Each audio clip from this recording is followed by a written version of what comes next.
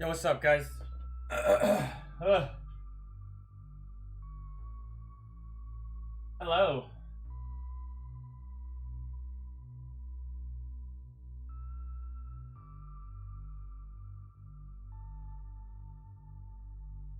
What's up, guys?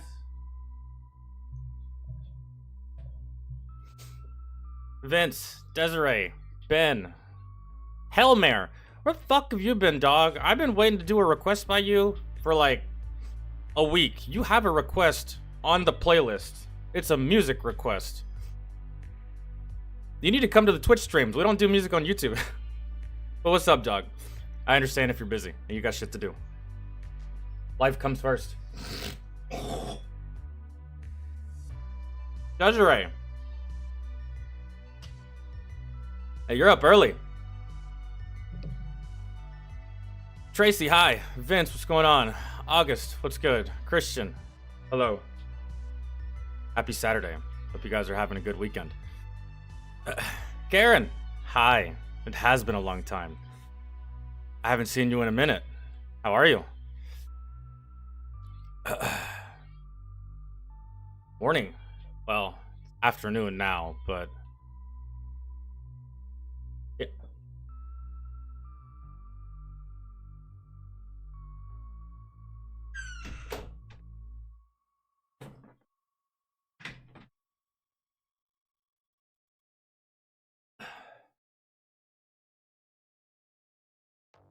All right. Uh. Mother. Anyways, I hope everyone's having a good weekend. Sorry, I'm trying to get comfortable. I can't fucking. I'm uncomfortable. I can't.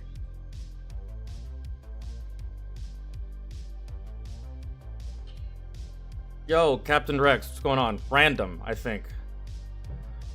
It's hard to keep up with multiple names. What's up, dog? Ugh.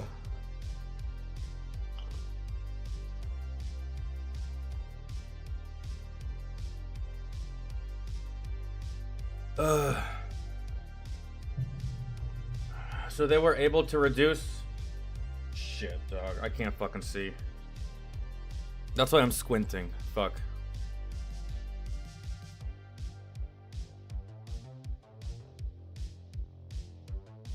So they were able to reduce the 2 felonies to misdemeanors and gave him time served for the 1 day in jail, but since it was evening till morning, it counted as 2+ days. 2 days good. Your boyfriend, right? God, your neighbor's such a punk bitch. Like, your neighbor's such a punk bitch.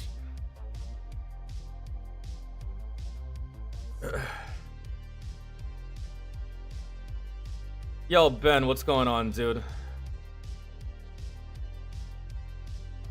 Yeah, that would probably be me. I'd be in jail. It's just, it is what it is. Hayden, what's going on, man? Torn McDonald. Oh, Tom. I'm so blind. I thought that said Torn McDonald. Tom McDonald came out with a new song called God Mode. I know. We're gonna be doing that tomorrow because we don't do music in these streams. I know, sad, but we will be listening to Tom's new song tomorrow on Monday on Twitch. Maybe tomorrow, it depends. I usually don't go live on Sundays because I use that day for editing and uploading. About to go to the Fire Academy, was wondering what was your mindset before you went to basic training? It wasn't really a mindset, really. It was more of a feeling. My dad was prior military. He did 15 years in the service, so he pretty much he had my mindset already, like, just go, do it, and that's it. But it was a lot of anxiety. It was a lot of nerves. It was a lot of scared. It was a lot of unknown. It was a lot of, like, will I make it? Can I make it? Can I do this? Just because my dad did it doesn't mean I can do it, right? So it wasn't really so much a mindset. It was more along the lines of feelings. And And that's a completely different atmosphere. The fire academy and the military is definitely going to be a different mindset, really. Because joining the fire academy, like, you can perish, but that doesn't really, that's not like the first thing that pops into your head, like, damn, I could die doing this. It's more along the lines of like the last thing in your head, really. Because I don't know the survival rate of firefighters, but you'll be fine.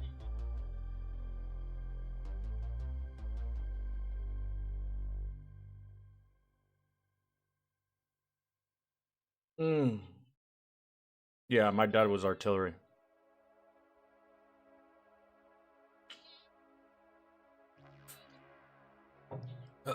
Mortars, tanks, Bradleys, all that shit. He was artillery, but I saw him in Bradleys and Abrams a lot when I was a kid. So like I was always confused by that because most of the artillerymen that I saw when I was in, they weren't in vehicles, man. I mean, they had vehicles, but like they were always on the ground shooting mortars and shit.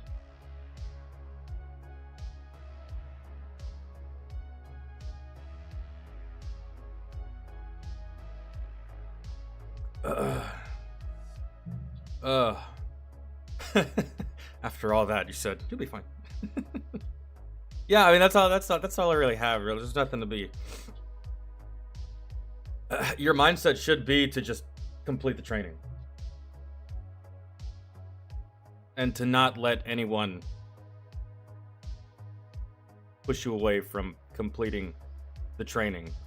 I don't know what the fire academy's like, but I doubt that they're gonna be doing the same thing that the military's doing and just breaking you down to build you back up. The mindset should just be to complete it, and you don't really have to worry about obstacles getting in your way to prevent you from wanting to quit, or from wanting to not succeed, or from wanting to, you know? So, be good.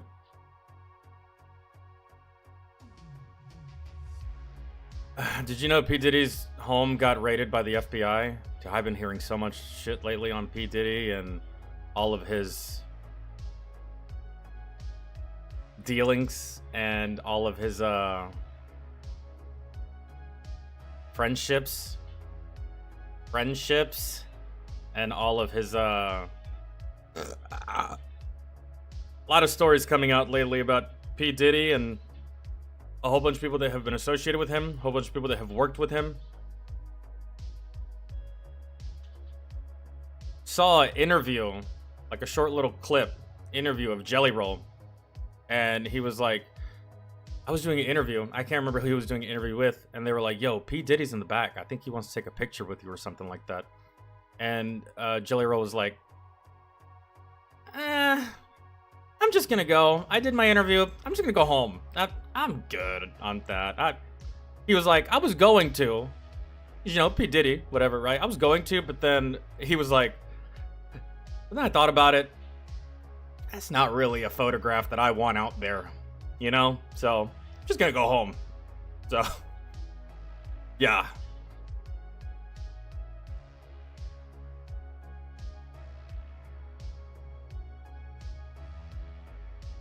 I've been on a few nasty calls. They are not nice smelling, like for fire. Yeah.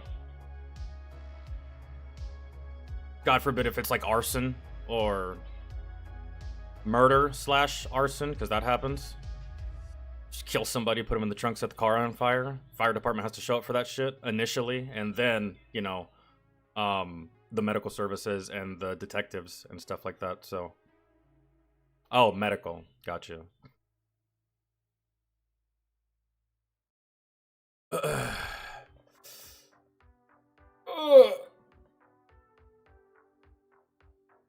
was decomposing for a few days. Yeah.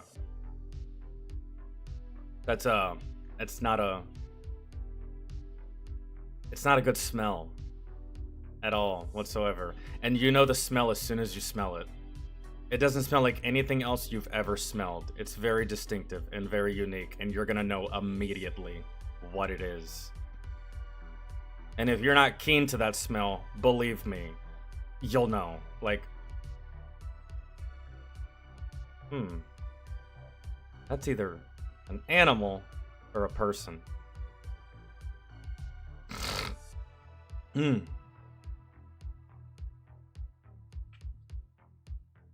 And in my opinion, it smells worse than an animal. Because it smelled dead animals before. It's not a problem. Dead people though?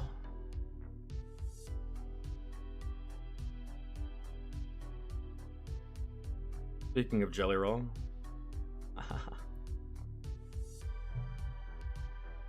Since he had a felony charge over 10 years ago that actually was reduced to a misdemeanor through Prop 47, and it was with the exception of owning a gun, so they charged him with felony firearm and felony ammunition. Damn, 10 years ago? What was the original? I'm not gonna ask. You don't have to tell me if you don't want to.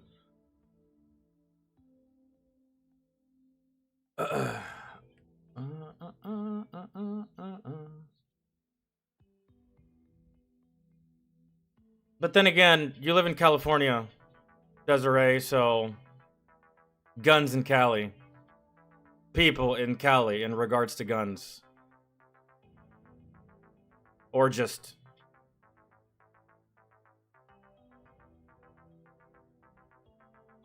what that is.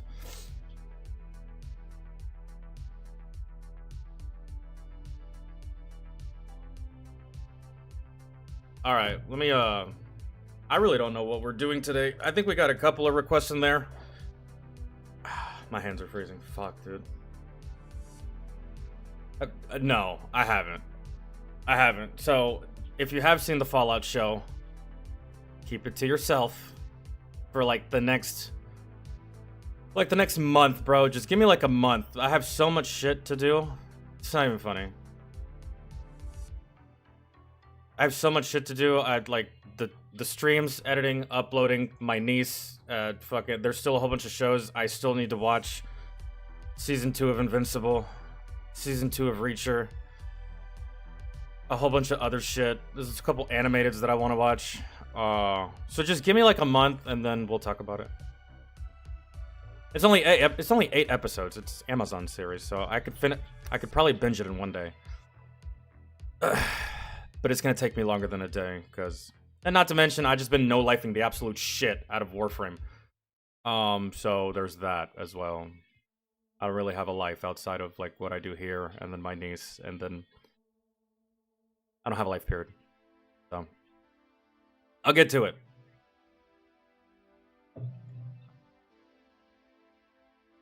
Beta, what's up, dog?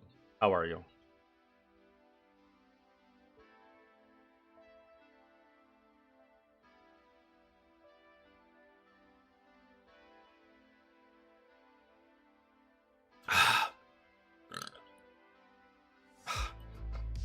I should have taken my dip out before I did that.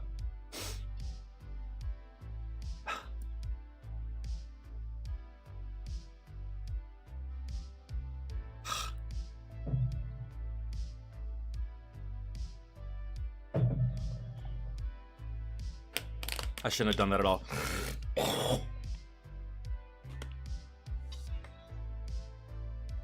Okay, no, I'm good. Whew. Jesus. I was like, I'm about to have to go to the bathroom. We have some Sunny V2. We did some Sunny V2 not yesterday, the day before. I didn't go live yesterday. Some Fat Electrician. Oh, dude, hell yeah.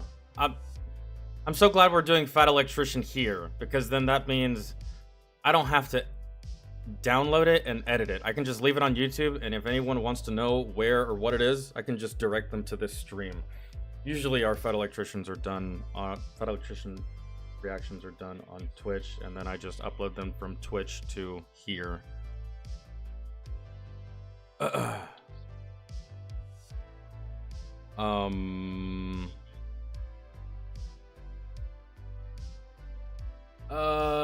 Some comic stuff. Tech, whatever that is.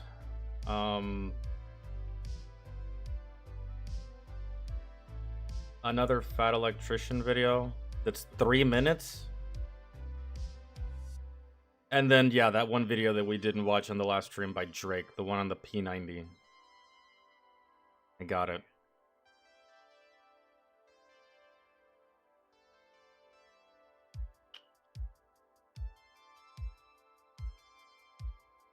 Jonah, what's going on, man? How are you? I hope you're having a good weekend. Hopefully you're having a good Saturday. Yes, we did watch his video on Aldi. That's somewhere on Rumble.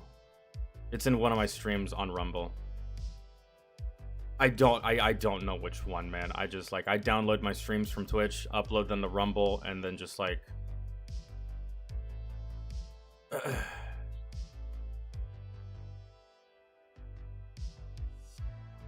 my streams on Twitch are like a fucking javelin. Just shoot and drop. That's it. Stream it, upload it to Rumble, and then just that's it for that until the next stream. Well, the old style javelins. I think you can reload those now. But we could start with some Sunny V2. Yeah, when I lived in Texas, there was an Aldi right across the street from a Walmart. And every time I went past the Aldis, it looked hella empty. Because I guess people are just used to Did you guys know, speaking of Walmart, did you guys know that they're going to start charging you to use self-checkout? Called Walmart Plus. Uh-huh. You're going to start charging for self-checkout. Walmart Plus, $12 a month, $98 a year, I think, is what it is. And the reason they're doing that, I think, is because they thought that they could save money by introducing self-checkout to save money on payroll. But then the theft skyrocketed because of self-checkout. And so they lost more money via the theft than they did by cutting payroll and introducing self-checkout. So now they're going to charge you to use self-checkout. They can suck my ass. I'm not doing that. You literally have to pay before you even go in there and buy anything. That's crazy. That's wild. For free delivery of groceries to the house plus subscription for Paramount. Really? Paramount is included in that? That's just maybe that's not a new introduction. Maybe that just happened with COVID. Because I know when COVID started, they started this whole delivery system, but I didn't know it was Walmart Plus. I just heard about it yesterday, and I was like, "The fuck? That's so stupid. That's so stupid. Just pay your fucking employees and open up all the registers. Jesus Christ, you fucking buffoons."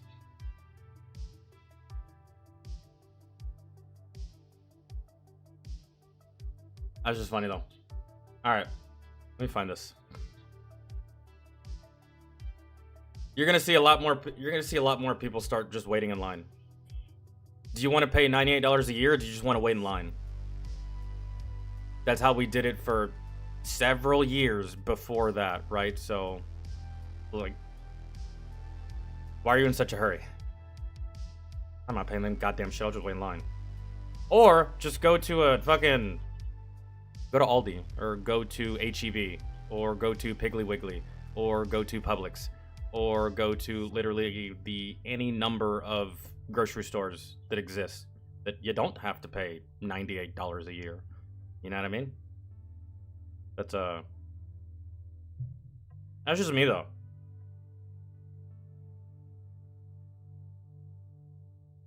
Imagine it's the equivalent of back in the day. Remember Video Warehouse?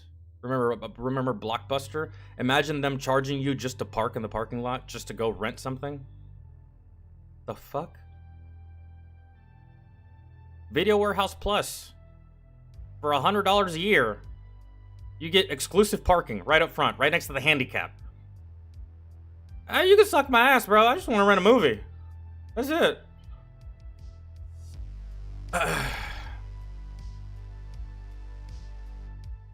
Anyways, we gotta.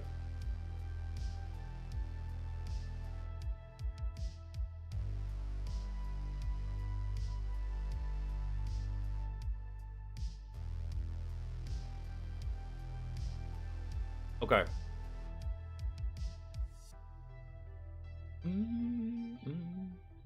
The Unstoppable. Oh, this is a new video by Fat Electrician.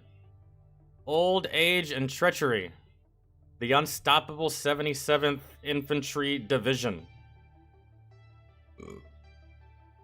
God damn, that one's gonna take forever. That one's 41 minutes. Ugh. It's a good thing I like Fat Electrician's videos. Him and Mr. Baller are like really the only channels that I'll watch something that long on stream. And then the scary videos that we watch. Other than that, if it's 41 minutes, I'm probably ain't fucking watching it.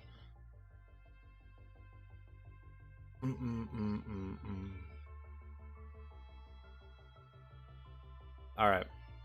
What we're doing? Yeah, Sunny V2. Let's see what we got. The last video that we watched by Sunny V2 was about Steven Seagal. That fucking cringe lord.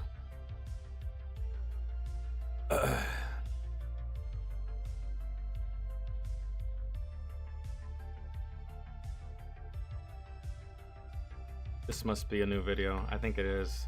Or at the very least like a month old. No, 2 days old. New video. The satisfying failure of a horrible X Factor judge. I never watched the X Factor. Ever. I've never been a... I consider shows like this to be like reality television, and I never got into reality television because it's not reality. And I guess the only reason I consider it reality TV is because it was really always on the same channels as like The Real World and fucking all of this other shit. And X Factor, all of these, you know, all of these shows, the game shows and there's a couple others that I'm forgetting that I just can't name, but I never watched X Factor. Didn't really care. I was too busy.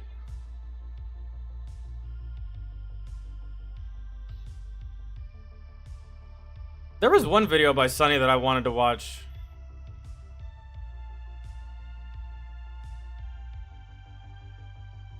I think it was another satisfying failure video, but I think it was about Sniper. No, that was Internet Historian, not Sunny V2. Never mind.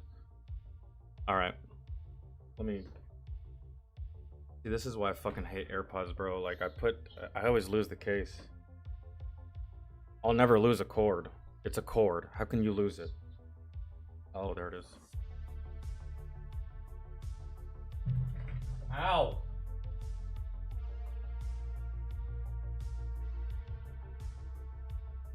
Ugh.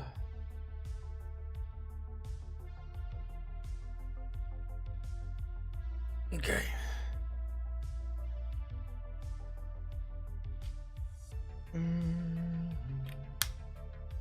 That's such a good song. All right.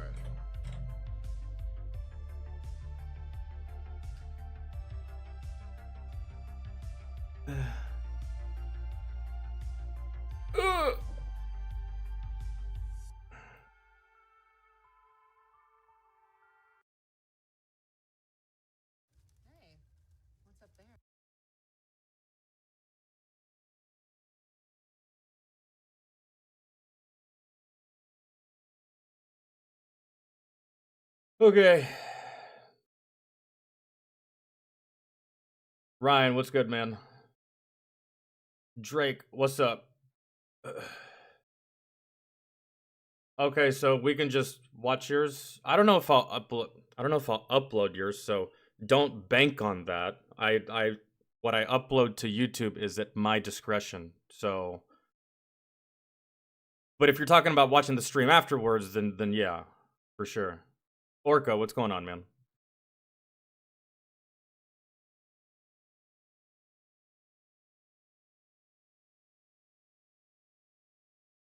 All right. Sunny V2, the satisfying failure of a horrible X Factor judge. I feel like you're going to stitch someone's skin to your face and then kill everybody in the audience. Despite Joe standing up for himself, Natalia tore him down again. I think I look really good. And I think you look good because you're dressed as my husband. Being opposite to the advice that she'd offered in a previous interview. What piece of advice would you give to sort of young, aspiring musicians? Do whatever you feel like, because that's what's honest. Oh, is that what X Factor is? It's like The Voice. Oh yeah, I have to rewind it. My bad. All it took was 12 nasty sentences. It's absolutely disgusting. You have no identity. For this horrible I forget that it played while I was, just chilling. X Factor judge to lose her entire career permanently. But with evidence suggesting it was deliberately planned by producers, there are layers to this story you likely haven't ever heard. The scandal involved two X Factor Lackland, what's going on, man? judges, Natalia Kills and her husband Willie Moon, both of whom were already hated before the viral episode. For example, 4 months before losing everything, they'd promote X Factor on the red carpet with the most arrogant interview ever. it's going to be a very exciting journey. No, I'm kidding. Turning the audience against them before the season even started. It's funny because neither of them are the nice one. I get the creepiest vibes off these two. They're like cartoon characters that are purposefully written to be hated, which it seemed they were almost pleased with. For example, Natalia Or they got paid to. There's plenty of people. We see this all the time.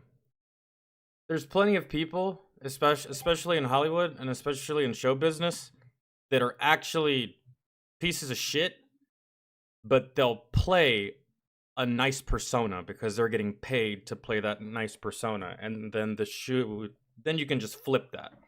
There's people out there that are actually really, really nice people, but they always play the persona of an asshole or a douchebag because they're getting paid to be that way by whoever owns them or by whatever contract they signed. But I'm guessing people genuinely believe that they're just genuinely just douchebags outside of any kind of contract or monetary value or gain. And X Factor's what again? I never saw it. I thought it was like one of those shows where like you just do like, you jump from this rock and then fucking swing. I'm guessing it's singing, right? Like The Voice or like American Idol. Right? I thought that X Factor... For some reason, I don't know. I couldn't remember because I don't watch these kinds of shows. For some reason, I thought it was something like American Ninja Warrior or some shit. I don't know.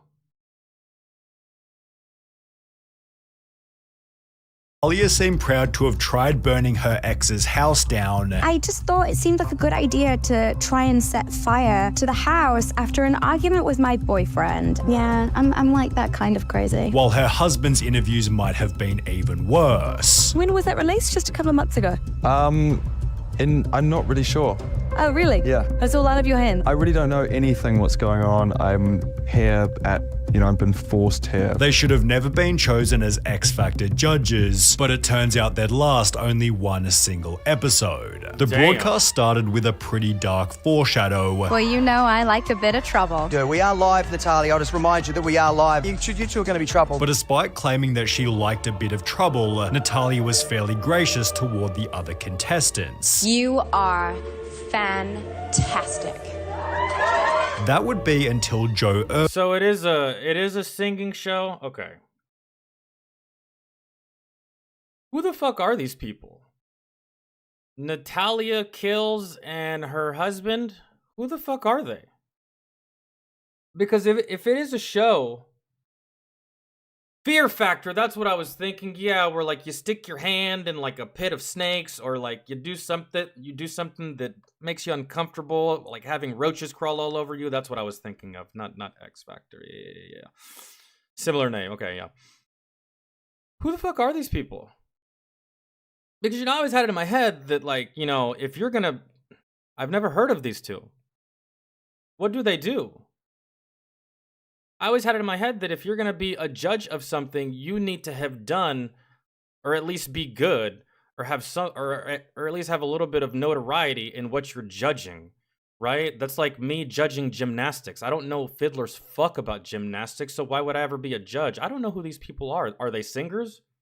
Are they musicians? I don't know. I've never heard of them. And I love music since the day I was born. And if I don't know who the fuck you are, you probably kind of... That's... Never mind. That's kind of grandiose. But still, you know what I mean? Who the fuck are you?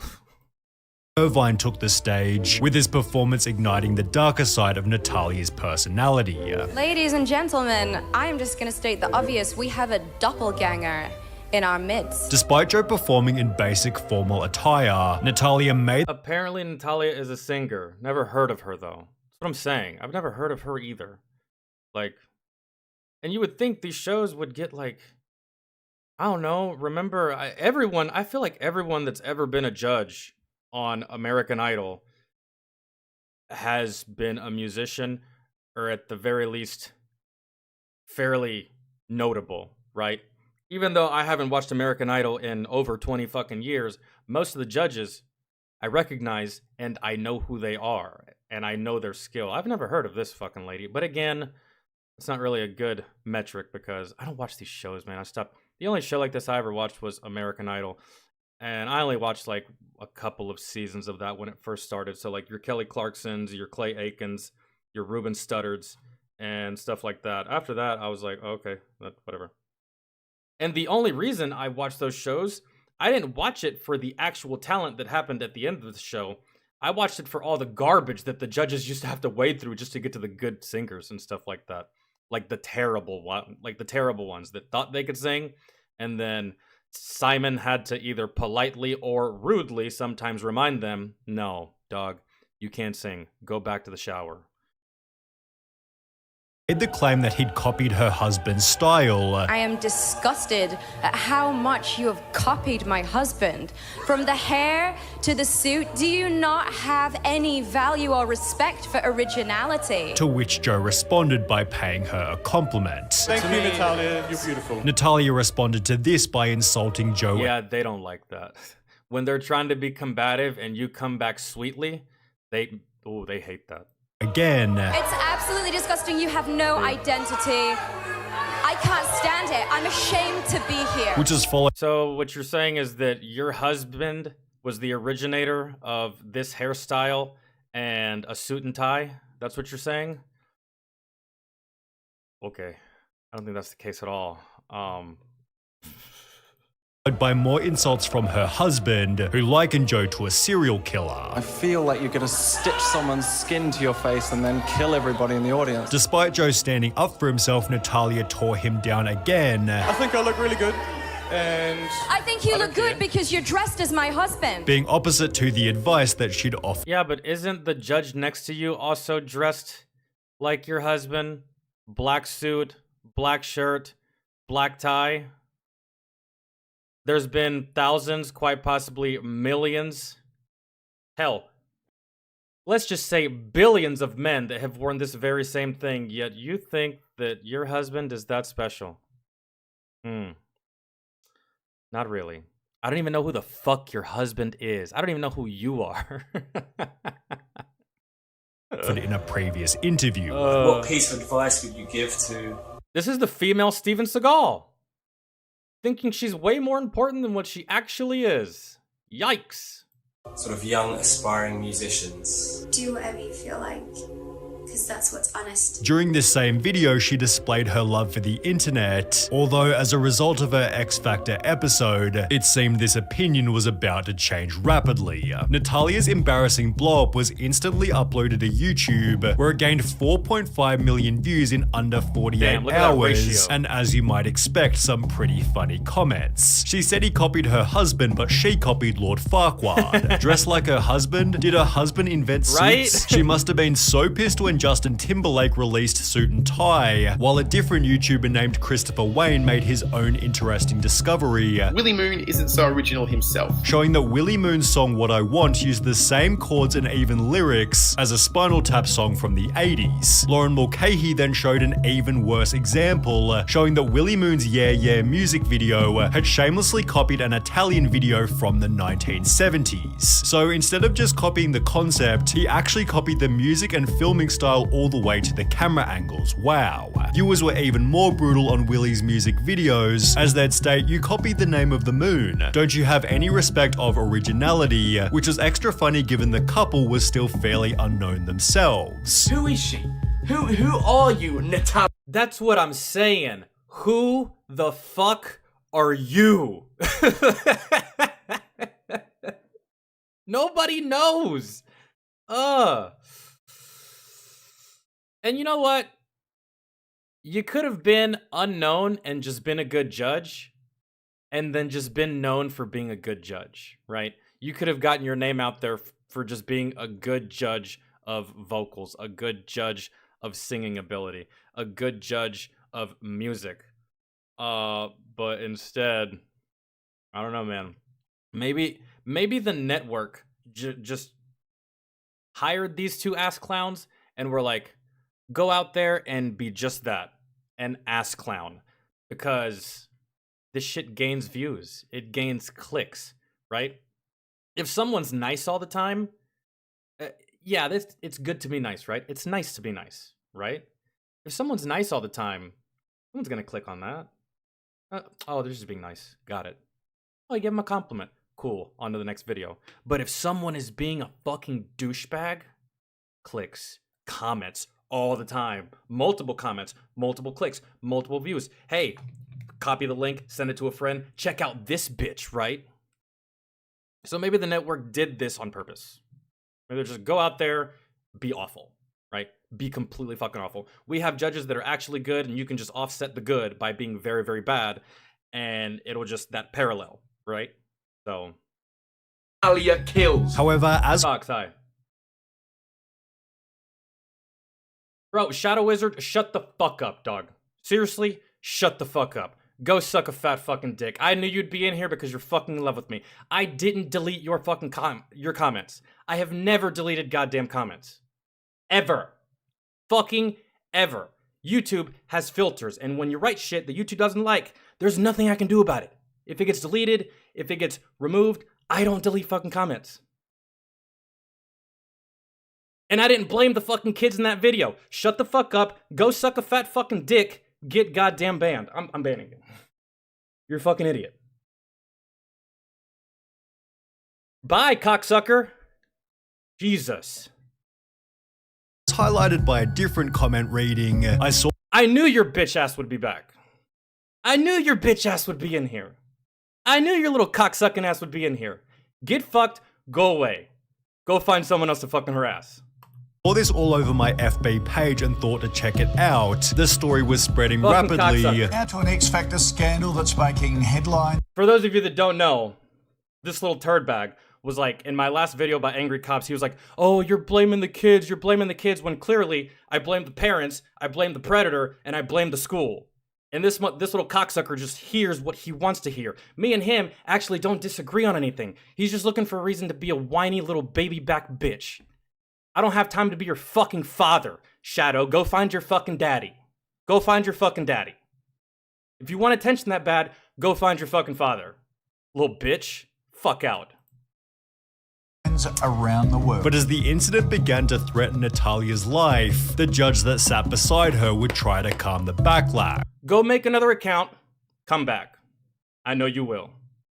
When I say jump, you say how high. I own your attention, and I own you. That's why you're back here. That's why you've been spamming my fucking comment section. Get fucked.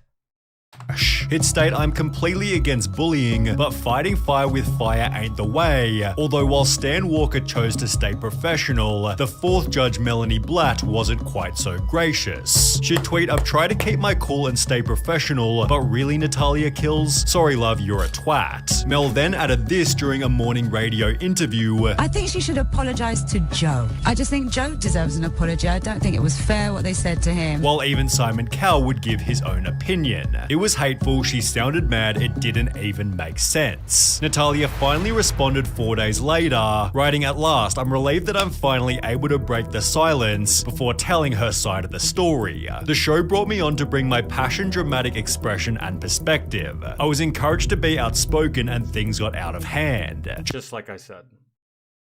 Just like I said, a lot goes on behind the scenes. She probably got paid to be this way. Or the network already knew that she was this way, and like I said, they just brought in a whole bunch of bad to offset the good. Because people like strife, people like conflict, people like bickering and back and forth, and just like, it's like a train wreck or a car accident. No one's gonna watch a video of someone driving safe. Like, okay, he stopped at a stop sign. Okay, he put on his turning signal. Okay, this guy's a good driver. I'm off this video. This is fucking boring. But the videos of a car flipping 87 times and the driver gets ejected and flies into a building, 10 million views, right? It's like that, so. "Joe, I hope you can forgive me and I wish you all the best. Yo, Howling, what's going on, man? And Ironhawk, what's going on? And Fox, how are you? And Paint the Walls, what's going on? And who else? Who else did I miss? What else did I miss? I think that's it. All right. Natural, unconventional, and BU, which is followed by a similar explanation from her husband. The show encourages judges to be forthright and highly opinionated. It went too far and I never intended to single anyone out. I wish the contestants, crew, and particularly Joe all the best, although this didn't fix anything. Ha ha ha, now you say something but your career is over. Oh wait, it never started. A career which was getting started was ironically Joe Irvine's, as his previous X Factor audition gained hundreds of thousands of views. He'd be tweeted by Ed Sheeran, who wrote, "Don't worry about..." Desiree, have a fantastic evening, or a fantastic rest of your day. Have a good morning. Have a good afternoon. What anyone else says, man. Enjoy yourself with it. That's what singing is about, not what other people think. While Lord sent Joe a handwritten card with cupcakes. Meanwhile, for Natalia and her husband, viewers filed complaints with official governing bodies, while a petition titled "Take Natalia Kills Off X Factor" gained 70,000 supporters, which would be labeled as a victory. Because the couple was fired before their second episode, with the show's chief executive stating, "While the judges on X Factor are expected to provide critiques of the performances, we will not tolerate such destructive tirades from any of the judges. We no longer have confidence that Kills and Moon are the right people to perform the role of..." That can't be her real last name, right? Kills. It can't be. Yo, Paint the Walls Red with the 5. Upset I missed the absolute slaughter a few minutes ago, but thanks for making my day. Shit sucked so far. You can just rewind. It's not like Twitch where you can't rewind. It's like a stupid little thing that they haven't added yet compared to YouTube streaming. But you can always rewind, or someone will probably clip it. I appreciate the 5. Paint the Walls. Thank you so much, man. Of X Factor judges, and they will leave the show effective immediately. Natalia was then also fired from her record label, with UK X Factor judge Louis Walsh stating, "She'll never work again, I reckon. Honestly, I mean, who's gonna hire her? Nobody." As a result, they chose to leave the country, solidifying the couple had lost... They pulled a Amber Heard. Absolutely everything. She showed her fucking ass too, got exposed, lost, and then left the country. But was the whole thing even real? When we talked about Natalia's apology, we ignored one specific sentence. A lot goes on behind the scenes of a reality show, and what you see isn't always the whole story. Willie had made a similar claim writing, "The reality of reality TV is that there's a lot the viewer doesn't see," and whilst they were both leaving the country, Natalia stated this. There are many sides to the story, and I am not about to get an entire industry in trouble that has been going on for years and years, entertaining the masses. Where they tried... Why not? Cat Williams did it. You're just a pussy. to avoid accountability, or had the stunt been planned by X Factor? The performance itself was I certainly think you're avoiding accountability, and if it was planned by X Factor, that's just a fucking waste, because why plan this only to fire you after the first episode? That's a waste of time, that's a waste of resources, that's a waste of money and effort. I think y'all did this. I don't think this was the network at all. a bit suspicious. In a video, sometimes, like, we're talking about American Idol, sometimes Simon Cowell can be ruthless, but he can also be very, very good, right? He balances it very, very well. Sometimes he can be very ruthless, but it's just like Gordon Ramsay. He can be ruthless as fuck, but he's also the best at what he does. You are just ass at what you do, thinking that your shit don't stink, girl. Come on now. Taken by an audience member, Natalia looks toward her husband as if they were already both on board with the judgment that they'd give. It was also a little too convenient that in the 1 hour 55-minute episode, Joe just so happened to be the show's last performance. God, these shows last an hour and 55 minutes? Oh, live. Never mind. As if he was put there deliberately so they could end the show with a bang. Their comments were also in contrast to Joe's original tryout, where the couple offered love, positivity, and encouragement, while we could also observe his natural dress style to be the opposite of Natalia's husband. So why the sudden change to formal? In a video titled The Truth About Natalia... I mean, this happens in every show. Why the change to formal? We see this happen a lot, right? This has happened on every show, really, for the most part. You go in there with jeans and a t-shirt, you're probably not expecting anything. You're probably not expecting to win. Hell, you don't even know if you can sing. But guess what? You can sing, and then you make it to the finals. When you make it to the finals, you're not going to show up in a t-shirt and jeans. No, you're going to show up in either a nice dress or a nice suit. You're going to look the part, right? That's pretty standard. I really wouldn't look into that all too much. So why the sudden change to formal? In a video titled The Truth About Natalia Kills, Justin Matters reached out to a former X Factor producer who explained, "Get the fuck out, Chud, dude. You're also a fucking loser, just like your goddamn little cocksucking boyfriend. Bye." In the video, I clearly blame everyone except for the kid, and I even say out loud, I'm not blaming the child. You can't blame the child. Yet these little cocksuckers, they have no comprehension. They watched like 7 minutes of the video and decided to comment some stupid fucking shit. Notice how no one else in the comment section is saying anything about that. Oh, you fucking losers. We purposely instructed one of the stylists to make Joe look very similar to her husband in hopes to get a reaction out. Oh, do you want it too, Voodoo? You want it too? Alright, get fucked. Oh, Astro, beat me to it. Go ahead, Astro. Dude, they're getting all their friends. That's hilarious. They're getting all of their friends. Hey, let's go talk shit to this guy. We have nothing better to do. We got little dicks and no girlfriends. Let's go fuck with this guy. Let's go fuck with his chat because he made our pussies hurt. We actually don't disagree. I believe that everyone that messes with children should die, but because I didn't say it the way you wanted me to say it, I guess. I don't know, man. Y'all can suck my dick, bro. And I can get as mad as I want. It's my goddamn channel. So, fuck off. Out of Willie, not Teddy herself. If the show was truly trying to achieve a blow up by Willie, this would make Natalia's independent reaction real, yet maybe she knew exactly what was planned, as she'd maintain it was a publicity stunt resulting in... Yeah, go ahead, Astro. On the spot. I don't give a shit. A viral media storm. Yet to throw another curveball, Natalia also stated this. I feel like everyone needs to put the idea of it being a manufactured conspiracy theory behind them. There's really nothing to it. She might have rather been dismissing this conspiracy instead. I think it's a whole bunch of 12-year-olds. The judges wanted out, so they behaved like this to deliberately get kicked off the show. Yeah. After one episode, though? Why even go on the show?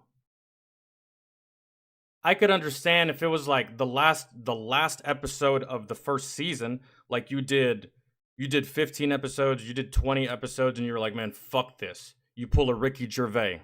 Fuck it. This is my last time. I'm going in, right? But no, after the first episode, that doesn't make any sense.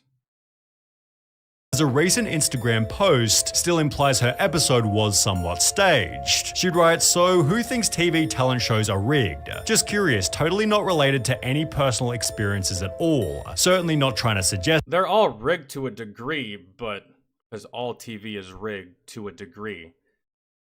But at the end of the day, there is a certain level and a certain grain of truth in all of it. These fuckers can sing, right? It's just... And the judges can judge, and there will be a winner, right? So a little bit of it is, but to this degree, that's wild. Anything. What? Who? Me? I would never. Lose a tooth in the comments. Insults, opinions, and incorrectness only thanks. Seemingly writing this last sentence as she knew it was coming anyway. Despite a full 9 years passing since Natalia's infamous moment, her comments are still filled with nothing but savage criticism. For example, she'd recently announced that her house had been burnt down by a fire, which received no sympathy but rather comments such as, "Damn, karma is out here doing the job," even years later. "Oh dear, your poor husband suits. Oh well, you reap what you sow, dear. Oh no, how tragic, very tragic. Karma definitely got ya." I guess, bro. I suppose. What happened? Oh, Katai, hi. How are you? They were like, "You're defending child molesters." Really? The title of the video was, "This dude deserves a death sentence," but people are fucking retarded, I guess. Or they're just, I don't know. I think they're just envious. Or jealous of some kind. I don't know what the fuck's wrong with them. I don't think they have two brain cells to rub together. We don't disagree in the slightest. At all. I don't think they realize that. But I think they're just mad of what I said about parents, and maybe their parents didn't actually watch them. I think they actually got molested, and they're mad about it. Because mommy and daddy didn't watch them either. And now they're mad that I actually said something about it, I suppose. Maybe they got touched, probably.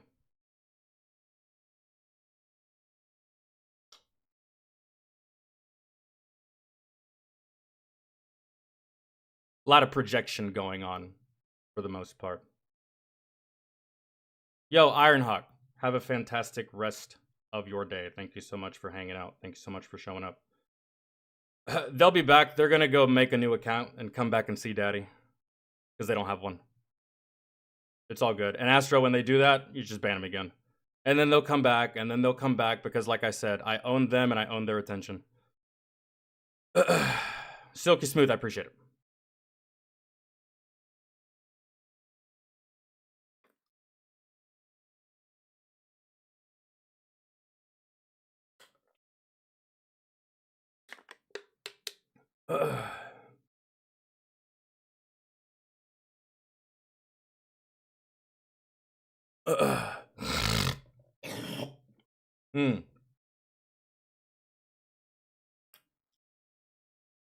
Yeah, that's not even a question, Christian. You didn't even need to ask that. Of course. June 13th? I don't even know what fucking month we're in. Oh, 2 months from now. Exactly 2 months from now. All right.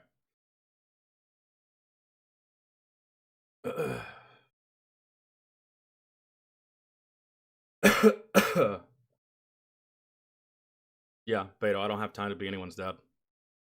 At all. I got shit to do. Videos to watch. Streams to do. Videos to make.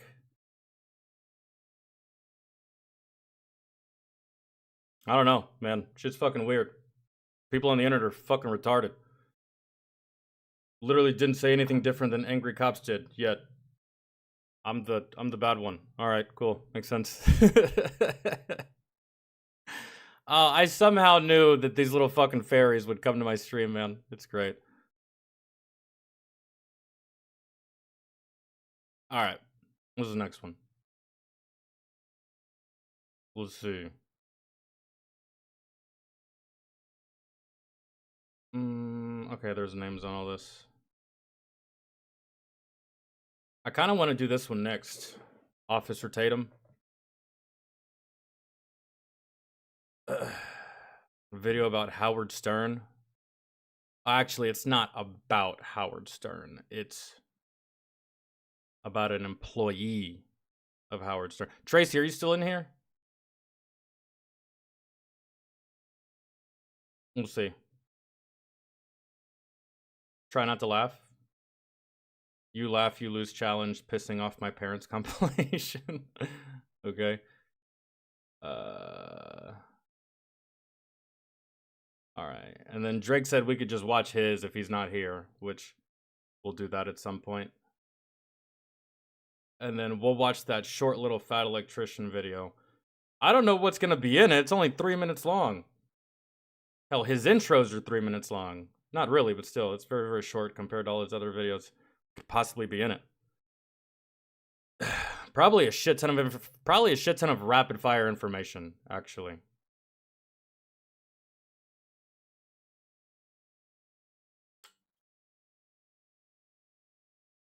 "15 home security gadgets you should see." Watch over half of them be stupid? Maybe? Okay.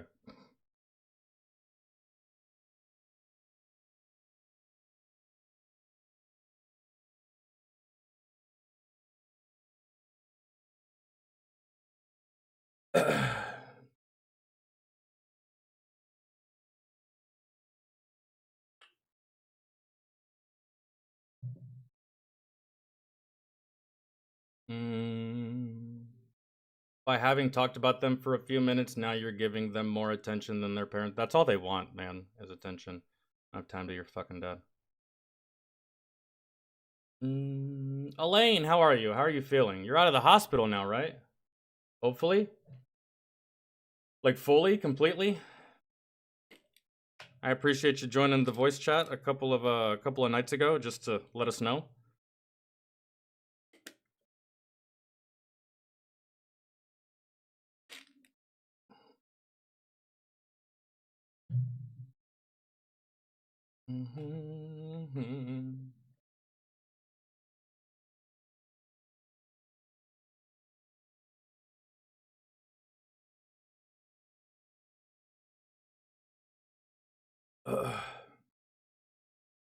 Out of the hospital and about to go back. Oh yeah, that's right. You started watching House.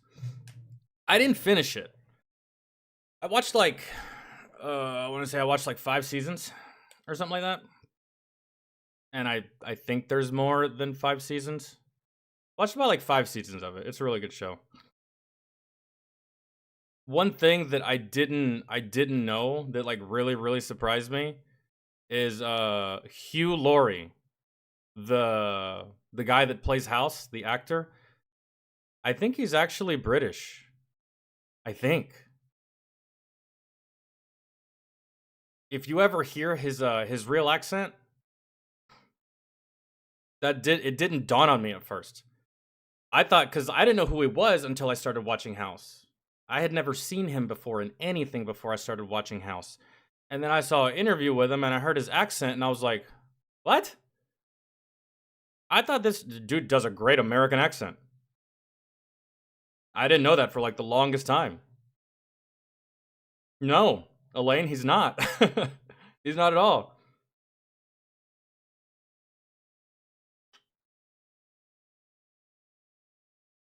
I love House. Those are the kind of doctors you need, man. The ones that'll just give it to you straight.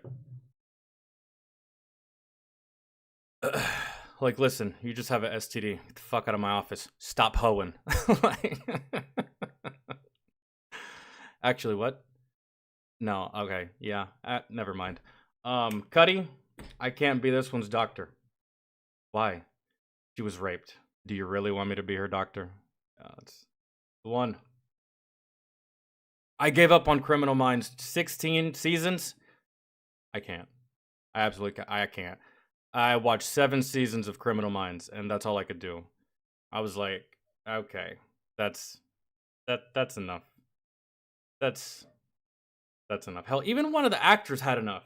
The main guy in like the first 2 seasons, he did like 2 or 3 seasons of Criminal Minds, and then he left the show because it just became too much for him. It didn't become too much for me in that regard. It just like, I could already tell what was gonna happen. Rapist. Got it. Oh, this one's a murderer. Oh, this one likes kids. Oh, sexual sadist. Oh, masochist. Kidnapper. Right? I just kind of already knew where the episode was gonna go before the episode actually got to where it was going. And I was just like, I'm kind of over this, really, for the most part.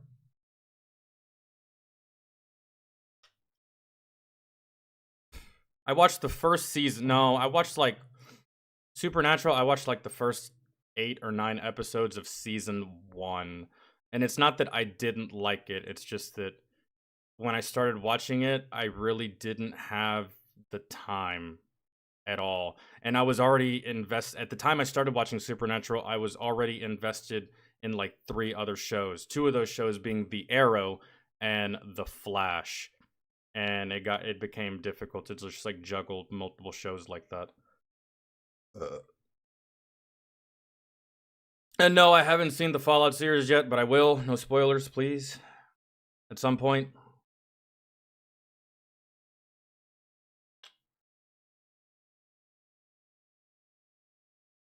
All right. My fucking feet.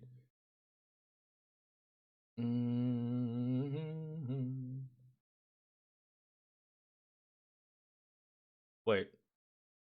Did Tracy ever type in chat? So I can do her request? I didn't see her name.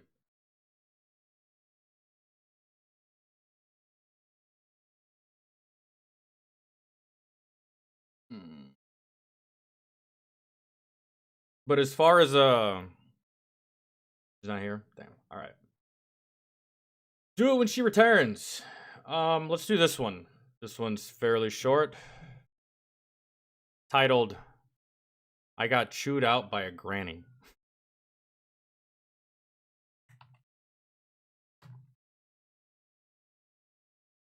Speaking of chewing out, I haven't had to chew anyone out in a while, bro. Like earlier, that reminded me of like the old days on fucking YouTube. I haven't had to do that in a hot minute, really. But that's what happens. You start getting views, you start growing, you're bound to attract a whole bunch of fucking idiots, so that was fun though. Alright, got chewed out by a granny.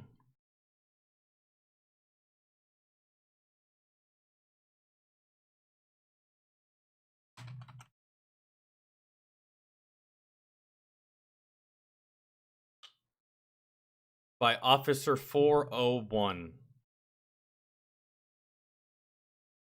Oh, cop gets chewed out by a sergeant for harassing protester. Dummy. Dum-dum. Marine Corps ass chewing? Oh, Lord. I'm just scrolling for a second. I love this one. The whole, what's up, sir? Run. Right now. Just fucking go. Run. Do push-ups before I catch you, because if I catch you, I'm gonna kill you. That's pretty much it.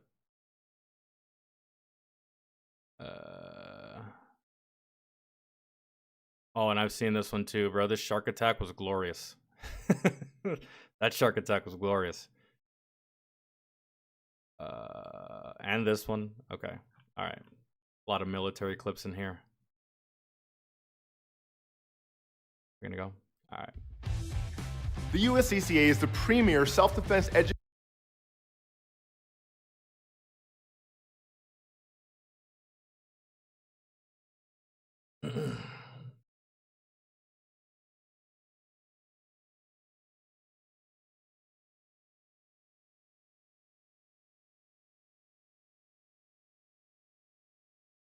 If World War III kicked off tomorrow and Big Army came by and asked you to drill the newest batch of draftees, would you do it? Nope. Nope, I would not. Why? They can't afford me. Wouldn't do it. They don't deserve my help.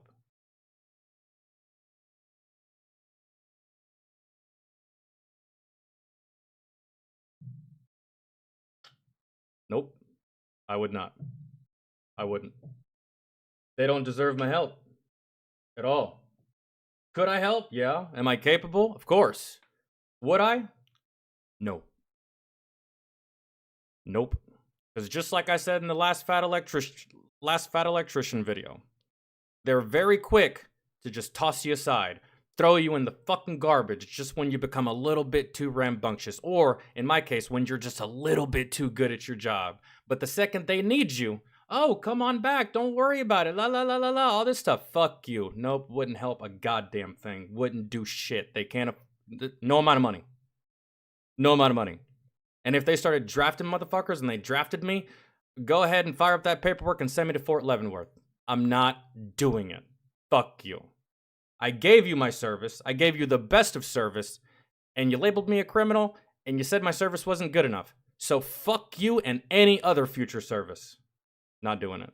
The answer is no. Wouldn't train no goddamn body. And I wouldn't shoot a single fucking round in the name of Big Army. That's it.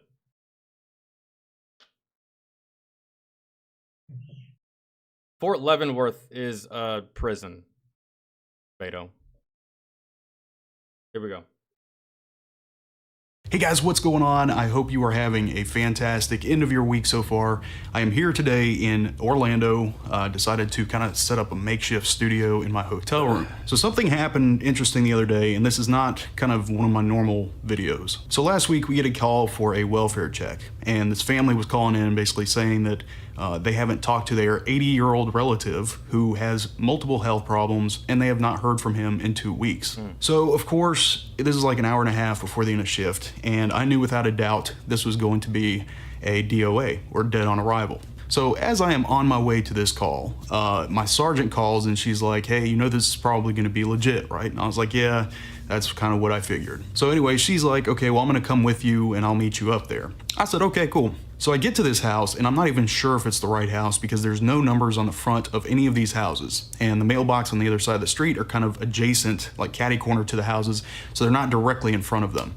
So I go up to this first house, which ends up being the right one. I go up to the door, I knock. The first thing I'm looking for in the window is like bugs. I'm looking for bugs, I'm looking for mail that's stacked up at the door, maybe a package. So I'm knocking on the door, nobody answers. And there's like a side window next to the door, and I look through it and I see a lady out on the back patio, like through the house, on the phone. So I'm like, okay, cool, this is a good sign. That means everything's probably okay. So I walk around to the back of the house, and I didn't want to scare her, so like I'm trying to creep, but like not creep too much. I don't know if that makes sense. So I come around and she sees me and she opens the door. She said, is there a problem? I said, well, we got a call, ma'am, for a welfare check, and I just wanted to make sure that the male that lives here is okay. She says, step inside. So I go into the house, she shuts the door, and the next part completely threw me off. Now keep in mind, guys, this is a like 75-year-old white lady. Okay, I'm just gonna throw that out there. The first thing that she says when she shuts the door, she throws her hands up in the air and she's like, please, whatever you do, I don't have any weapons, don't shoot me. And I'm like, what? And that's what I told her. I was like, man, what are you talking about? She's like, I know what you guys do. I watch police on TV. You guys kill unarmed people in their own homes. Dude, I'm in shock. Like, what? Like, listen, lady, you've already got one foot in the grave, okay? I'll just be helping the other one in. But I didn't say that. So by this time, I'm in such disbelief, like nobody is gonna believe me that in this very ritzy part of town, this like older white lady was so scared to get shot in her house. But she didn't seem legitimately scared. She seemed like she was just being a smartass. So anyway, I'm like in such disbelief, I'm trying to turn on my body camera. And when I reach for the body camera, she like gasps, and she puts her hands up. I'm like, ma'am, chill out, okay? I'm not even here for you. I said, where is so-and-so? She said, well, he's in the back. I said, okay, will you please go get him for me so I can verify that he's okay and we can call his family back and let them know he's still alive, please. So she goes over and she yells for him, and here comes this like little 80-year-old guy on his little walker. Comes around the corner, I'm already a little frustrated, and this guy's like, what are you doing in my house? I'm here for you, sir. I wanted to check and make sure you're okay. Well, who's asking? First of all, keep in mind, I had to tell him like 5 times because this guy, he probably could barely hear a gunshot if it went off right next to his head. So I'm having to scream at this guy. This lady's arms are still up, and I'm like, and he's a dick. And he's a dick, she's a dick, everybody's a dick. So finally, I was gonna say, It makes sense. Oh, did we have another cocksucker come in the chat? Yeah, I kind of figured.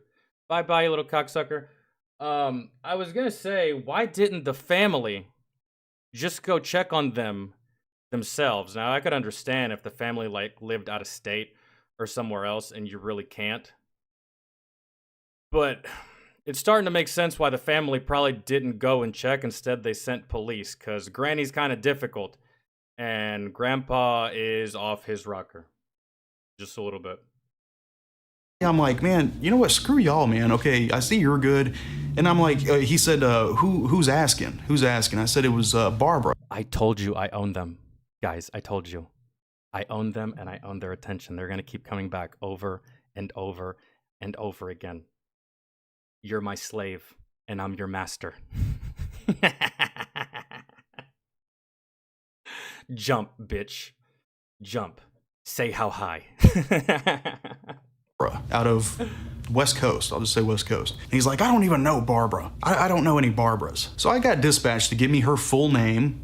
And for purposes of this video, I'll just say Barbara Smith. And I tell him Barbara Smith, and he's like, oh, okay, yeah, I do know Barbara. I haven't talked to her in a long time though. I don't care for her. I'm like, oh my God, this is comical. This is comical. And unfortunately, my body camera took so long to turn on, of course, that the interesting part was over by the time it was able to record, you know, a few seconds later. All this happened pretty quickly.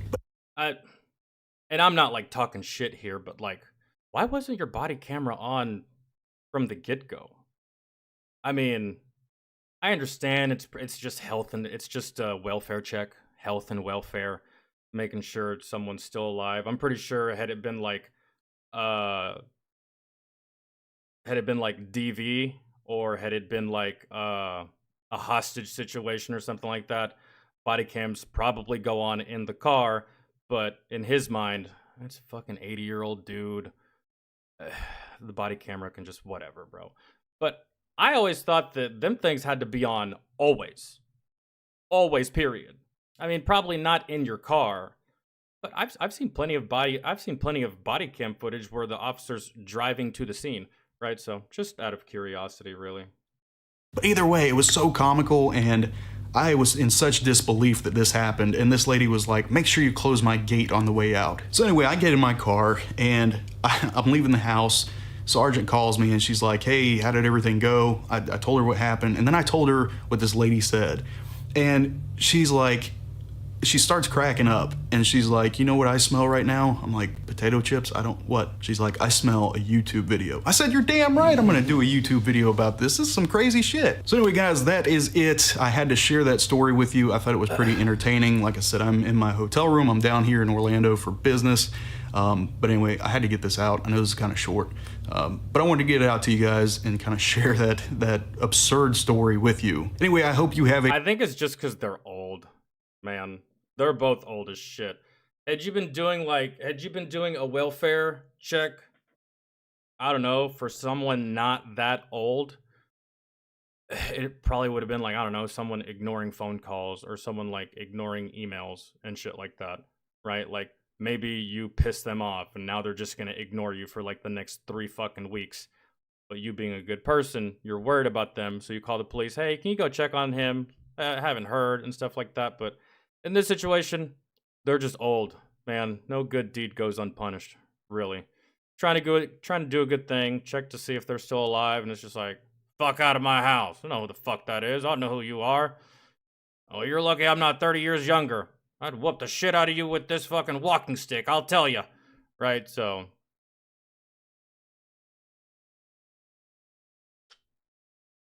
And it's the officer's choice if they want to turn on the body camera. I would always have my body cam on if I was a police officer. Like, fucking always. Because it's their word against yours. And God forbid you have, like, a terrible chain of command or, like a stupid police chief or a terrible sergeant or something like that. And they want to throw you under the bus just so they don't get fucking bitched at. Maybe this person put the interaction on Twitter or something like that, and you have a whole bunch of fucking brainlets on Twitter. So, yeah. And I was going to say that it probably takes up a whole bunch of storage if you're recording all the time, but at the same time, yeah, I don't know. He probably just didn't usually record 30 to 60 seconds of footage with no audio prior to the record button being pressed. I wouldn't know.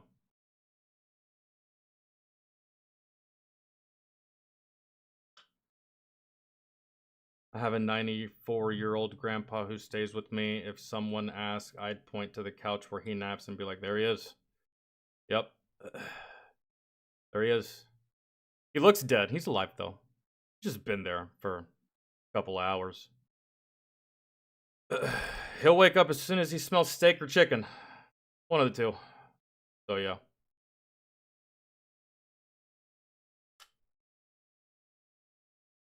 Did my slaves come back? Come on back, slave, so I can ban your ass again. Oh, that's so good. I guess... we can do that one, too. I'm trying to get this one done by Tracy, because I want to see it. Ex-Howard Stern employee gets instant justice after hitting boyfriend. Oh, I didn't read it all the way. Someone forgot what they learned in preschool. Keep your hands to yourself. Well, there you go. You get what you get. You get what you fucking get. I definitely ain't gonna feel bad for you. Act like a man, get treated like a man. That's how it goes.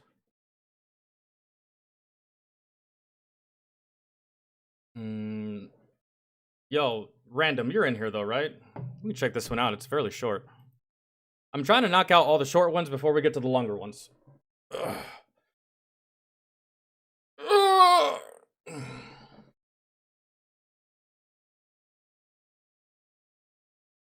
Man, this shit sucks, dude. Like, awful.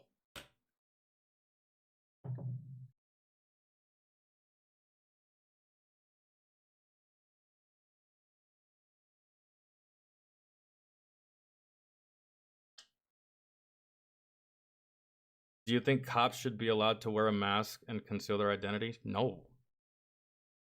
Fuck no. Hell no. And absolve them from any kind of fucking responsibility and or recourse if something goes wrong? Hell no. Or if they do something wrong? Absolutely not. Under no circumstances.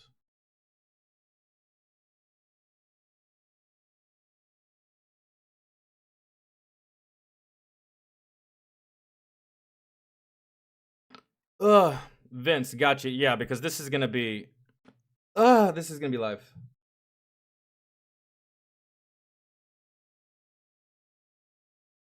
What did this say? Wind Talkers is also about the Battle of Saipan.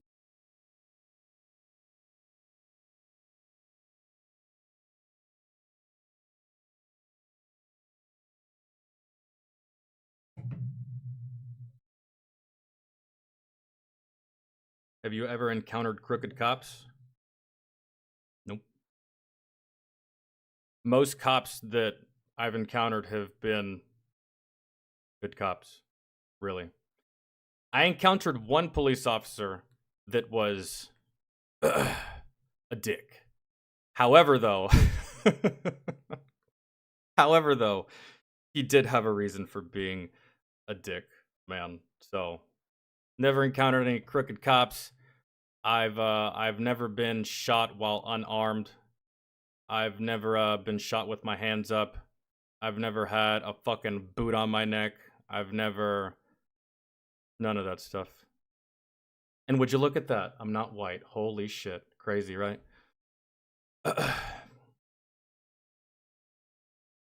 Most of my interactions with cops have been good, really, for the most part.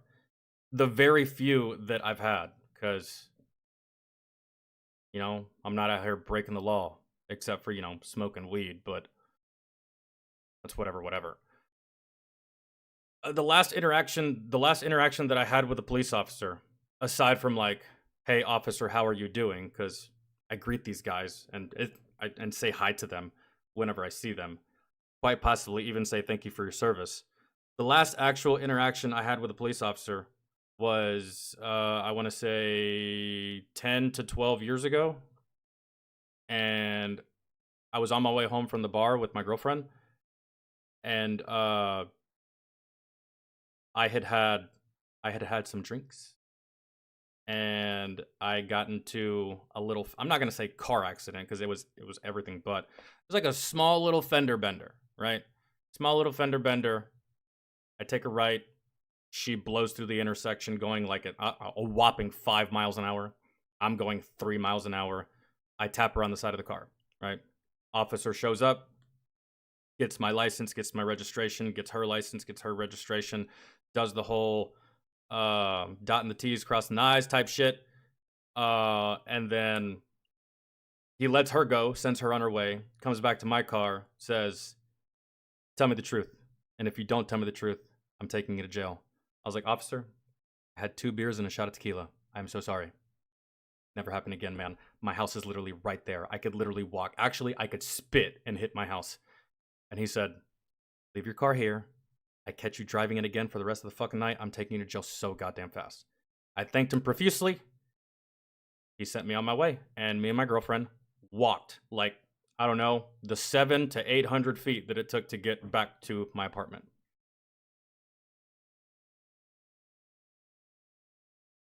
And that's it. That's all it was. That's all it was. All I had to do was tell him the truth, and I didn't go to jail for DUI. And that was the last time I ever did that. Ever, bro. Ever. Not my best moment, and I'm not proud of it either, but that's all it was. Tell me the truth and I won't take you to jail. Okay. 2 beers and a shot, bro. That's it. Her, on the other hand, she's white girl wasted, so he's like, I'm not worried about her. And she was in the passenger seat throwing up spaghetti into like some fucking some cup that I had from like the kitchen, like a glass cup. Is actually pretty crazy that like she didn't miss the cup either. She was like a pro. Almost like she had done it before. Which she absolutely had.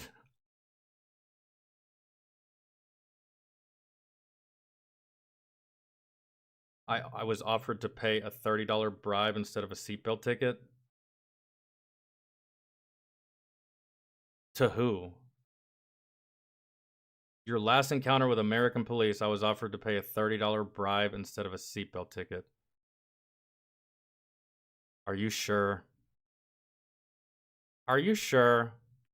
That doesn't seem right. It almost doesn't even seem true.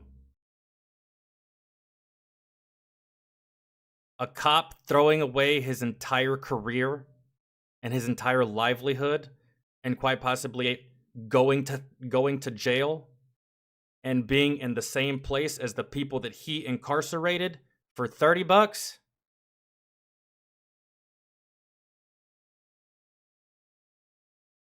That sounds off.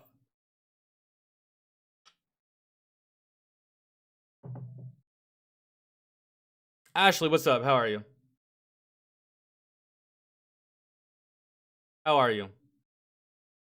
Where's my little cocksucking slaves? Did y'all run out of accounts? Did y'all get tired? I bet y'all's bitch asses are still watching too. Oh, shit.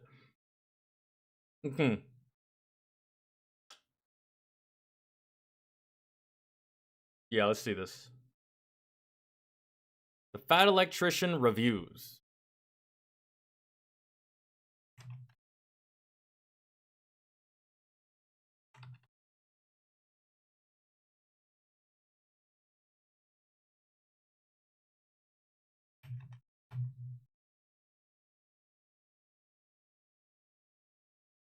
Wow, this actually is 3 minutes. I bet you it hurt his soul to make a video that short. Just a little bit. Well, that's from 2 years ago. Damn. Maybe this was like some of his...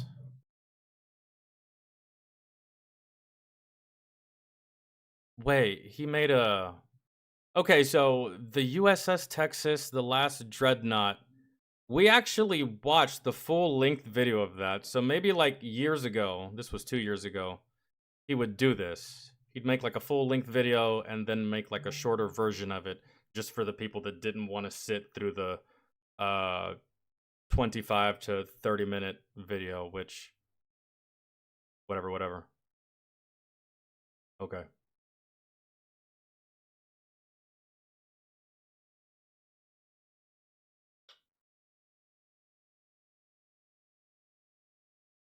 Country girl, what's up? Have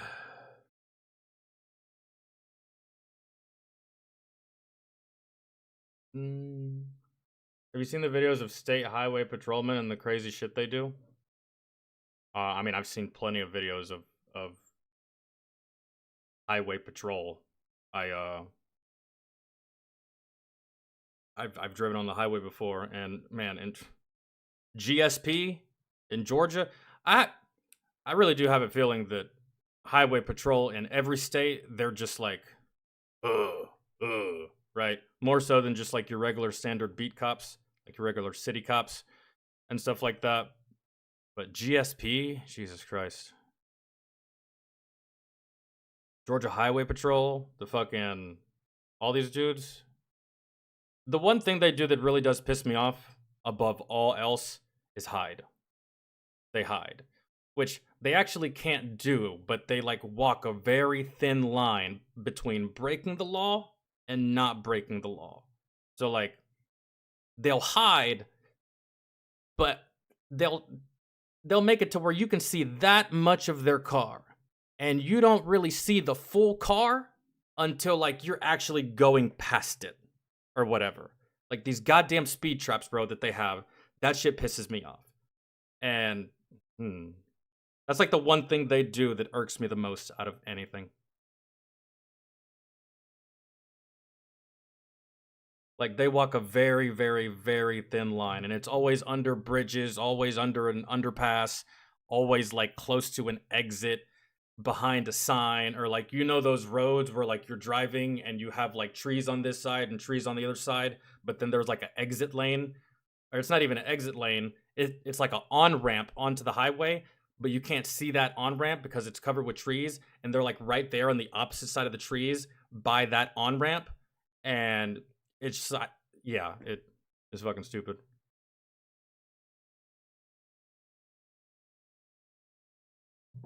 Yeah, Vince, this is a short one. That's why I'm doing it right now.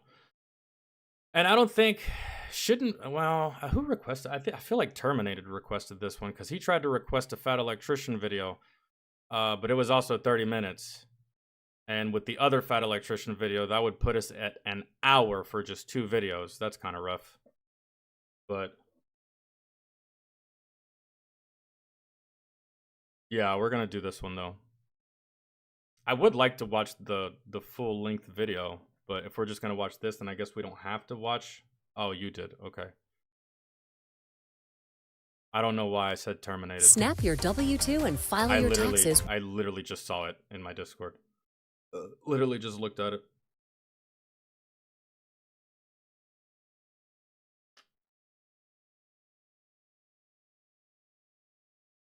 No, Ashley, I just have some fuckboys that keep making new accounts because they're pissed off that they don't have any reading comprehension or listening skills. I think it's just a whole bunch of 12-year-olds that are mad and upset. That's the only kind of person that would make multiple accounts, is a 12-year-old. Adults don't have time for that shit. 12-year-olds and jaded ex-girlfriends that are mad they got pumped and dumped. That's about it. I have quite a few of those in my comment section as well. It's hilarious. Like, they're still responding 3 weeks later. Shit's fucking great.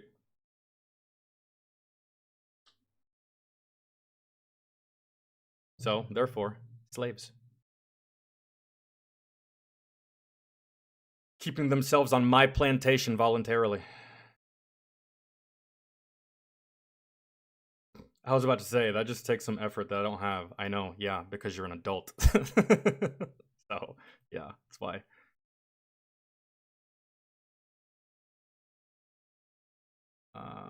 Here we go.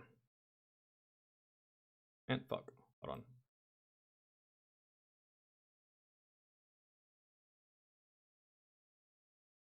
The Fat Electrician reviews the USS O'Bannon attacked the enemy with potatoes?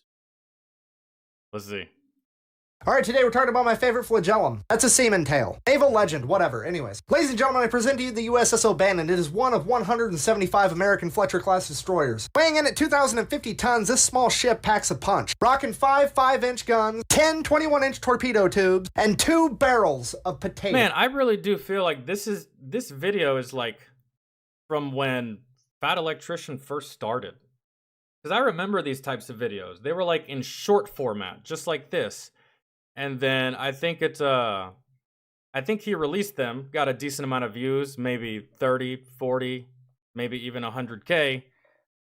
And then when his channel really blew up, these videos blew up along with everything else. That's why this one has 700,000, and the one right below it, which is the same length, has like 2.2 million. So I think. What? You see, it all went down on April 5th, 1943, when the USS O'Bannon would come upon an enemy submarine that was traveling along the surface. Going unnoticed and approaching from behind, the USS O'Bannon would get visual confirmation that there were over a dozen enemy sailors sleeping on top of the submarine, basking in the sun. It is at this point that the USS O'Bannon yells Leroy Jenkins, puts the engines at full speed, and attempts to ram the submarine. And then at the last possible second, somebody realizes it is probably a terrible idea to ram a submarine full of explosives with your own boat. So they would veer off course at the last possible second, narrowly missing the submarine, but effectively pulling up right next to it like it was a fucking parking lot. Needless to say, this both woke up and scared the holy shit out of the enemy crew. But the ship and the submarine were so close that the guns on the O'Bannon couldn't aim low enough to actually hit the sub. So the crew of the O'Bannon and the enemy sailors are just kind of looking at each other like, the fuck? Then the enemy sailors would remember that there's a 3-inch gun on top of their submarine, and they would frantically start preparing it to fire at the USS O'Bannon. The Americans had no weapons on them, so they resorted to doing the only thing they could. They just started fucking throwing shit at them. And coincidentally, there was 2 barrels of potatoes there. So they just started yeeting these fucking potatoes at them like they're trying to ruin their keto diet. And to the Americans' surprise, the enemy crew starts freaking the fuck out. They're diving away from the potatoes, they're kicking them in the water, they're trying to throw them back. And I know why, too, because it looks like a potato, but to the enemy, it could be like, yo, that's some new kind of technology we've never seen before. Nah, man, I think that's a potato. I'm not gonna stick around to find out. I'm getting off this bitch. That's so good. These fucking potatoes at them like they're trying to ruin their keto diet. To the Americans' surprise, the enemy crew starts freaking the fuck out. They're diving away from the potatoes, they're kicking them in the water, they're trying to throw them back at the O'Bannon. It's just complete fucking chaos on top of the enemy sub. Because they thought the potatoes... Because if I was in, when I was in Afghanistan, had one of the enemies thrown a dildo at me, in my head, I'm not gonna be like, oh, they just threw a dildo. No, in my head, that dildo's rigged to fucking explode, and I'm getting the fuck out. That's it.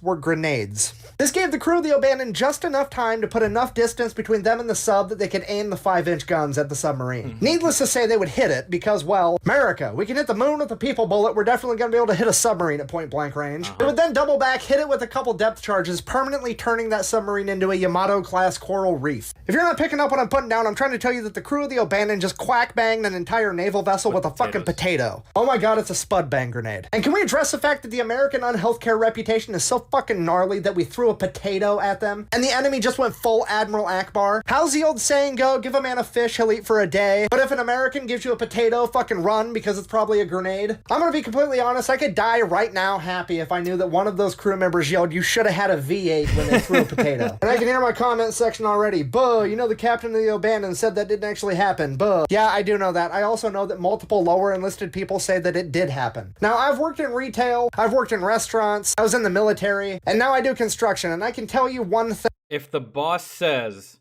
that it didn't happen, but all of the other employees said that it did, it happened. Man. It really did. I know what he's about to say.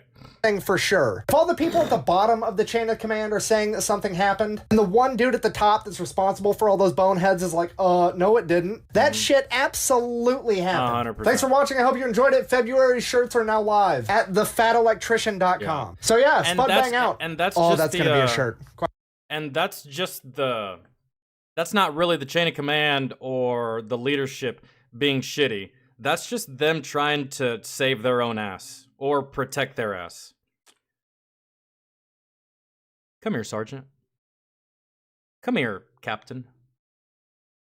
You throw potatoes at the enemy? No. No, we didn't. All your soldiers are saying you did.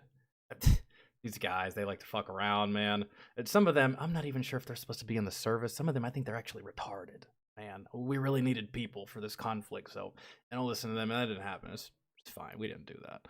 Shut the fuck up! Stop saying shit! You're gonna get me in trouble! You're not gonna get in trouble. I'm gonna get in trouble. Yeah.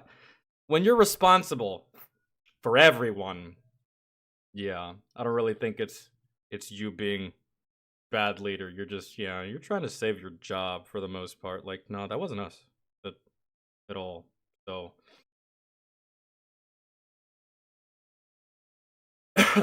but yeah, they probably thought that they were throwing a whole bunch of grenades that they painted to look like potatoes, I suppose. However, though, a grenade hitting a piece of metal or steel, because that's what submarines are made out of, is going to make a way different sound than a potato hitting metal or steel. One's going to go clink, clink, clack, and the other one's going to go thud, thud, right? So, but again, they weren't going to stick around to find out. Fuck that. So, let's get off. Let's get off this. I have not seen the newest Godzilla movie yet. No, I haven't.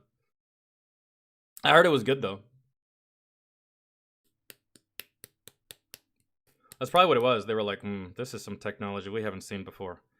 We don't know what this is, but we gotta go.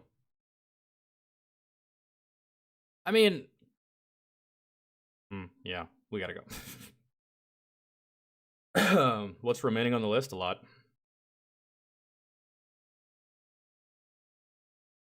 Hold on. I have to... this?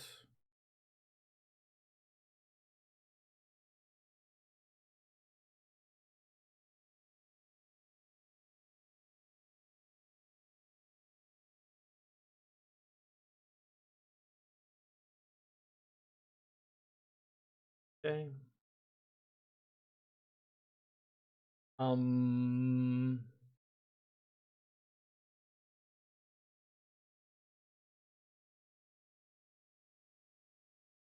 Let's see. I'm kind of just waiting to see if Tracy shows up, so we can go ahead and knock hers out.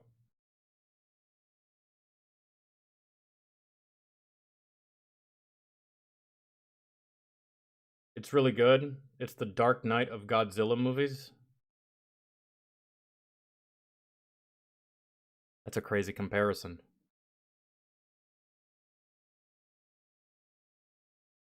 No, I haven't seen it yet, August, but I have seen the trailer. One thing that I'm more interested in seeing, more than the movie, is the response to the movie. Because, you know, there's going to be a whole bunch of fairy-ass pussies talking about, this reminds me of January 6th. I can't believe they'd make a movie about this. What is wrong with Hollywood? Ah! No, I haven't seen it, though, but it looks good. I've seen trailers to it.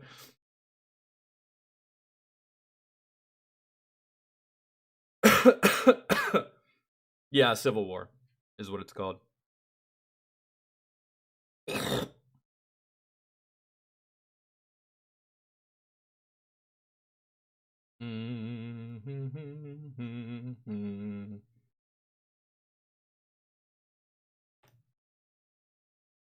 Quokka, what's going on, dog? How are you? I hope you're having a fantastic day. Hopefully you got good weather over there in the land down under. Pretty good weather here today. And it's getting hotter, which I'm super excited about. I might go to the beach next weekend. Not because, not for me, just I want to take my niece back to the beach.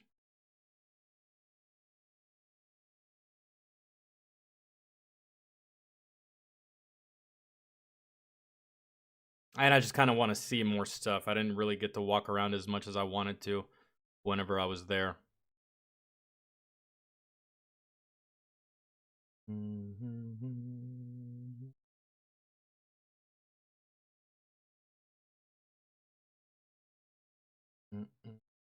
All right, well, I'm gonna do that one. We did that. Let's see. Wait, Kevin, are you here? We can do yours. Try not to laugh. If you laugh, you lose. Challenge, which we just did one of these. We just did one of these recently, and I may upload it to YouTube. By Adik the One, his most recent video, and I passed. It was good though. There was a lot of funny stuff on there, and I almost broke twice. There was a hilarious Joe Biden one on there, and then the one where the kid called his mom a bitch. That shit was hilarious. That kid's hilarious. I beat my son's ass, but still funny.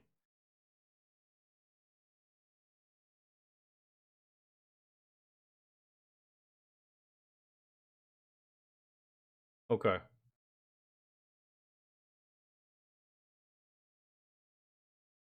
No, his mom just took away his phone. But in the video, I don't really think it was his mom, bro. I think it was like either his like older aunt or his sister or something. And he didn't actually call it. Well, actually, he did. You'd have to see it. Whenever I upload it, just watch it. You'll know what I'm talking about. This. Oh my god, it was so funny.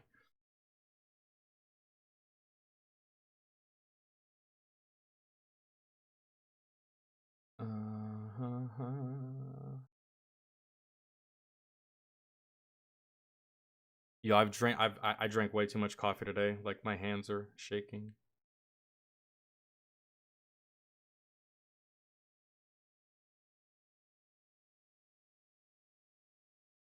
Yeah, we'll do this one.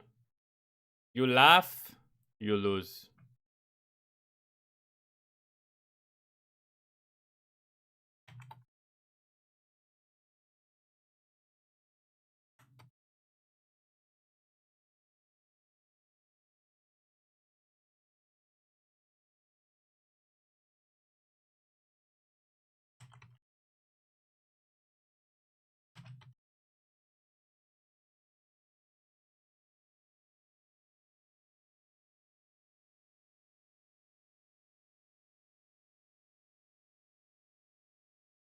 Okay, this one.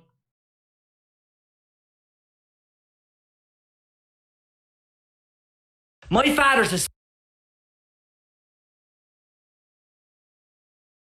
This guy's Irish, maybe? I will see.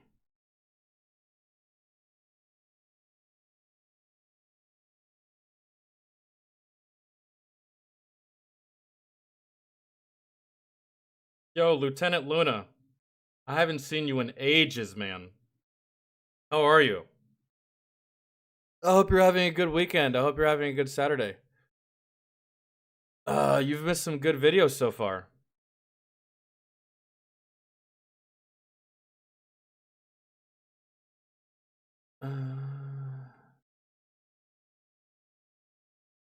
Yeah, like my hands, you probably can't see it, but hands are like shaky, and I feel like flutters in my chest area, like right here where my heart is.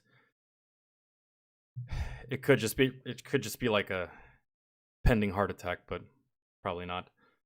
I drank way too much coffee way too fast. I just like fucking paced myself with it, but instead I just chugged it.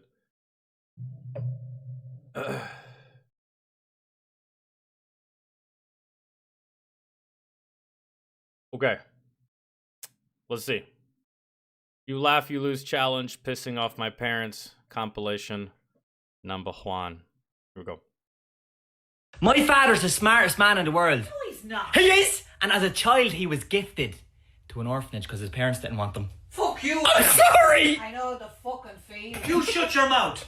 As a teenager, my father got to live every young man's dream. He slept with his teacher. What?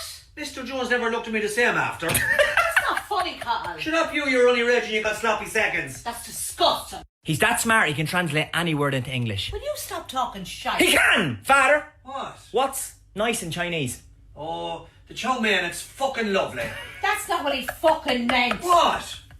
So my mother has started meditation. Yes, because of you, Adam. Well, I'm sorry to break it to you, but it does nothing. Neither does your father, and you don't hear me complaining. Fuck you, I'm a machine. I am trying to find myself. That sounds like the loneliest game of hide and go seek ever. Clear your mind, Magella. His words can't affect you. Your moustache is coming along nicely, mother. No, his words can't affect you, Magella. She didn't like it at the start, but it's growing on her.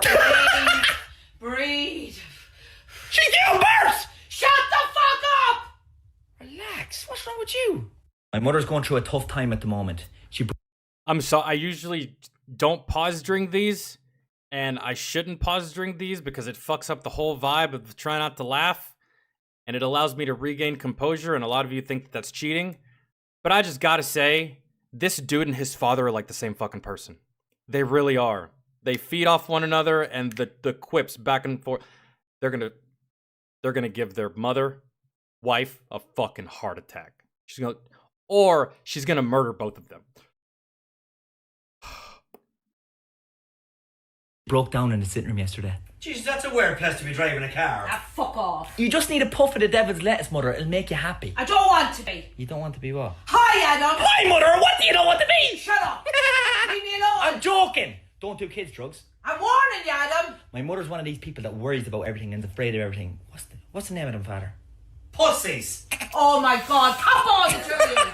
So I come from a big musical family. My grandfather loved heavy metal. Adam, don't even start. I won't! But unfortunately, heavy metal ended up killing the poor man. What do you mean, Adam? He got hit by a lorry. I asked you not to go there today. My uncle, on the other hand, he loves organs. We call him Jeffrey Dahmer. No, we fucking don't. He plays the organ in church. Same thing. And my father is a penis. It's pronounced pianist. I didn't even know he played piano. I just think he's a dick. Fuck you, Adam. Do you know, I am sick of you lately. So my father's one of those freaks that's really quick at maths. No, he's not. He is! Father, what's 120 multiplied by 78? 44. See? That's not the fucking answer. Yeah, but he was quick. Oh my God, what is wrong with you two? How many times have I told the Perry to grow up? 122. That wasn't a fucking question. He was quick, though. Oh my God, I'm married to a child. That's disgusting, mother! It's also illegal. For fuck's sake, lads, will you ever grow up? There are no secrets in my family. We share everything. In fact, Sharon is my mother's middle name. It's Sharon, you bollocks. Shut up. Throw me over that charger, Magella, will ya? No, fuck off and get your own. Fuck you. Like, for example, me and my father even share the same razor. That's fucking disgusting. I knew you were shaving your beard with me razor. I'm not shaving my beard. I'm not that sick. I'd never shave my beard with your razor. You just have to say you did. No, I shave my balls with it instead. Oh my God, you're fucker, dirty. Yeah! Mother, shut up and sit down. Father has something he wants to say. No, shut up and sit down. What he said? Don't speak to me like that, Adam. What did you want to say? I just don't feel I'm being appreciated. I just don't feel I'm being appreciated. No, me, Adam. No, me, Adam. Cop on, will you? It's fucking Egypts. She said. Cop on, will you? I fucking heard her. If you have something to say, come out and say it yourself. Don't be so mean or I leave. Me too. Off witches. My life would be a lot fucking easier without you. There's no need for that fucking bad language. No need for it at all. Oh my God. So my mother and father met in school. My mother was 15 and my father was an English teacher. Shut up, you. The man loves a woman in uniform. Well, that's a fucking lie. He hated the short skirts and the tights. Why? That's because the tights give me a wedgie and my legs look fucking horrible in a skirt. I meant on us. Oh. Was he a good English teacher, mother? He was the bestest teacher I ever saw in all my life. No, Adam, and you think there was fucking lying. Oh my God. I don't know who's stupider. My father once walked 4 hours in the rain to give my mother flowers. What's wrong with you? What's wrong with you, Adam? Do you know romance is dead now? Bullshit! I once replaced my crush's eye drops with my own sweat so her eyesight would get worse and she wouldn't realise how ugly I was and she might like me. That's fucked up. The game is the game. We went on a few dates but then she stopped seeing me. It's not a bit funny, Adam. It was love at first sight, kinda. Technically they were blind dates as well. Shut up, you bollocks. Well, you know what they say, love is blind. Or she didn't go fully blind, so maybe love is visually impaired. Adam Kelly! My mother accidentally forgot to feed my father's fish and now they're dead. Shut up, you and say nothing. It's a secret. What's the secret? A secret is something people tell each other in private. I know what it fucking means, but what's the secret? I'm not telling you. Why? Because then it wouldn't be a fucking secret. Oh, she's good. Adam. Mother said I can't tell you. Tell me what? That she accidentally killed her fish, famine style. Adam! Magella! Father! What? Sorry, I felt left out. Oh, you're a bollocks! No, you're a bollocks! Fucking murderer! My parents are in there having a private conversation about me in lowercase letters. Whisper it! Whisper's the words you're looking for, you bollocks. Anyway, it's none of your fucking business what we're talking about. I know she's giving out about me. Tell her I'm not afraid of her. Tell me what! I didn't say anything. You're like a fucking machine gun there. Go on, fucking spit it out, Adam! Shut up, you! Don't talk to your mother in that tone. Okay. Shut up, you. Adam Kelly! I changed the tone. My father underwent groin surgery yesterday. It was life-changing. He went from being a man in a lot of pain to a woman. I'm no fucking woman. He got a cyst removed, Adam. Same thing. Lads, save your money. That penis surgery, total rip-off. Adam! I'm sorry! Literal In fairness, rip-off. he always said to me his penis could touch the floor, and I never believed him. You shut your mouth. What did I fucking tell you before about lying? Apologise now. Okay! Sorry, mother. I'm not your fucking mother. My parents can't agree on anything. Yes, we can. No, we can't. Yes, we can. Shut up! They'd argue that the sky is green just for the sake of it. But that's stupid, Adam. The sky is blue. Oh my God. Depending on the time of day, eh? Ah, shut up. Or if you're colourblind. Do you want a fucking slap? They just keep going on and on and on. That's women for you. Men. Women. Women. Men. Aha! Fuck. I just want a divorce from this family. Nobody cares, Adam. Yeah, nobody cares, Adam. My mother and father aren't talking right now. It's me. I'm the one who's talking right now. Ah, shut up, Adam. You're not a bit funny. I'm sorry! Why aren't you talking? He wasn't happy with his dinner. It was a plate full of grass. Do I look like a fucking cow? Don't even answer that, you. It was a salad, Carl. The Caesar salad. No, Caesar, Adam. No, the Caesar salad. When you give an obese person vegetables and they have a fish. I'm not fucking fat. Yes, you fucking are.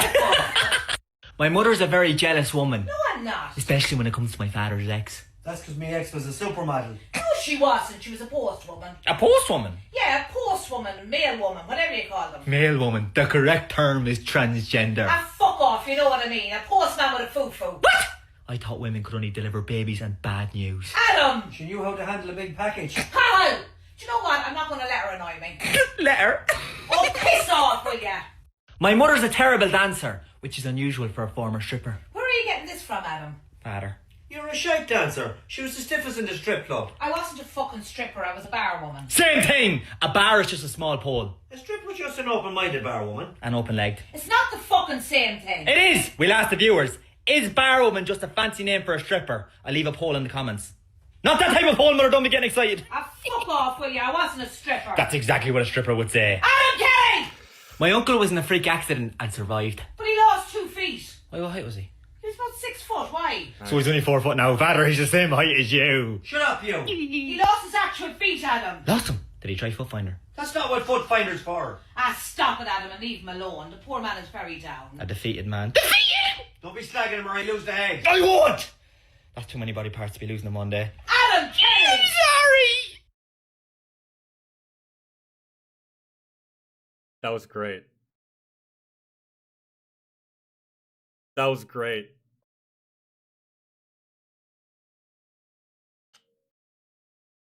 They they have the best relationship ever. And it's so funny, like, how quick they are to change teams, man. Like, he'll start talking shit to his dad gets mad, and then his mom says something, and he's like, no, fuck you. And then the son will start talking shit to his mom will start talking shit to his dad, then they'll both gang up on him, and then it's just like a carousel of just shit talking.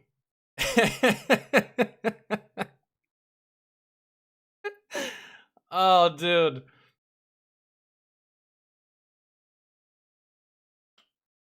Sounds like Sergeant Ducky. I can't remember who that is. I don't know who that is. Maybe we've... Wait, you don't know what they're saying? How? I understood every word. If you've ever heard Conor McGregor speak, you can understand this guy.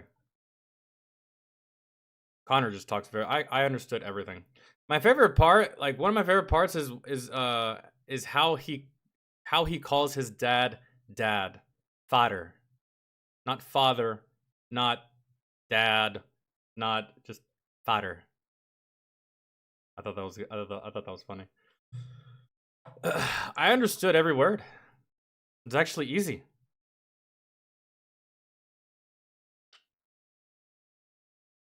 No, Tracy's here.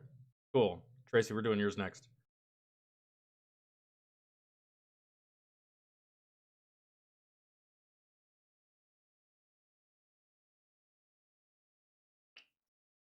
I honestly wish this wouldn't have been a try not to laugh. I would have loved to have just been able to laugh at this. Like, that would have been so much better. Like, oh, man. Yo, his mom is gonna kill the both of them one day. They drive her fucking crazy. And the way him and his mom and his dad behave towards one another is more or less the same way that me and my sisters behave towards our parents. If me and my dad are in the same room together, it's just normal shit. Normal father-son type stuff. We don't really talk shit to each other. We will talk shit, but not to one another. Same with my mom. Me and my mom are in the same room together.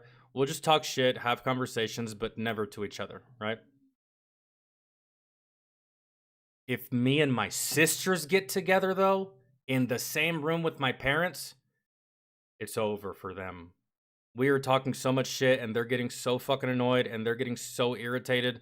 And my sisters, the oldest sister I have, she likes to do this thing where she'll just walk up to my dad randomly and just like bare hands slap him on the back of the neck and run away really, really quickly. And he gets so fucking mad. He gets so irritated. He gets so pissed off. I think the last time she did it, he actually tried to chase her because he was going to hit her back.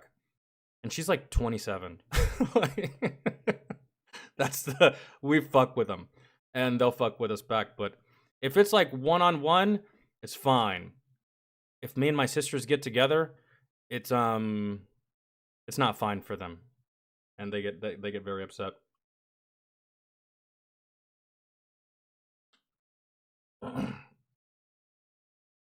No. Well, Beto, I understand this accent very, very easily. I don't know why.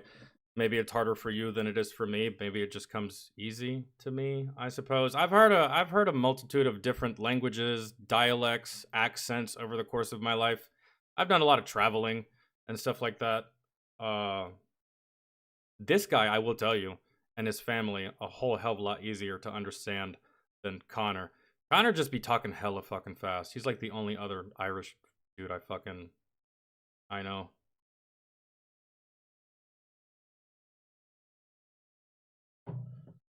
Yo, Echo. What's going on, man? How are you? I hope you're having a good Saturday.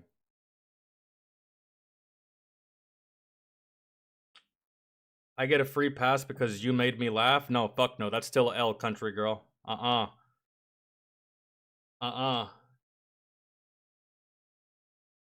It's like a wide receiver saying, "Nah, I didn't drop the ball. The sun was in my eye." Nah, you dropped the ball. Like, you dropped the ball. Do you still remember anything in Dari? There's actually Dari and Pashto were the languages in the area that I was in, and that's for the majority of the country. I think there's one other one that I don't know. I typically just focused on Dari and Pashto, and the only times I would ever speak that language, and it was just like basic words, like just enough to get my point across, or just enough to say, get the fuck out of the way, or just enough to say, move, or just like regular stuff, just interacting with the local population if I absolutely 100% had to.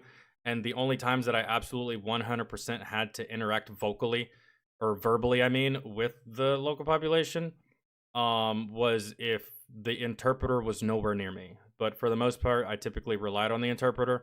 And if I didn't have the interpreter and he wasn't next to me, and I just didn't know what to say next, or I couldn't figure it out, I had a book in my shoulder pocket that I could just pull out and just look up the fucking thing. Which isn't always conducive to the mission, because you, like, on a foot patrol, you don't want to be just you don't want to have like just your weapon slung to your side, just like, what do I say? Hey, You fucking something something. I don't remember anything from that, bro. And language is a perishable skill, man. It's not like riding a bike. Once you learn how to ride a bike, you know it forever. You're never going to forget it. Language, on the other hand, if you don't do it all the time, you don't do it every day, you don't do it consistently, you will forget it. You will forget it, and it will just, yeah, it'll fall to the wayside, unfortunately. So no, I don't really remember much. And I lost that little translation book that I had years ago. Probably should have kept it, but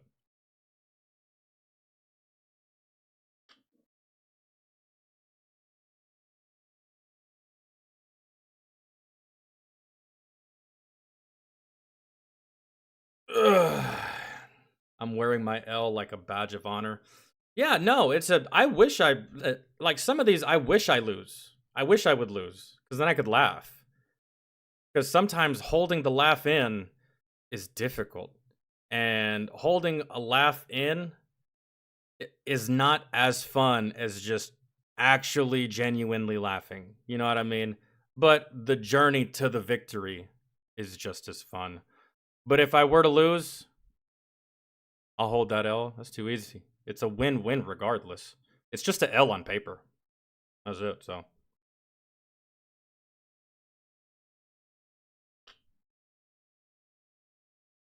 Yeah, I've heard a lot of people say that to me before. I didn't find the video funny at all, but as soon as you started laughing, I started laughing. I've heard that quite a bit.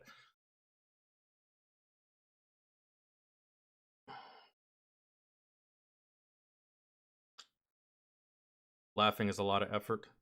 Really easy when you're stoned. That's just a byproduct, really.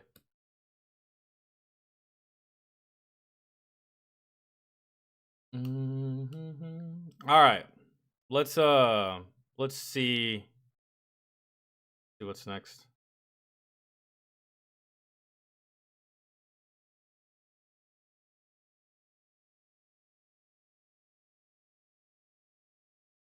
I met all kinds of foreign folks in Tuscaloosa. Tuscaloosa, Alabama. What were you doing in Tuscaloosa, Alabama? Is that where you're from, right? I know you're from Alabama, but I don't know exactly what part. I've been to Tuscaloosa before.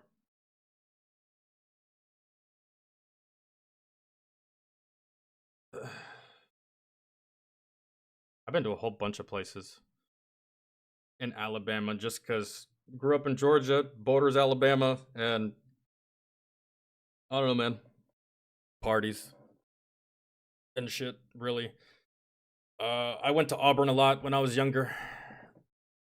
I went to Phoenix City a shit ton. You probably don't know where Phoenix City is, but it's in Alabama. And it's literally right on the border of Georgia. So you got Georgia, my hometown of Columbus, and then you cross the Chattahoochee River. 15-minute drive, if that. Maybe even faster than that if there's no traffic. Because you kind of got to go through downtown a little bit to just like get to this, go that way.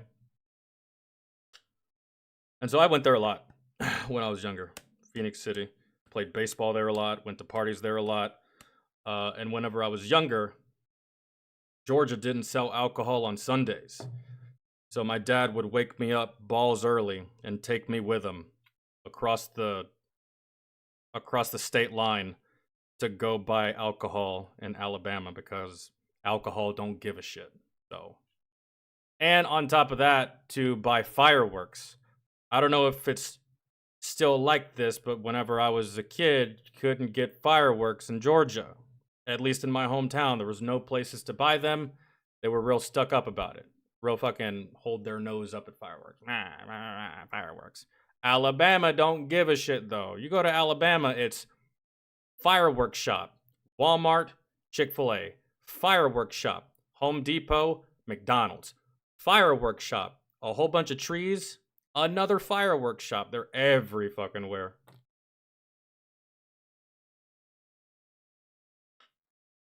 Alabama don't give a fuck, which I like. Oh yeah, Piggly Wiggly. Yeah, is Piggly Wiggly still a thing? We had Piggly Wigglies. We had Piggly Wigglies in Columbus, but as time went on, I don't know. Piggly Wiggly just became one of those places that just like for some reason, from the outside looking in, it just seemed unsanitary, and I don't know why. I just always got a vibe of like, and I feel like there's cockroaches in there. I'm just gonna go to Publix or something like that. So.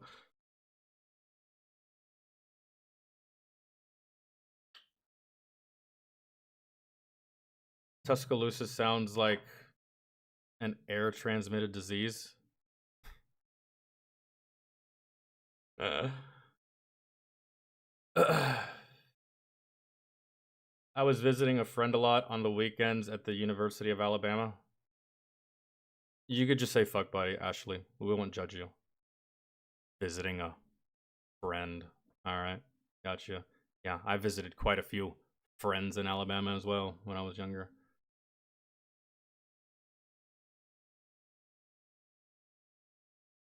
Cody, yeah, we're here. We are here and queer. I'm kidding. We are here. Yeah, this is an older channel that I only used for gaming back in the day.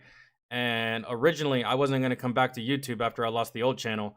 And I was just going to stay on Twitch, which I still am on Twitch. We stream on Twitch every single day. So if you want to see music reviews and you want to see more music reactions, all of that is done on Twitch, along with these. I just go live once a week, every Saturday on here, just for you guys and stuff like that. So.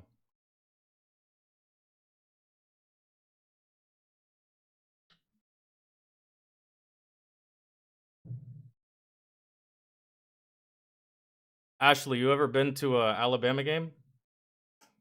At all? Ever? I didn't realize Piggly Wigglies were still a thing. In Columbus, I don't think there is a Piggly Wiggly anymore in my hometown. There was when I was a kid, when I was younger, but I don't know what happened. I think those locations kind of just like died out, really. And there's so many places that you can go aside from Piggly Wiggly in my hometown. And the Piggly Wiggly that existed in my hometown was close to the ghetto. Over there by St. Mary's Road and Victory Drive and like the Southern Veterans Parkway over there going towards like Fort Benning. And everything that surrounds Fort Benning is ghetto. Everything, man. So much so that when you go to basic training there, they will literally tell you like about 3 to 4 places where you can't go or to stay away from. So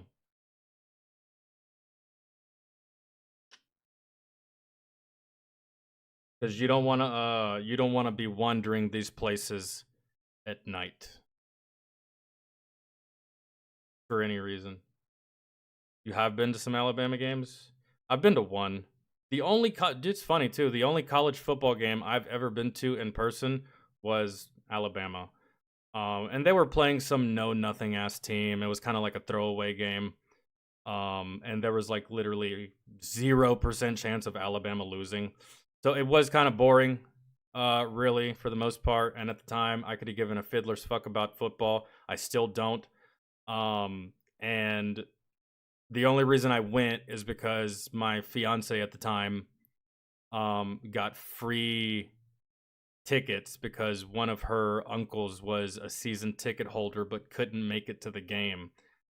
/ didn't want to go to the game because, again, it was a throwaway game. It was Alabama versus garbage, essentially. But I guess it was cool.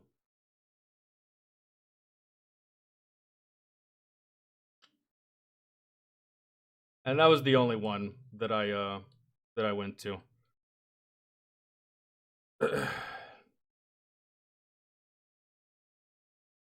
You need to go to Knoxville this fall to see Bama lose again.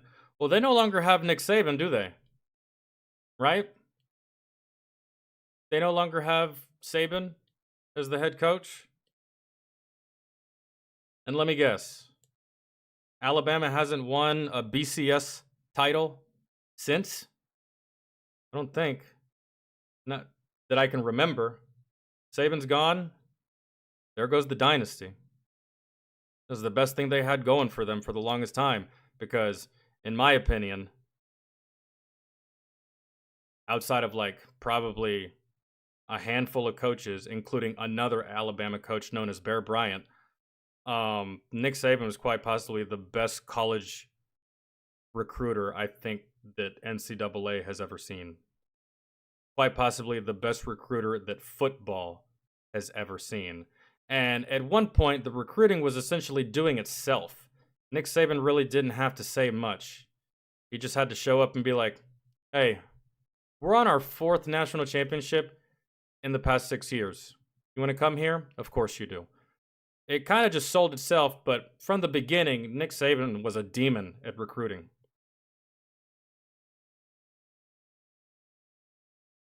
An absolute madman at recruiting, and no one said no to him ever, because who would? Man, you get to play for one of the best coaches, one of the best classes, one of the best teams. They have tons of championships, so I mean, kind of a fucking easy decision for the most part for a lot of players that were gonna go to college to play football. So, but I did watch, even though I didn't care about it. I no longer care about college football now. But when I was younger, even though I still didn't care about it all that much, it was always really, really fun to just watch the SEC. Because the SEC, in my opinion, was and quite possibly still is the strongest division in college football. It always has been, for the most part. And it was always so much fun to watch the SEC. I wasn't like a super fan, and I wasn't that much of a fan. But, man, Alabama versus the Gators and Tim Tebow. Alabama versus Noshawn Marino and Georgia. Alabama versus LSU. Like, Alabama versus Tennessee. The SEC was just crazy, crazy, crazy fucking good. Crazy good. And it was just always so much more exciting than watching, I don't know, fucking Idaho State, or I don't know, any one of these schools from the north, like Michigan and stuff like that. And those schools are good too, but I mean, Ohio was a powerhouse for quite a bit. But you know what I'm saying? Like some of these other schools, like Cal State, Caltech, fucking, you know what I'm talking about? SEC was just where it was for college football. No one could really ever compete with the SEC. And it was funny because like a lot of college football fans that were fans of college, a lot of college football fans, especially for the SEC, they wanted their team to win, but if their team didn't win, they were still going to root for an SEC team, right? So whether it was Georgia, LSU, Florida State, anything like that, they were just like, well, if we don't win, one of y'all better fucking win. If it's not us, it better be one of you guys. So,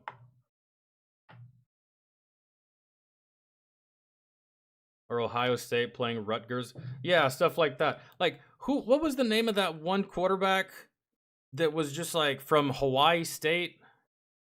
I don't know if it was Hawaii. I think it was Hawaii. White dude, quarterback. And people were like, oh, this is going to be the next fucking Michael Vick and stuff like that. And I saw gameplay and I saw their games and I saw who they were playing. And I was just like, yo, this kid sucks. This kid's not that good at all. Like, look at the caliber of teams that he's going up. They play no one, man. Like, have this dude go up against UGA. Have this dude play against, hell, Kentucky. Have this dude play against any team in the SEC. He's going to get fucking waxed. Have this kid play against fucking Texas, man. Especially back when Vince Young was running shit. Have him play against any one of these teams. He's going to get waxed. Like, this kid fucking sucks. What was his name? I think his name was something Colt. Colt something. Played for Hawaii or something like that. And I was just like, and they were just making a big deal about it. I was like, this team sucks. This player's not that great. Maybe he got drafted, I can't remember. But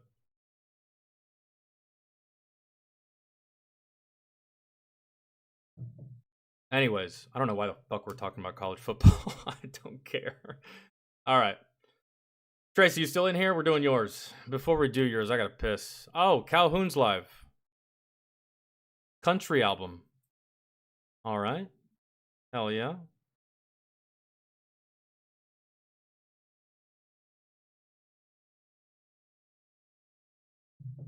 Officer Tatum is up next.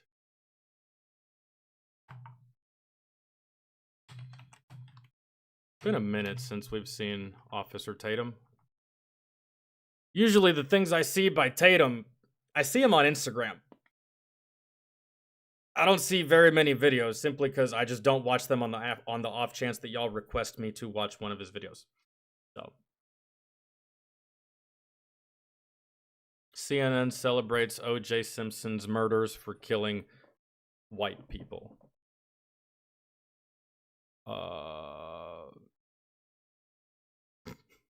So stupid. So stupid.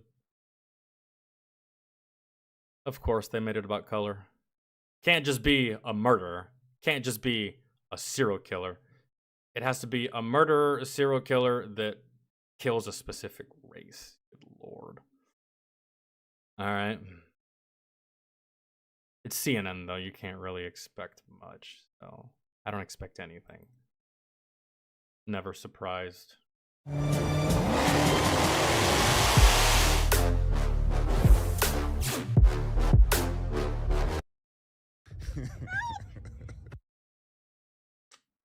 Damn. Yanking this bitch by the hair. All right. Hold on now. I'm kind of intrigued. Not the hair pulling that your boys typically used to, but hey, we're going to find out. I got to use the bathroom. No, Ashley, it wasn't him. It was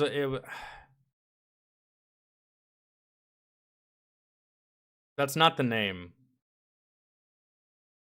Maybe it wasn't from Hawaii. I think it was, though. I'm thinking of somebody else. He almost reminded me of, like, Colt McCoy from, like, Texas. The dude that took over after Vince Young. I just can't remember. Yes, Colt Brennan. That guy. Thank you, Tracy. That guy. Not who you said, Ashley. Colt Brennan. Yeah, that is the next Michael Vick. He's just insane. He's just fucking airing the ball out. He can run. He can pass. His vision is impeccable, right? He can stay in the pocket. He can juke. He can make it hard on defenders. And I'm just like watching. I'm like, bro, they're playing nobody. Nobody. If this guy gets drafted, he's going to get obliterated by Ray Lewis and Brian Urlacher and J.J. Watt. Like, he's going to get destroyed. What do you mean? He's not that good. Anyways. Do you even cut your map during NAB training? I have no idea what any of that is, American Brown Guy. Not even a little bit. Can't even pretend like I know. So give me a moment. I use the bathroom real fast. Hold on.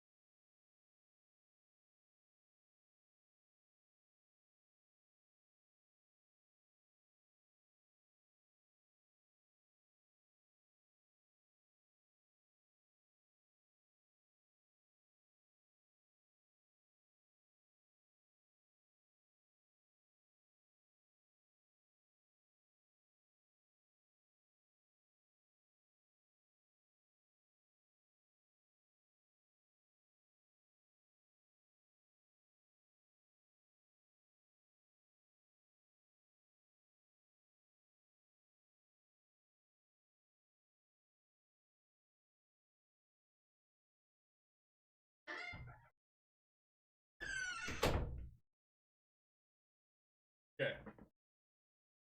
Oh.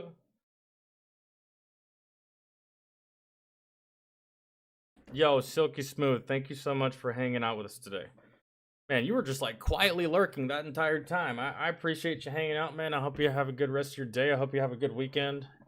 Hope you have a fantastic Saturday. The one thing that I was gonna do. Fuck!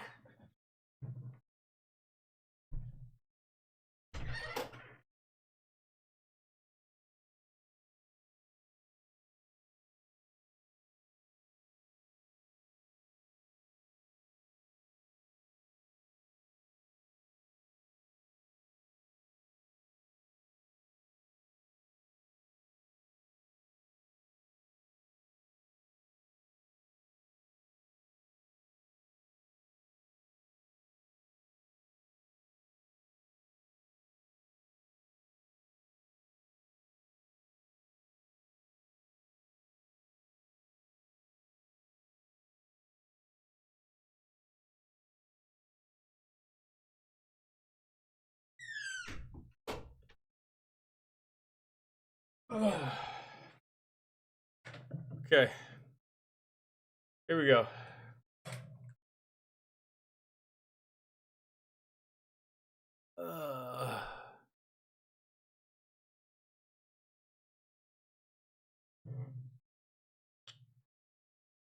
First time I've seen your legs. Why are you looking at my legs, bro? Yes, I have skinny legs. Okay. All right. No, I'm actually not hungry. I ate before I went live. It was just ramen noodles, but I did eat. I had to. I'm surprised. I'm not even hungry right now. I'm surprised I'm not hungry right now. I think it's all the Zaxby's that I ate yesterday and the day before. I ate Zaxby's 2 days in a row.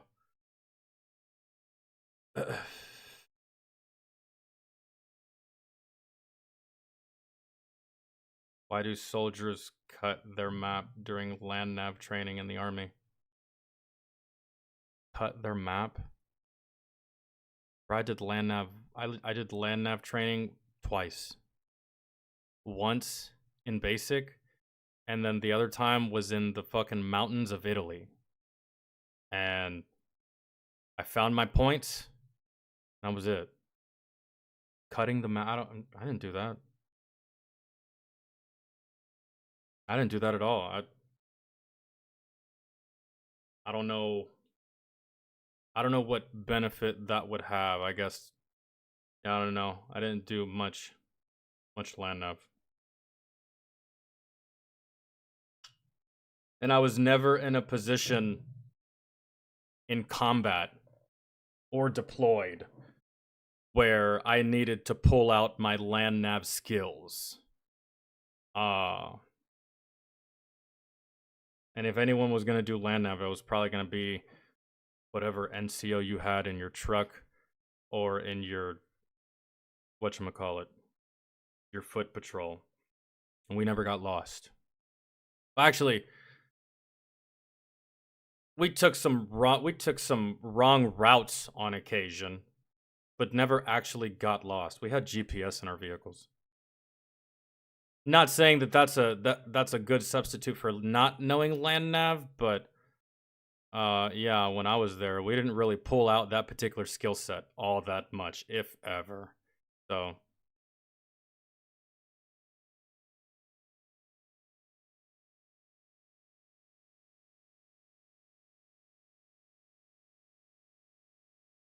cutting up a map and giving each piece to a different soldier can be an extra security measure. I didn't know that, and they didn't teach us to do that. They just taught us how to do land nav. Go find your 5 points, and when you're done, come back. We'll verify that you found your points, and that's it. That is literally it. So, yeah.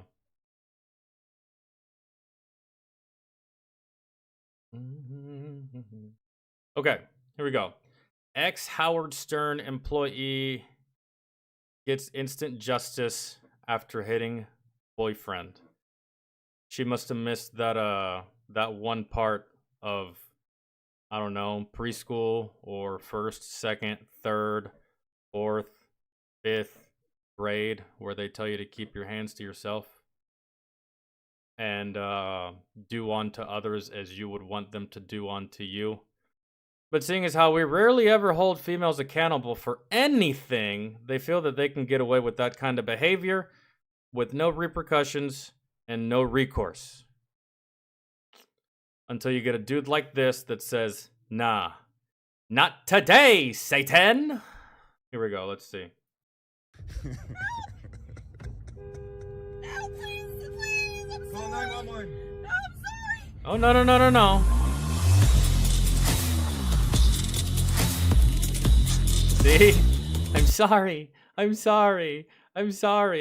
In the heat of the moment, I completely forgot that you're bigger, faster, stronger, and you were born with more aggression than me. Yet I still decided to try you anyways. Please, don't hurt me. Man, he could have destroyed you. Instead, he just pulled you by your hair. There's men out here that won't pull you by your hair. They're straight up just gonna fucking... So, ladies, keep your hands to yourself. Men, keep your hands to yourself. When I act like a man, you're gonna get treated like one man.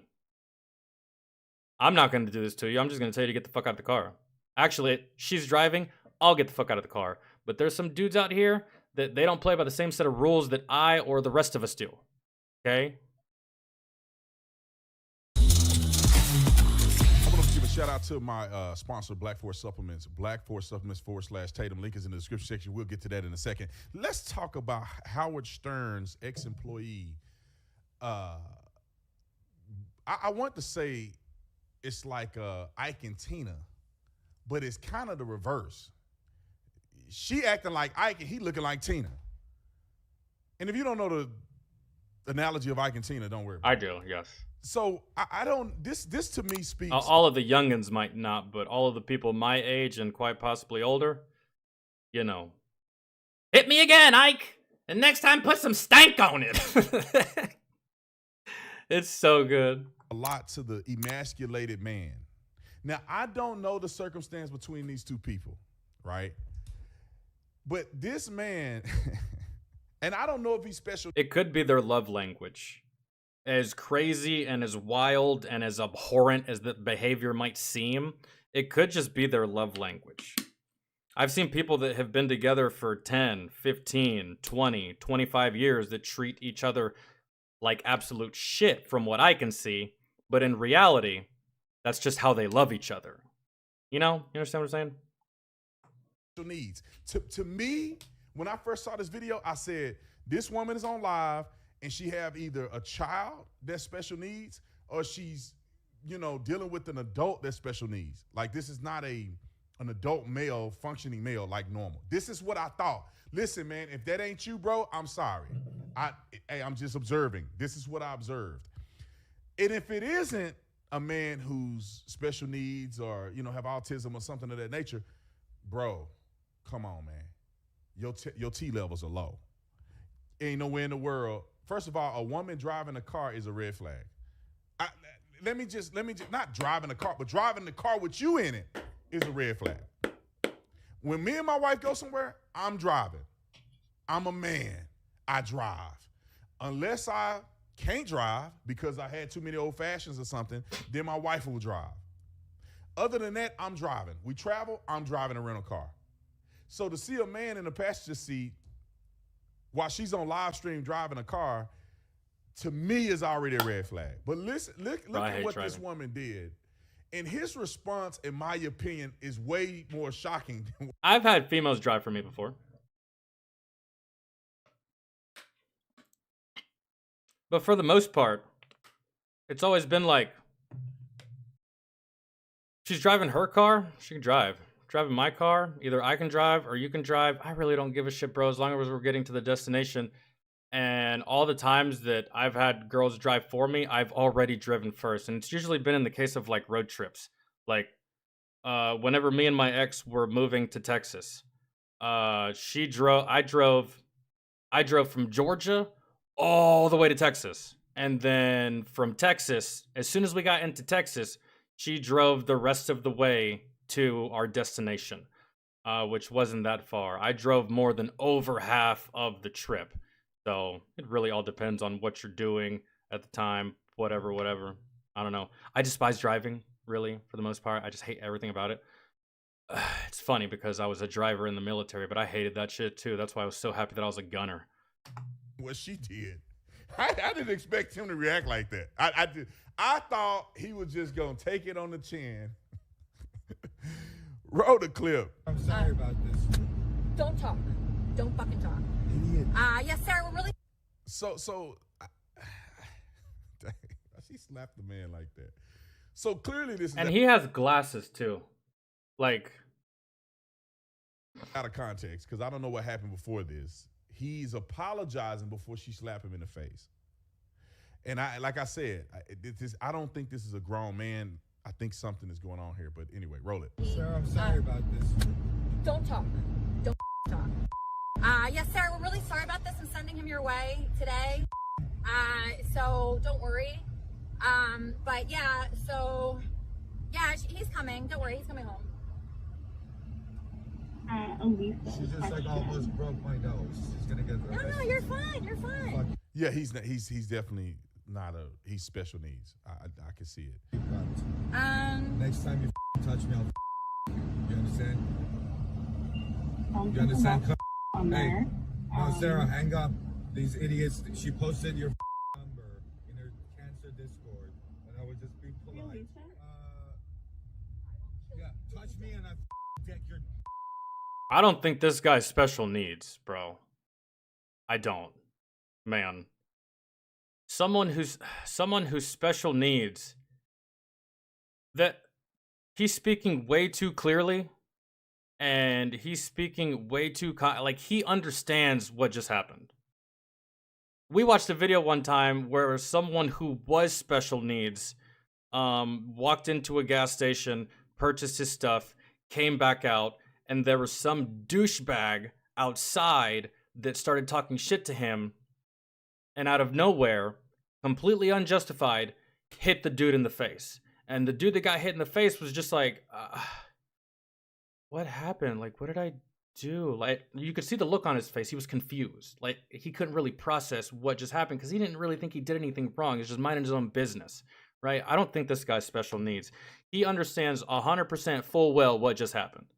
And he's willing to retaliate. Not only retaliate, he's willing to verbalize and vocalize his displeasure with the actions that just took place. I don't think this guy is special needs. Maybe disabled physically, but not special needs. And I heard the word cancer in there somewhere. I don't know, maybe that or something like that. I don't think he's special needs.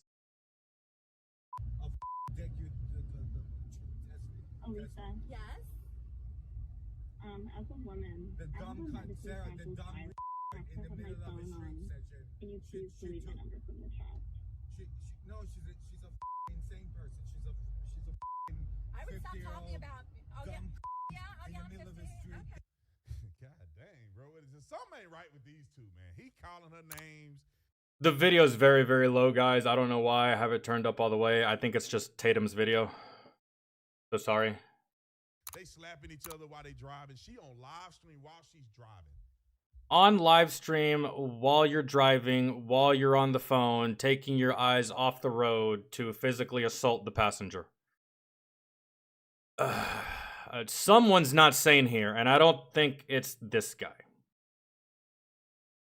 Insanity. Keep watching. Yeah, Sarah, I heard you had a kid when you were 16. That's what he told me about you. And he said you're a dumb Mexican. I said she's And he a dumb said you keep showing up. And he says you won't stop texting him. But I saw the text. It's the same. Yeah. Yeah, what's up? Delete the number, please. See? Pull over, dumb cunt. This guy's not special needs, bro. He's not.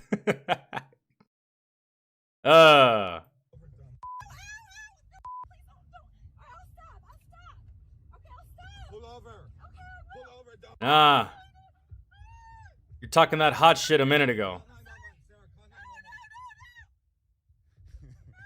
not special needs. Sarah, sorry about this.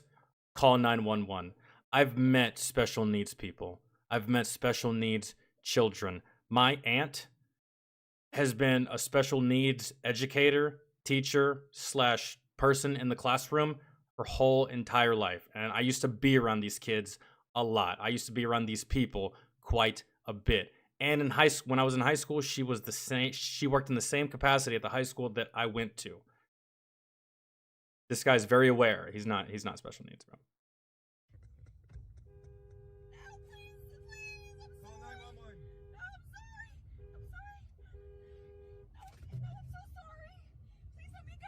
Mm-mm. Oh, he is about to yank you out of the car. No, he's not.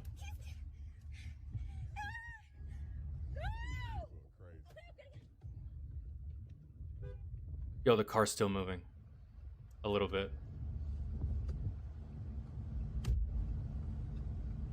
Yeah, I wouldn't chase after her. Now, let me put some context on this real quick.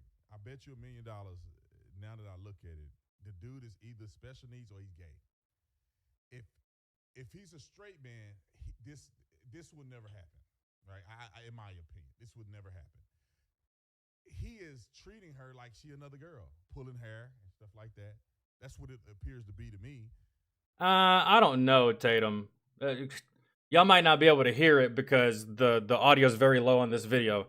He said he's either special needs or he's gay, right? I don't think so. I don't think so at all. You might be right. He could be the gay friend. Could be. However, I feel like he's showing restraint, man. Ladies, most of us men could put you into the dirt without you even blinking, okay? I think he's just showing restraint here by pulling her hair. He's not going to punch her in the face. He can do way more damage than she can. He's not going to slap her. Even just a slap, he could do way more damage, right? He's just going to pull her hair, throw her out of the fucking car. I've seen this happen several fucking times. This is him showing restraint. I don't know. But you might be right. He could be the gay best friend that just had enough of this fucking bitch, had enough of this bitch treating him like shit. Because Tatum is right. Women do be treating each other like this. They do. Hair pulling, all that stuff. But when a man pulls their hair, I just feel like that's showing restraint, bro. We really could deck you and just drop you like a sack of bricks. But we don't. Most of us won't even touch you. Most of us will just take it on the chin and remove ourselves from that situation. He didn't really do the right thing here, but at the same time, you can only poke someone so many times before they take action against you. Man, woman, child, doesn't motherfucking matter. So. But it's crazy that this is even going on. But let me speak to this real quick, because this is one of the reasons I want to shout out my sponsor on this video. It's because men who lack masculinity end up in situations like this. And this is the way they want us to be. These weak, frail dudes arguing. No, I don't think that's true either, Tatum. Men that lack masculinity end up in situations like this? Nah, bro. I've seen some of the most masculine fucking dudes with just crazy fucking females. I don't think that they lack masculinity. I just think that they lack good decision making in the women that they choose to let into their lives. Like, bro, you knew she was like this. You knew she was crazy before you took her on a date. You knew that she had the propensity for fucking violence before you ever stuck your dick inside of her. This is the price you pay for the decision you make for the partner that you choose. I don't think it's a lack of masculinity. With a woman back and forth, she driving the car, wearing the pants, probably making the money. All of the above. They want you weak and dumb. They want you eating hot Cheetos every day, sitting on the couch, looking at porn, and you just wasting your life away. And that's why, I decide to change my life and live in a better way, working out, lifting weights, getting good, feeling good, and taking supplements that work. That's pretty much it. And so testosterone is one of my favorite supplements. NMN is another one of my favorite supplements. I think the rest of it is just right. Obviously, they have what they call these endocrine disturbers, which mess with your. Hold on, we're gonna skip to here. He's just plugging this real quick. I'm gonna skip past the plug. that's messing you up, testosterone and other supplements like that will help you. All right, let me just give you a couple comments from people that's on my page. Okay. Some of y'all have taken testosterone and wrote comments. One of the ones that I like the most is this last one about NMN. It says, I can vouch for NMN. Okay, no, I got to skip past the plug. He's just going to read comments about the plug. Let me go here. The description section. Ladies and gentlemen. Oh, the audio finally came back for the... Damn. Don't be weak like these men. You need to be bold, be strong, be courageous, be a real man. Not slapping women and fighting them and arguing with them in the car on live stream. Come on, man. I'll see you on the next one. I'm out. Yeah. I can agree to that.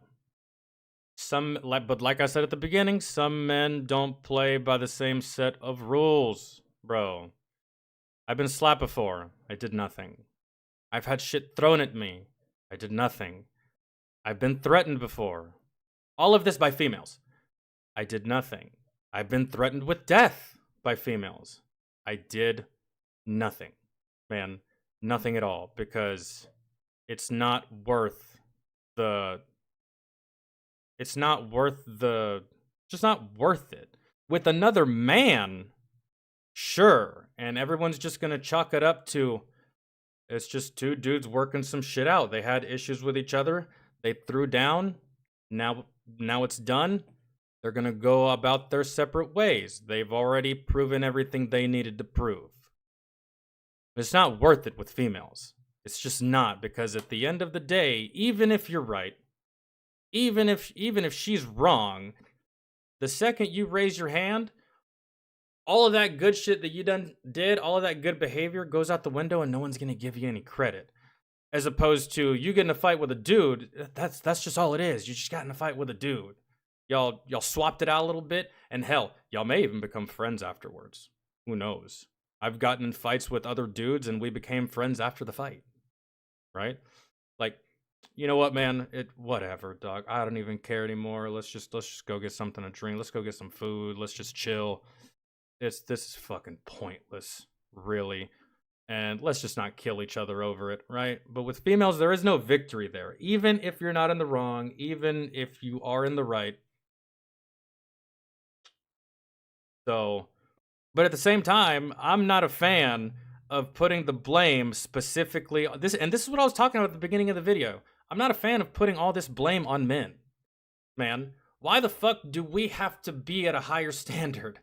Why the fuck do we have to operate at a higher level of responsibility and accountability? Yet females do the exact same shit. And like I said at the beginning of the video, we don't hold them responsible. We don't say shit to them. We don't say anything about it. Like, dude, Tatum didn't say anything about her behavior. All he did was talk about the man. That's it. And that is the fucking problem. If we start fucking sitting these females down and actually being like, listen, bitch, stop being just that. A bitch, right? Some of this stuff might go away. Why the fuck do we have to operate up here, yet all of these goddamn trashy females, they operate down here and still get away with their behavior? And then the second that we stoop down to their level, we're the bad guy. I hate that shit. I will never agree to that. That's just dumb to me, dude. If you're going to give it to one side, you need to give the same level of criticism to the other side. But we don't do that. And I don't know why. We all get held accountable except for the fucking females. They can hit you, they can slap you, they can fucking throw shit at you, they can beat you, they can make you bleed, and in some instances, they can fucking kill you. And guess what they get? Community service. Guess what they get? A slap on the wrist. Guess what they get? 2 years in the penitentiary. Whereas if a dude does so much as just jaywalk, we're gone, bro. We are gone. Gone. Throw away the fucking key. I hate that shit. I truly do. It's irritating. Let's read some of the comments.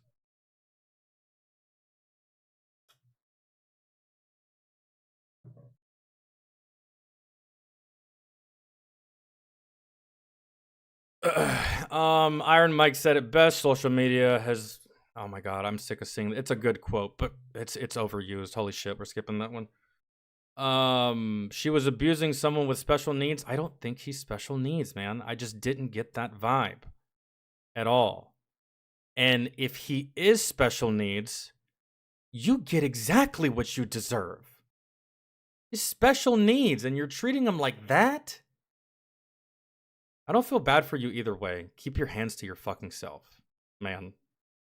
Am I victim blaming here? You goddamn right. Keep your hands to yourself. Why do we have to abide by different rules and different standards? Yet y'all turn around and preach equality. We're equal. We're the same until you get hit. Hell nah, bro. Hell no. Of course I'm gonna fucking victim blame.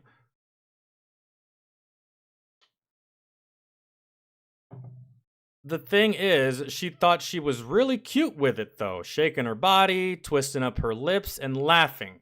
He warned her, and she continued to taunt him. She surely fucked around and found out. That's it.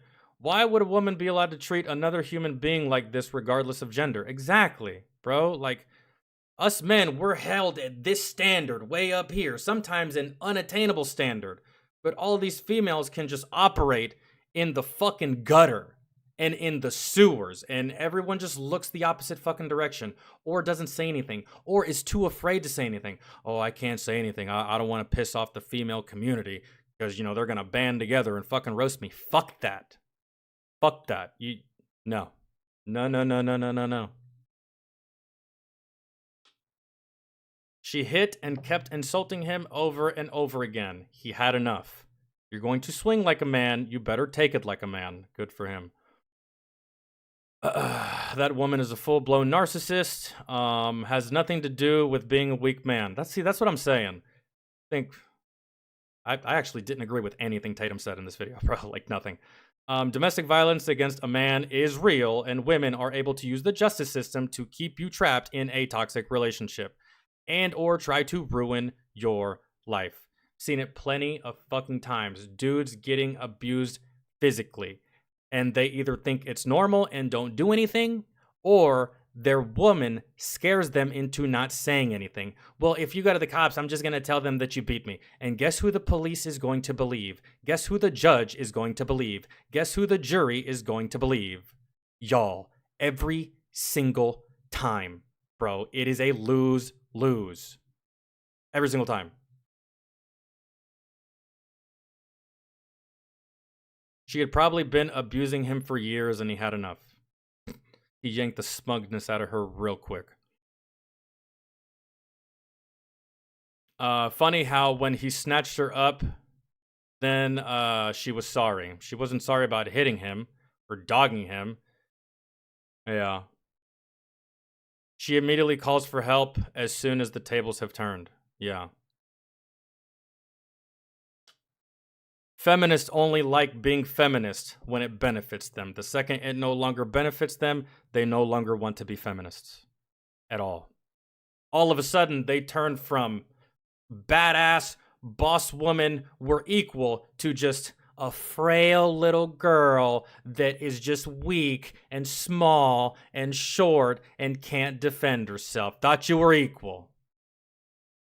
To say that we're equal implies we're the same, and we're not the fucking same.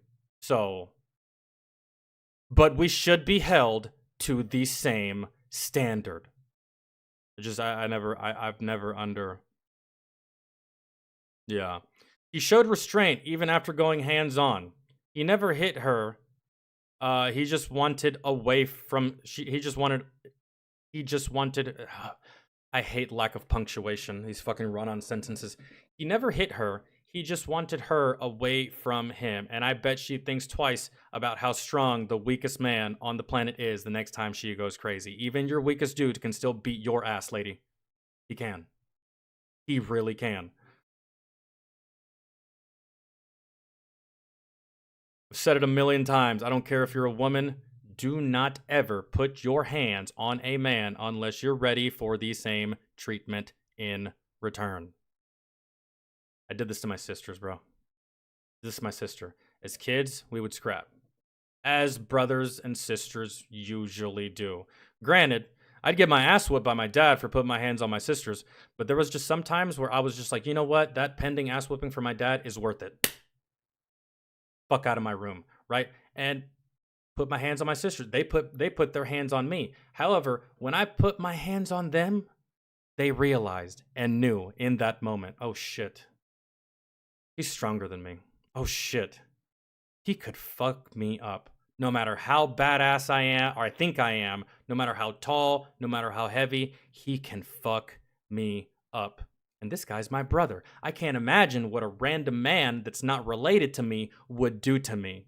And my sisters have never had this problem. My sisters have never put their hands on a man because I showed them at a very early age just how strong and powerful we can be. And for the most part, most of us men show an incredible amount of restraint all the time. All the time. And what do you ladies do? Y'all like to test that restraint all the time. Man, poking the bear, poking the bear, poking the bear. And when the bear comes out of hibernation and fucking eats you, then you want to play victim. Then you want everyone to feel bad for you. I don't feel bad for you. No one should feel bad for you. You reap what you fucking sow. Fighting in the car, no less, which is dangerous as fuck. It's already dangerous to use your cell phone. It's already dangerous to be fidgeting with the fucking radio. It's already dangerous to not pay attention. You're sitting there having a WWE match. In the car, on the road, while the car is in motion. You're psycho. You're psycho. Had this happened inside the home, I'm pretty sure she would have went and grabbed a weapon. Broom, knife, baseball bat, metal pipe.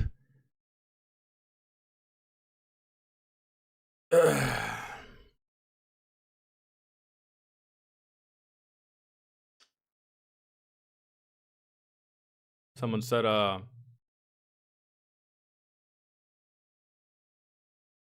how many times has this same thing happened, but the camera wasn't on and the guy ends up in jail for defending himself? And he showed restraint. Like I said, he could have beat her into the fucking ground. Busted lip, broken nose, black eye. He didn't. Restraint. This took place at the intersection of fuck around and find out. Oh, and just like the last Angry Cops video that I made, I'm pretty sure I'm gonna have some fucking dumb pussy that didn't watch the video that's gonna come into the comment section talking about, oh, you're blaming the woman and blah, blah, blah, and you support domestic violence and this and that. You're an idiot, bro. You're an idiot. Go ahead and post your dumbass comments in the comment section. I'll fucking roast you. Just like I did in the last Angry Cops video that we did about child predators. You're fucking morons. Fucking idiots. You're blaming the kid. No, I'm not. Blaming the fucking parents. Blaming the predator. Blaming the school system. Every adult around the kid dropped the ball. Yet somehow I'm fucking making excuses for child molesters? This doesn't make any fucking sense. Shut the fuck up. Idiot. This woman is disgusting. You shouldn't treat another human being like that. Especially if they're special needs, but he didn't come off as special needs to me. So, yeah. Okay. Oh, here we go. Here's a little bit of more context here. So apparently the woman claims that the man, her boyfriend, was cheating on her. It's still no reason for physical violence. Again, violence is not the answer to this situation. People need to take their feelings out of this and just end the relationship if they're hurt and walk away. That's it. That is absolutely it. And I thought about it, guys. I thought about it. Violence is not an answer to this situation. I thought about it. My first ex-wife sold all of my dogs, sold most of my shit, including my car, took all of my furniture, all of my belongings, all of my prized possessions, and put them in a very shitty storage unit. That storage unit proceeded to flood, and all of my shit got ruined. On top of that, she drained my bank account of $14,000. Like Bill Burr said, no reason to hit a woman. But I thought about it. I did. I made plans too. I did. In my head, I was like, I can kill you. I could. Right now, in this moment, I could take you off this planet. And I thought about it. I contemplated it in my head. And I was like, you know what? I'm not going to do that. Because at the end of the day, it's just stuff. At the end of the day, it's just money. And none of that shit is worth my freedom. But I did give it massive thought. Massive thought. I was going to remove her from this equation. I was, but I didn't. So, you know, like, oh, good. It wasn't just me. I have my volume maxed out on the computer, YouTube, and speaker. I can barely hear you. Yeah, same. I knew it wasn't me either. I knew it probably had to be this this video. So, yeah, I think this is like one of the first videos that me and Officer Tatum do not agree at all in the slightest. And I'm so sick of this mentality of putting men at a higher standard than women and holding them more accountable than women. It's just, that's kind of stupid to me, really.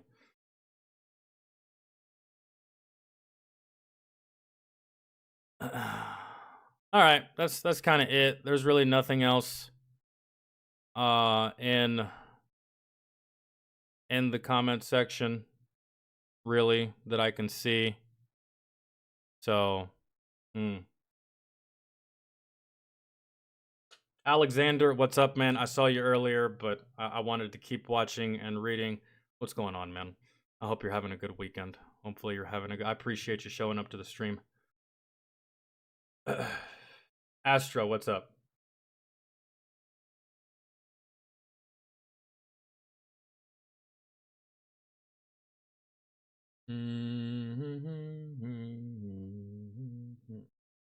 Okay. Let's move on.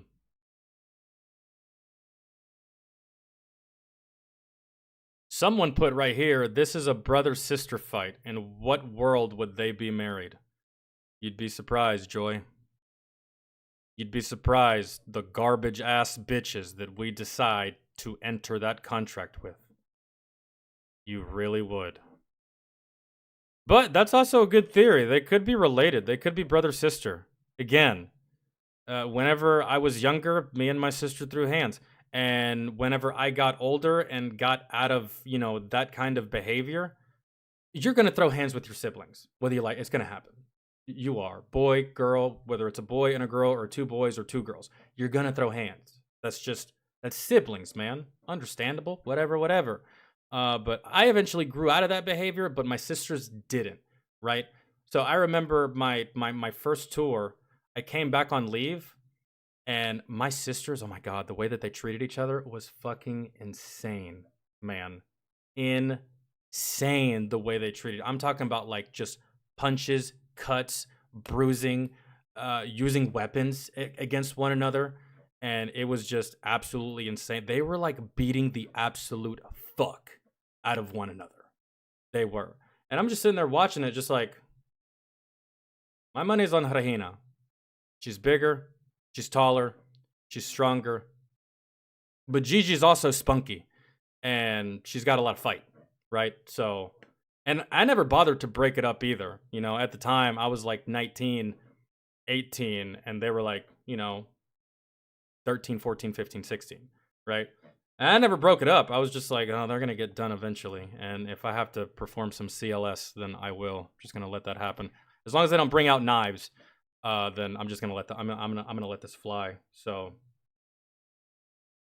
I made sure they didn't actually kill each other, but I just stood there, let it happen. I was like, they got to do it, bro. They got to get out all this aggression. They just have to. Otherwise, it might lead into something a lot more vicious and terrible. So,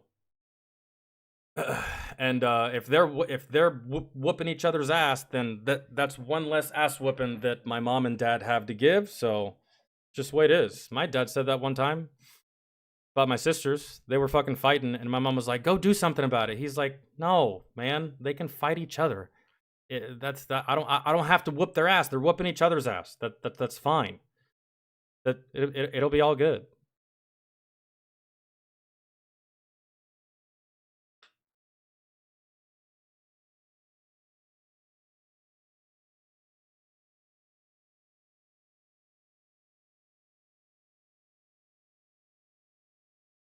That was a crazy video of blaming the man, just like the leftists. Yeah, I mean, yeah, sure, but I don't really know Tatum's. I mean, I think I do. Tatum falls on the right side, right? He's like hardcore right though. Like hardcore right, I think, for the most part. I usually just sit in the middle, man. I'm gonna use logic above all else, really, at the end of the day. And a lot of things that he said, just, I don't know, it seemed like, I don't know, it seemed like a lot of these like dating things and all of these like self-help, I'll be your internet dad / big brother type shit, that they all spout the same kind of shit when it comes to men, whilst not actually diving into the root of the problem, which is we don't hold these females accountable, man. So maybe not sure.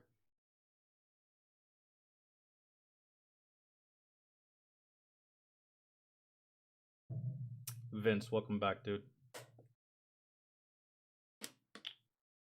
And we see it time and time again. All right. Sorry if y'all couldn't hear the, well, I can apologize, but sucks that we couldn't hear it all that well, but we still did hear it.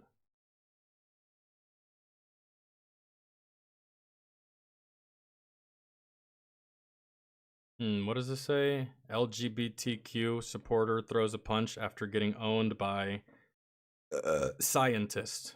Oh, is this female on female?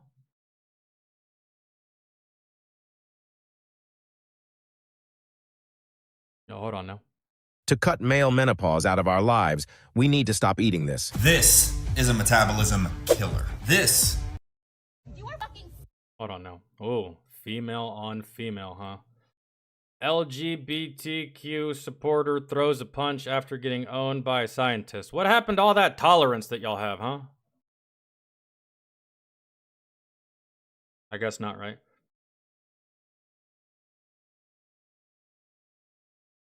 What happened to all this progressive behavior? I guess that goes out the window whenever you get a little bit angry, I suppose. I love this channel, by the way. Poor Man's Podcast.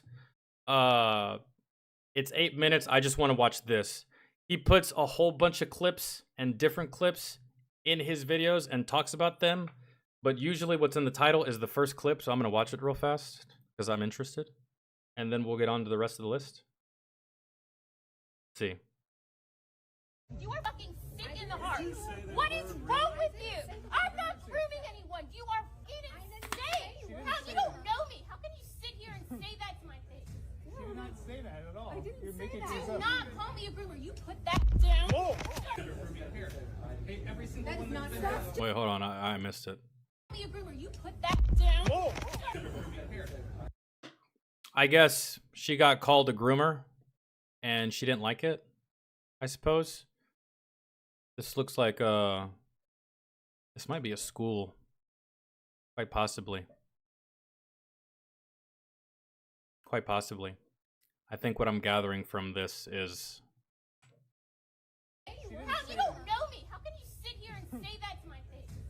yeah, I see children in the background. This might hold on. Or that might just be a small little woman. I'm not sure. No, that looks like a kid. I'm not sure. Could be a school, high school, college campus, whatever. She got called a groomer. She didn't like it.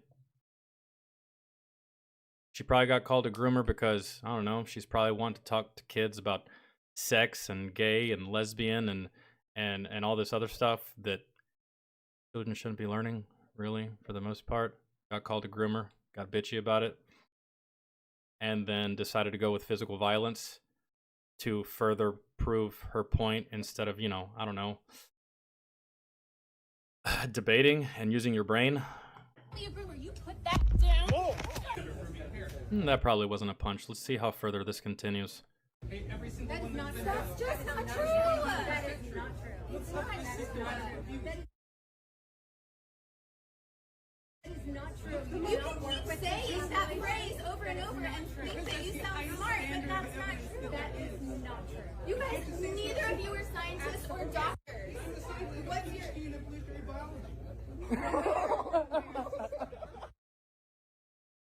Shit on. Well, you are a scientist. Gotcha, bitch! But saying that phrase over and over and think that you sound smart, but that's not true. That is not true. You guys, neither of you are scientists or doctors. I think it's so funny whenever people say that. You're not a scientist. You're not a doctor. Are you, though? You're not either? Oh, okay. So you should probably just shut the fuck up as well. What's your I got a PhD in evolutionary biology. Yeah, he's definitely a scientist. And you're just a really triggered Karen. That man has a PhD in evolutionary psychology, so he's a doctor and a scientist. He's been waiting his whole life to use that line. It's getting so bad that in some schools they have after school. I knew it was a school. That's just the vibe I got. That's what it felt like. I knew it was a school. And they're probably calling y'all fucking groomers because y'all are wanting to introduce all of this perverted shit into the school system. For some weird, ridiculous, very odd, and very strange reason. I mean, I know why. It's because it's not like you can come up to me and talk about this shit because I'm just going to tell you to get fucked and kick rocks. But you know who's not going to tell you to get fucked and kick rocks? A fucking third grader. They're actually going to hear you out as you proceed to try to fill their head with fucking dumb, moronic bullshit, flawed logic, and just fantasy fairy tales. And try to replace the parents, really, at the end of the day. School programs where they're doing pledge allegiances to the pride flag. Yeah. All right. I pledge my heart. I pledge my heart To the rainbow. to the rainbow Of the not so typical gay camp. of the not so typical gay camp. One camp. One camp. Full of pride. Full of pride. Indivisible. Indivisible. With affirmation and equal rights for all. With affirmation and equal rights for all. That's the gayest, most gross shit I've ever fucking seen. I'm off this. I'm off this. Y'all should be ashamed. These poor kids. These poor children. These poor fucking kids. Grooming. Because, you know, in the big boy adult world, no one gives a fuck that you're gay. No one gives a fuck that you're lesbian. No one gives a fuck that you're trans. But for some reason, the LGBTQIA goddamn WD-40 community, y'all want so much affirmation. Y'all want to be accepted so bad. And it's not that we don't accept you. We just don't give a fuck about you. We got shit to do. We got places to go. Some people have kids to raise. Some people have jobs. So, right? You know, so we don't care. But y'all want to be validated so badly. So badly. Y'all just go and talk to the children instead. Fucking weird. You're fucking gross. And I would yank my kid out of that goddamn school so fucking fast, it's not even funny. No.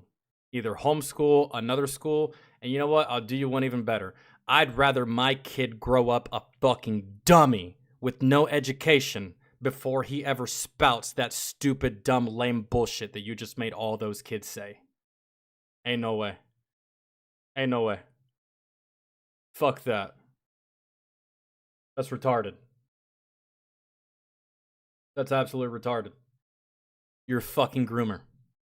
If you agree, or try to push, or perpetuate any of this shit. Be gay at home. Be straight at home. Be whatever you want at home. That's not good enough, though. Not good enough, though. And I don't know why. I don't know why y'all have to do this. Like, I've never really felt it a need or a want to just go out and scream, I'm straight, I'm straight, I'm straight. Hey, third graders, I'm straight, I like women, I'm straight, I like women. Hey, preschoolers, I'm straight, I like women, I'm straight, I like women. Because that's fucking dumb. Yet y'all do it with y'all's little whole fucking community, and that's retarded. Sorry to be the bearer of bad news, you're an idiot. There you go. There it is. Cold hard truth. Not sorry. Here we go. That one. I wonder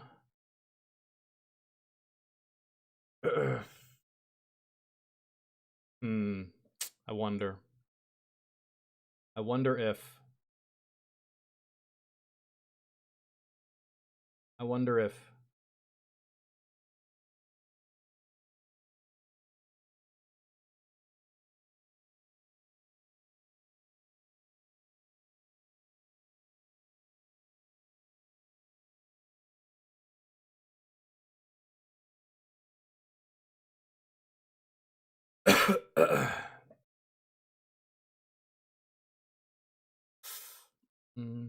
I wonder what is next.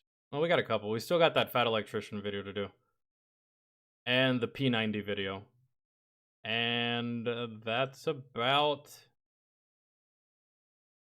Oh no, and we have to do that one. 15 home security gadgets. Okay. Oh.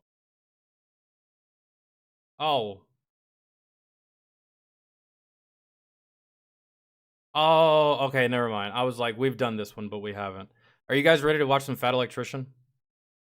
I'm not going to do Drake's right now because he's not here. And if we have time, we can do it afterwards. It's not really imperative, but Vince is here and y'all like Fat Electrician. And so do I. So we are going to go with that. America's Warhorse Marine. Not to be confused with another animal that served alongside the Marines known as the devil duck. So let's the Marines won the duck in a poker game and then took it to war to impress the ladies. Actually, they took it to war and then brought it back home with them to impress the ladies. Yeah. At least I think. Let's see.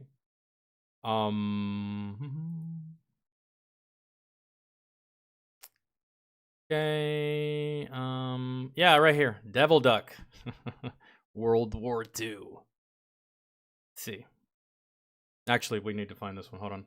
America's Warhorse Marine.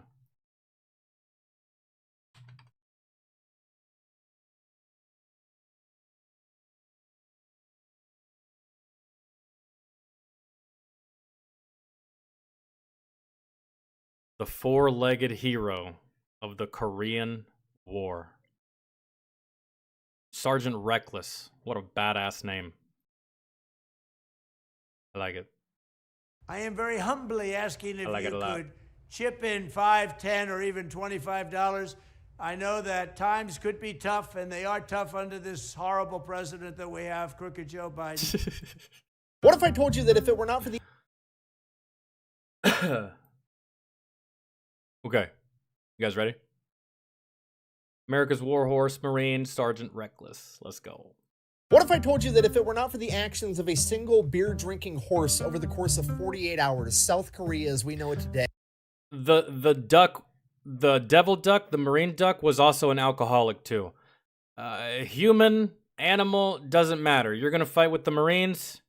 If you're gonna fight with the Marines, you're gonna drink like a Marine. That's just the way it goes. That's non-negotiable. Would probably not exist. Today we're talking about the greatest warhorse of all time, the highest ranking animal in Marine Corps history, and the hero of Outpost Vegas. Ladies and gentlemen, Sergeant Reckless.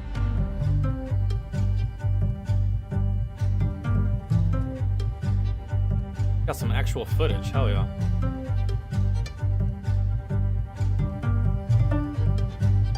All right, before we get too far in this video, we do have a sponsor for a couple of reasons. One, I got bills, just gonna be honest with you. Two, I gotta pay the editor. And three, in the case of this particular video, back in the day, it used to be a rule that whenever Sergeant Reckless did any type of publicity, whoever did it had to make a $1,000 donation to a Marine Corps charity, and I am gonna honor that since I'm making this video about her. That being said, That's awesome. This video is brought to you by Raid VPN. Wait, no. Nord Shadow Legends. No. NordVPN, that's the one. Full disclosure, I tried to make a funny skit ad for this video where like me and my wife were both in bed, and instead of using a condom, I used NordVPN, and then I accidentally put a condom on my phone, but my skit failed miserably. Okay, get out of here, Mushu. Okay, it's fine, it's fine, it's fine. If I used NordVPN, my dog wouldn't have been able to find me because I'd be in Singapore, actually. NordVPN, your dog can find you, but your internet service provider can't. You could have taken out Okay, some. so believe it or not, I actually do use NordVPN. That's it for you if you take out even a couple strands of hair. In real life, but I use it for a different reason than any other talking point you've ever heard in a Nord ad ever, so I'm just gonna go ahead and show you guys that today. All right, so let's say I wanna start working on a new video, so I hop over to Google to find some sources. We pull up Google, and let's see what we come up with. Let's say I wanna do a video on Imo Koivunen, the Finnish guy that took a bunch of pervert. Why does it keep doing this? Come on, man. Please. Let it be. In. Google that, here's what pops up. I've got a Wikipedia page and then a bunch of websites that just regurgitate the same article over and over and over again. Now, I know that IMO is from Finland, so if I hop over to NordVPN and I actually change my location from America to Finland, hopefully, you'll get better since stories. It's his native language, Better it'll give me articles. some better sources. Yeah. 2 seconds later, I'm now connected to Finland, and as far as anybody on the internet is concerned, I am a Finnish guy in Finland browsing the web. Now, we just go back and I hit refresh, and as you can see, I have a bunch of different sources all about Imo Koivunen. So we're just gonna pick one, then I go up here, I hit translate, and now I have a new source of information for my video on Imo that I never would have been able to find were it not for NordVPN. Information that might not be everywhere.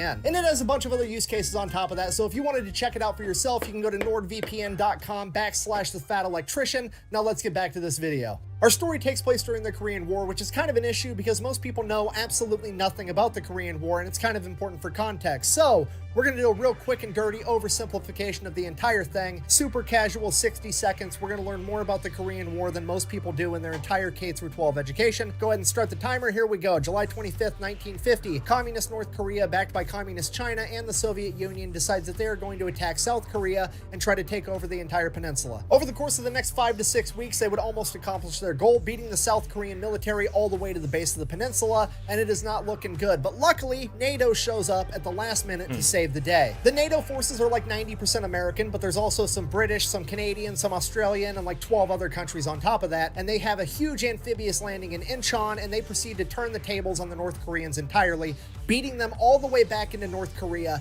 and then they continue to advance, beating them all the way up the peninsula and almost to the border of China. So now the Chinese government's kind of shitting their pants because NATO's like 30 miles off their border, and they can't have NATO coming up in their territory with their democracy and their human rights and their food. They've got to do something about this. Yeah. So China comes out of left field with their big-ass military, joins the fight, takes NATO completely by surprise, beats them all the way back down the peninsula to pretty much the original North and South Korean border, and this is where our story begins. I'm not trying to brag, but that was under 60 seconds, and I got a Lord of the Rings reference in there. I'm having a really good day. Okay, now that we're on the same page, October 1952, here's what the front line looks like. Each one of those triangles represents a hill, and on top of those hills is a bunch of NATO troops. Basically, at this point in time, NATO is now just trying to hold this line long enough to force the communists to sign a peace treaty and preserve South Korea, because, as it turns out, this long string of hills is almost the exact same border that South Korea was before, so if they can utilize these hills to hold the high ground, maybe they can get this accomplished. Why do they want to hold the high ground? Well, because high ground is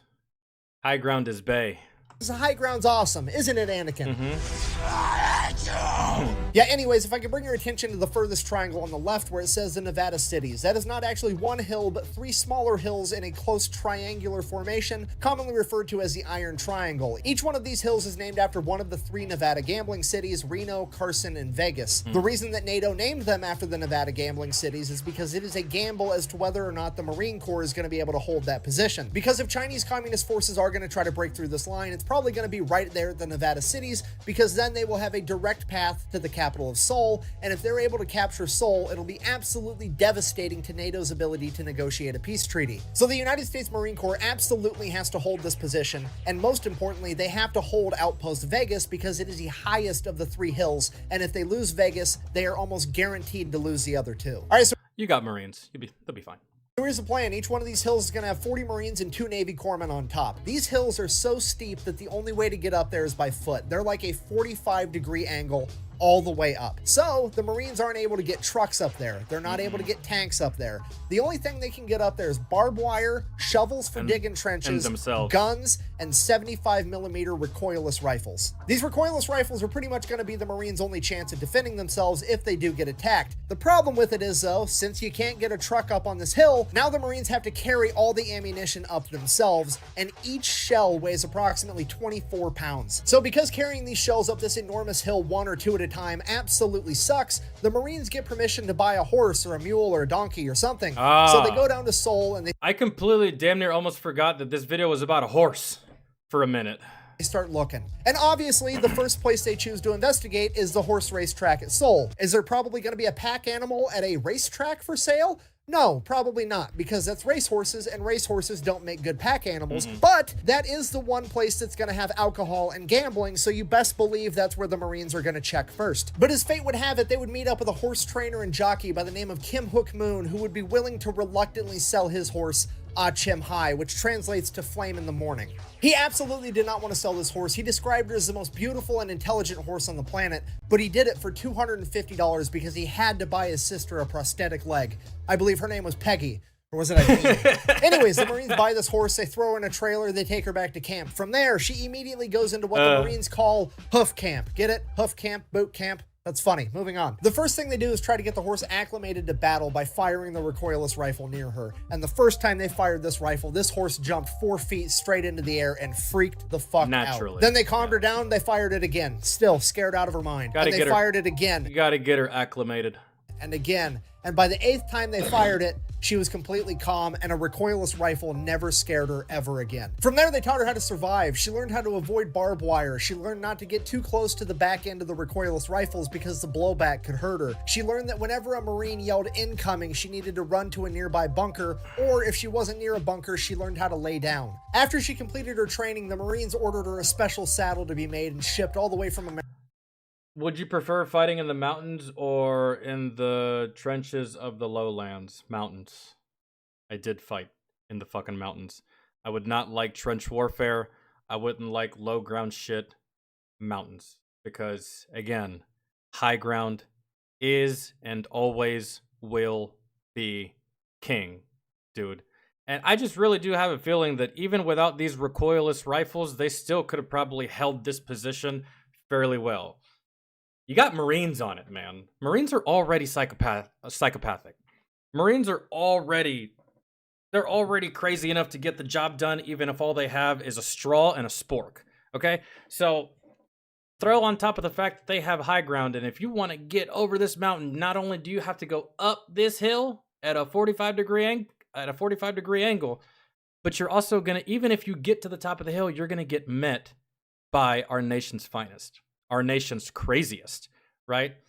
That's if they don't, and that's if you make it up the mountain. They're going to see you coming from miles away because, again, high ground, right? So even if you made it up to the mountain, even if you survive long enough to make it up there, you're not making it over. That's my opinion. I would always prefer high ground over anything else. America that would allow her to carry a bunch of recoilless rifle rounds. Until then, though, she began helping the Marines any way she could, mainly by helping string communications cable between the different outposts and the ammunition point, and she could string more cable than 10 men combined. At this point, the Marines really started to like this horse, so they decided they were going to give her a new name. Reckless, named after the recoilless rifles, which were commonly referred to as reckless rifles. And from that point on, she just became another one of the guys, and that's exactly how the Marines started treating her. She began eating whatever the Marines were eating. She loved bacon and eggs, She loved beer, and apparently, if you were ever having mixed drinks, Reckless would walk up to you, nudge you with her head, and stick out her lower lip, and let you mix a mixed drink directly into her mouth. Then her special saddle shows up, and she starts kicking ass on the battlefield. That is just fire. That is great. The only other horse that I've seen cooler than this one right here is the one horse from the first Ghost Rider movie. Remember? Oh man, what was his name in the movie? His last ride, where he goes to fight Johnny Blaze goes to fight what's his face? Darkheart? Can't remember his name. And the previous Ghost Rider before him has one more ride left in him, and he takes the horse. The horse is badass. It reminds me of a little bit. I can't think of any other badass horse that looks like this that I've seen, aside from like maybe a movie or something. She delivers 6 rounds at a time, and she can make a trip from the ammo point to the firing position twice as fast as any man can, and he's only carrying 2 rounds. She delivers so much ammo that over the course of a couple battles, the Chinese actually start to target Reckless. And this ends up being a horrific mistake, because the millisecond that Marine Corps leadership figures out that they're trying to target Reckless, they flip the script, turn around to the Marines, and they're like, boys, they're trying to kill Reckless so they can eat her because they're starving communists. At which point, all the Marines responded with, "Not on my watch." Okay, the Marines are absolutely furious. This is worse than fucking with Doc. We've got multiple Docs. We've only got one Reckless. Yeah. We can't allow this to happen. And the Marines begin fighting that much harder. And they have more ammo to fight even harder with, because Reckless is right there with them, bearing ammo the entire time. From this point Not to mention, us Americans, we love our animals.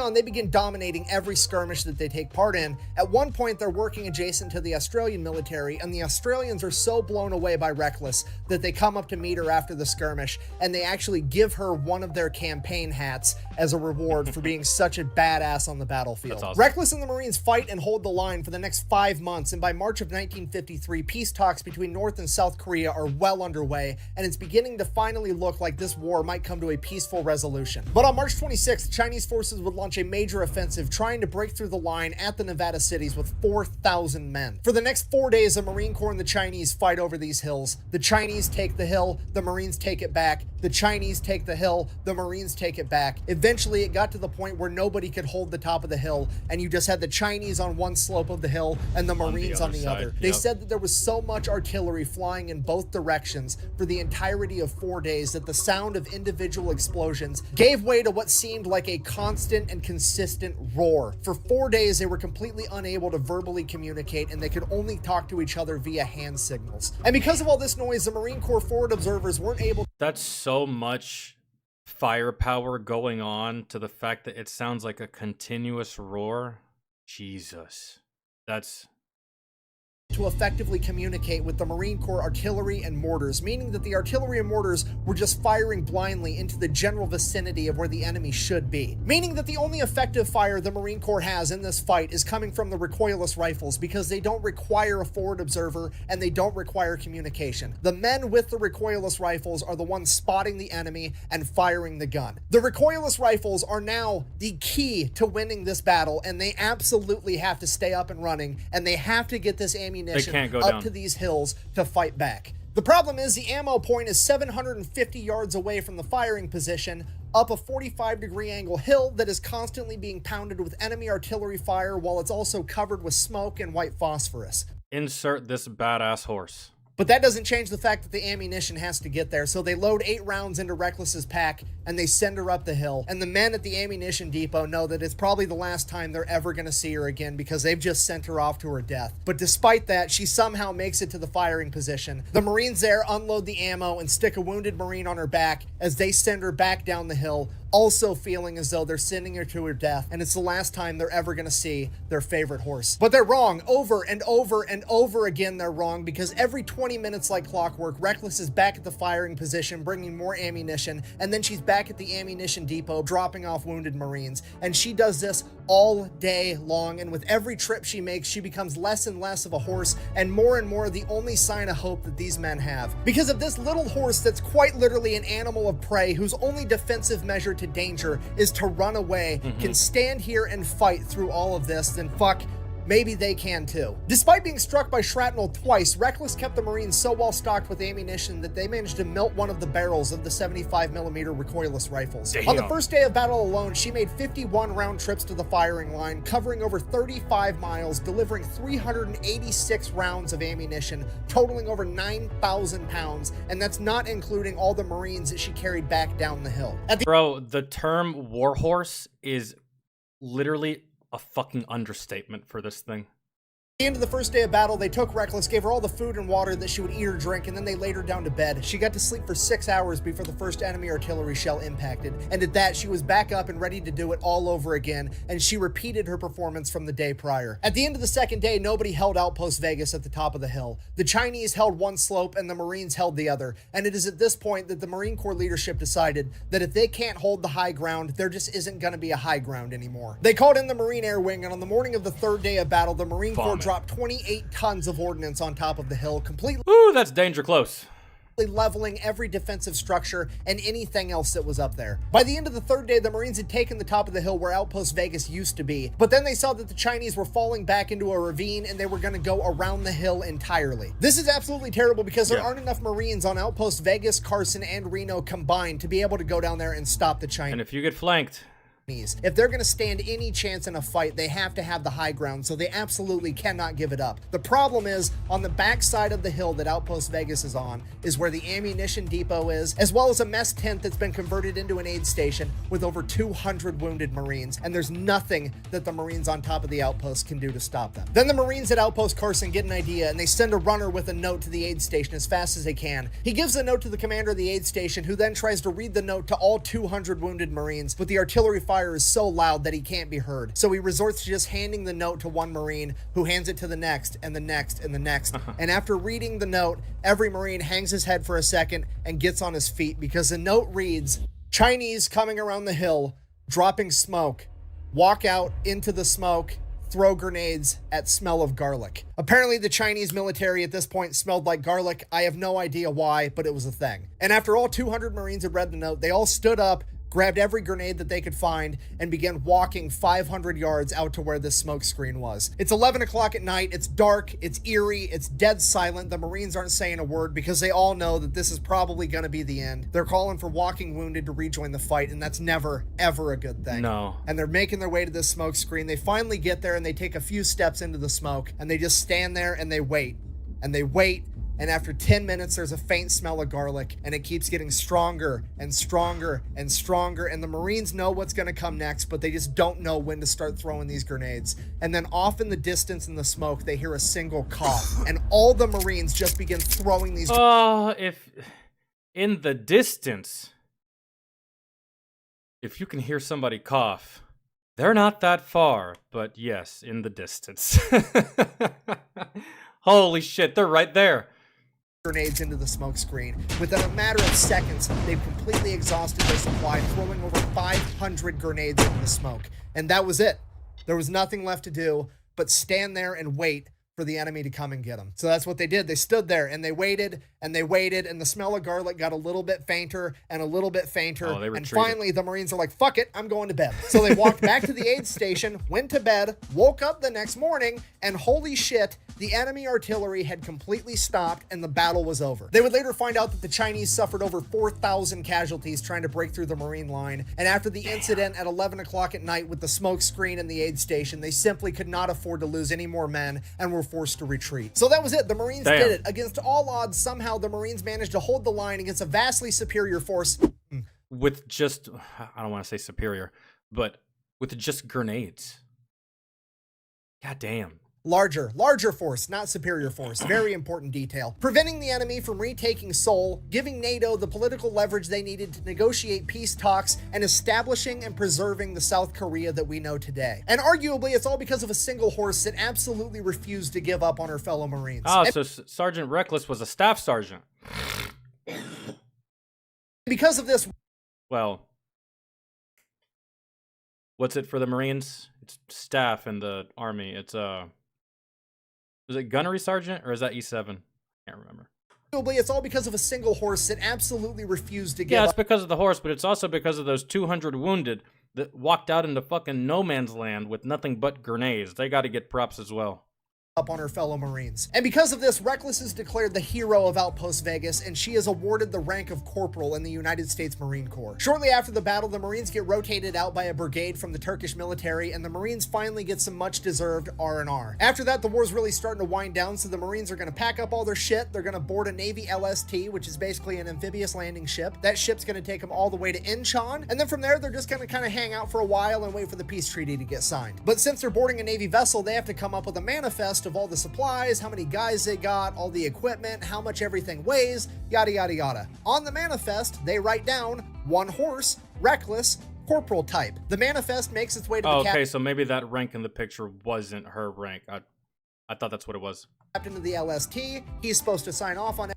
E7 in the Corps is gunnery sergeant, the equivalent of sergeant first class. Okay, so what's E6 called? I can't remember. I learned all the ranks for all the branches in basic training, but once I left basic training, I only ever focused or gave a fuck about the Army ranks. Because that's all I really ever saw anyways, until I deployed, and then I saw a whole bunch of different kinds of ranks whenever I deployed, especially being at hubs like Bagram and Kandahar and shit like that, so... Everything. He sees horse, and he's like... Oh, it's still staff sergeant in the... Oh, okay. It's the same as Army then. Okay, gotcha. So it starts to change at E7. You got gunnery sergeant and then master gunnery sergeant, which would be E8. And then, yeah. And then your sergeant major in the Marine is called, I think, just sergeant major, right? Yeah, we're not going to get caught up too much. What the fuck? The Marines are probably just messing with me. They're not actually bringing a horse on my ship. It's probably just like a pallet of beer, and they wanted to let me know to account for the weight. It's fine. He signs off on the manifest, sends it back. It's all good. Fast forward a couple of weeks, the Marines start loading all their stuff up on the boat. Then they go to bring Corporal Reckless up onto the ship, and the captain is like, whoa. Absolutely not. You're not bringing a horse on my ship. Bullshit, I've had the we are. cleanest ship in the Navy for 2 years running, and this horse is... You wouldn't even have this ship right now if it wasn't for this damn horse. Be quiet, bro. Gonna ruin that. To which the Marines are like, bro, you signed the manifest. Yeah. This is happening. Get over it. One thing leads to another. Corporal Reckless gets on that ship. Once they get Reckless, all the equipment and all the Marines on board, the ship takes off, and all the Navy members are kind of making fun of Reckless and the Marines because it's not normal for Marines to care this much about an animal, and they're not treating Reckless with the respect that she deserves. So when they demand that Reckless gets fed bacon, eggs, and beer just like the Marines, the Navy absolutely refuses, and they said they're only going to give her cabbage and wheat. So that's what they do. This upsets Reckless's stomach, and she proceeds to shit all over this boat for the next 3 days. A couple days later, Reckless starts feeling better. They're almost to Incheon. They're about to port. Yeah, dude. Sergeant Reckless was a true soldier because that is most, if not all of us, bro. You leave the comfort of America and you go to a foreign country and you stay there for a whole ass year, maybe even longer, and you're eating MREs and you're eating dining facility food and you're eating all this shit, you're gonna get used to it. And then the second you come back stateside and you have Chick-fil-A for the first time, it is going to fuck your whole life up, bro. It really is. Get off this boat, everything's gonna be great. At this point, the Marine Corps officers have a brilliant idea. They decide, hey, us and our men just went through one of the bloodiest battles in American military history. The horse has been sick this entire time. You know what would make everybody a lot happier? If instead of just parking the fucking boat and getting off like normal people, what if we did an amphibious landing, you know, for fun and training and stuff? Wouldn't that be great? To which all the enlisted men are like, fucking fine, whatever, let's just do it and get it over with. So they make an amphibious landing in Incheon for training, but guess what? Reckless doesn't understand that it's for training. She thinks this shit's for real. So Reckless becomes the only horse in Marine Corps history to successfully make an amphibious landing. So the Marines get settled down in and she was still in combat mode mentally. She didn't know it was over. Incheon, and that's when they notice that there's a horse all over the news. It's in every newspaper, it's in every magazine, it's on every radio broadcast. The entire world is talking about this horse, but it's not Corporal Reckless, it's some horse over in America called Native Dancer. It's the greatest horse in the world. It's going to win the Kentucky Derby, blah, blah, blah. And the Marines are kind of getting pissed because they know for a fact that they have the best horse in the world, and it's Corporal Reckless, not Native Dancer. And the Marines are willing to put their money where their mouth is because they pull together over $25,000, which is like over $250,000 in today's money. And they publicly offer it up as a wager to the owner of Native Dancer. Hey, bring your horse over to South Korea, beat Reckless in a race, and you can have the money. But this wasn't just going to be any race. This was going to be called the Paddy Derby. It was a... This actually happened? I thought they were just talking mad shit. No, this is actually going to go down. mile-and-a-half course uphill through rice paddies, and each horse wasn't going to have a rider, and they were going to have to carry 192 pounds of ammunition. Unfortunately for everybody, Native Dancer's owner decided that they were not going to partake in this competition, so now the Marines kind of just hung out until the end of the war. Then the order comes down, hey, pack your shit, it's time to go home. The Marines are like, cool, great, grand, wonderful, how are we going to get Reckless home? At which point the leadership over at the Marine Corps is like, well, here's the thing, we don't think that the taxpayers would appreciate spending their money to transport this horse all the way back. Did you ask the taxpayers, or is that just something you're saying on their behalf? I don't think they would mind in the slightest. Back to America. For all intents and purposes of this video, Sergeant Reckless is a soldier. So she's no different than the two-legged soldiers we have, you know? So, we're just gonna abandon her here. Bullshit. To which the entire Marine Corps is like, the fuck you are. They go into full samurai mode. They're gonna figure out how to get Corporal Reckless back to America through the back channels, whatever it takes. So they end up getting a hold of a public company called Pacific Transport, and they convince the owner to take Reckless all the way back to America. Do you want to transport the most famous horse in the world? There you go. You don't really have to sell it all that much. Yep, sure, I will. The problem is Pacific Transport doesn't go to South Korea. The closest he can get is to Japan. Okay, cool. Now we just have to get Reckless from South Korea to Japan. Reckless's platoon then gets a hold of the Marine Corps Air Wing, and they convince those Marines to let them smuggle Reckless onto a cargo plane going from South Korea to Japan. From there, they get Reckless onto the Pacific Transport ship. They take him all the way back to San Francisco, where the Marines are going to re-meet back up with Reckless. Okay, fast forward, the Marines make it to San Francisco. The Pacific Transport ship makes it to San Francisco. The Marines go there to pick up Reckless, at which point they find out that Customs beat them there, and Customs called the Department of Agriculture, and the Department of Agriculture said, we're going to have this horse destroyed because she could have diseases. The Marines then explained to this guy from the Department of Agriculture. So could the Marines, and you let them home just fine. Look, this is a war hero. You're not killing this horse. No. She's coming with us. At which point, the Department of Agriculture guy is like, oh no, she's staying here and we're going to have her destroyed. Now, the Marines are kind of looking around at each other. They're looking at this pencil pusher from the Department of Agriculture, and the Marines... Are we really going to have to kill this guy? I think we're going to have to kill this guy. Drop a plan, Corporal. Go ahead. Right now. We're going to have to kill him. That's what's going to happen. Fuck this guy. It's like a version of homeowners association, but for animals. You little bitches. Without saying a word, have just communicated with their eyes. We're actually going to have to kill this guy and hide the body. Department of Agriculture guy is finally starting to piece together how quickly and how far this might escalate, and he finally comes to his senses, and he's like, okay, look, maybe, just maybe, I'll take a blood sample, I'll take it to the lab, and if she doesn't have any... You know what? I forgot how violent y'all can be. You can have the horse. Let me just do a quick little blood test. God damn, guys. Okay, you can have your way. Diseases will release her.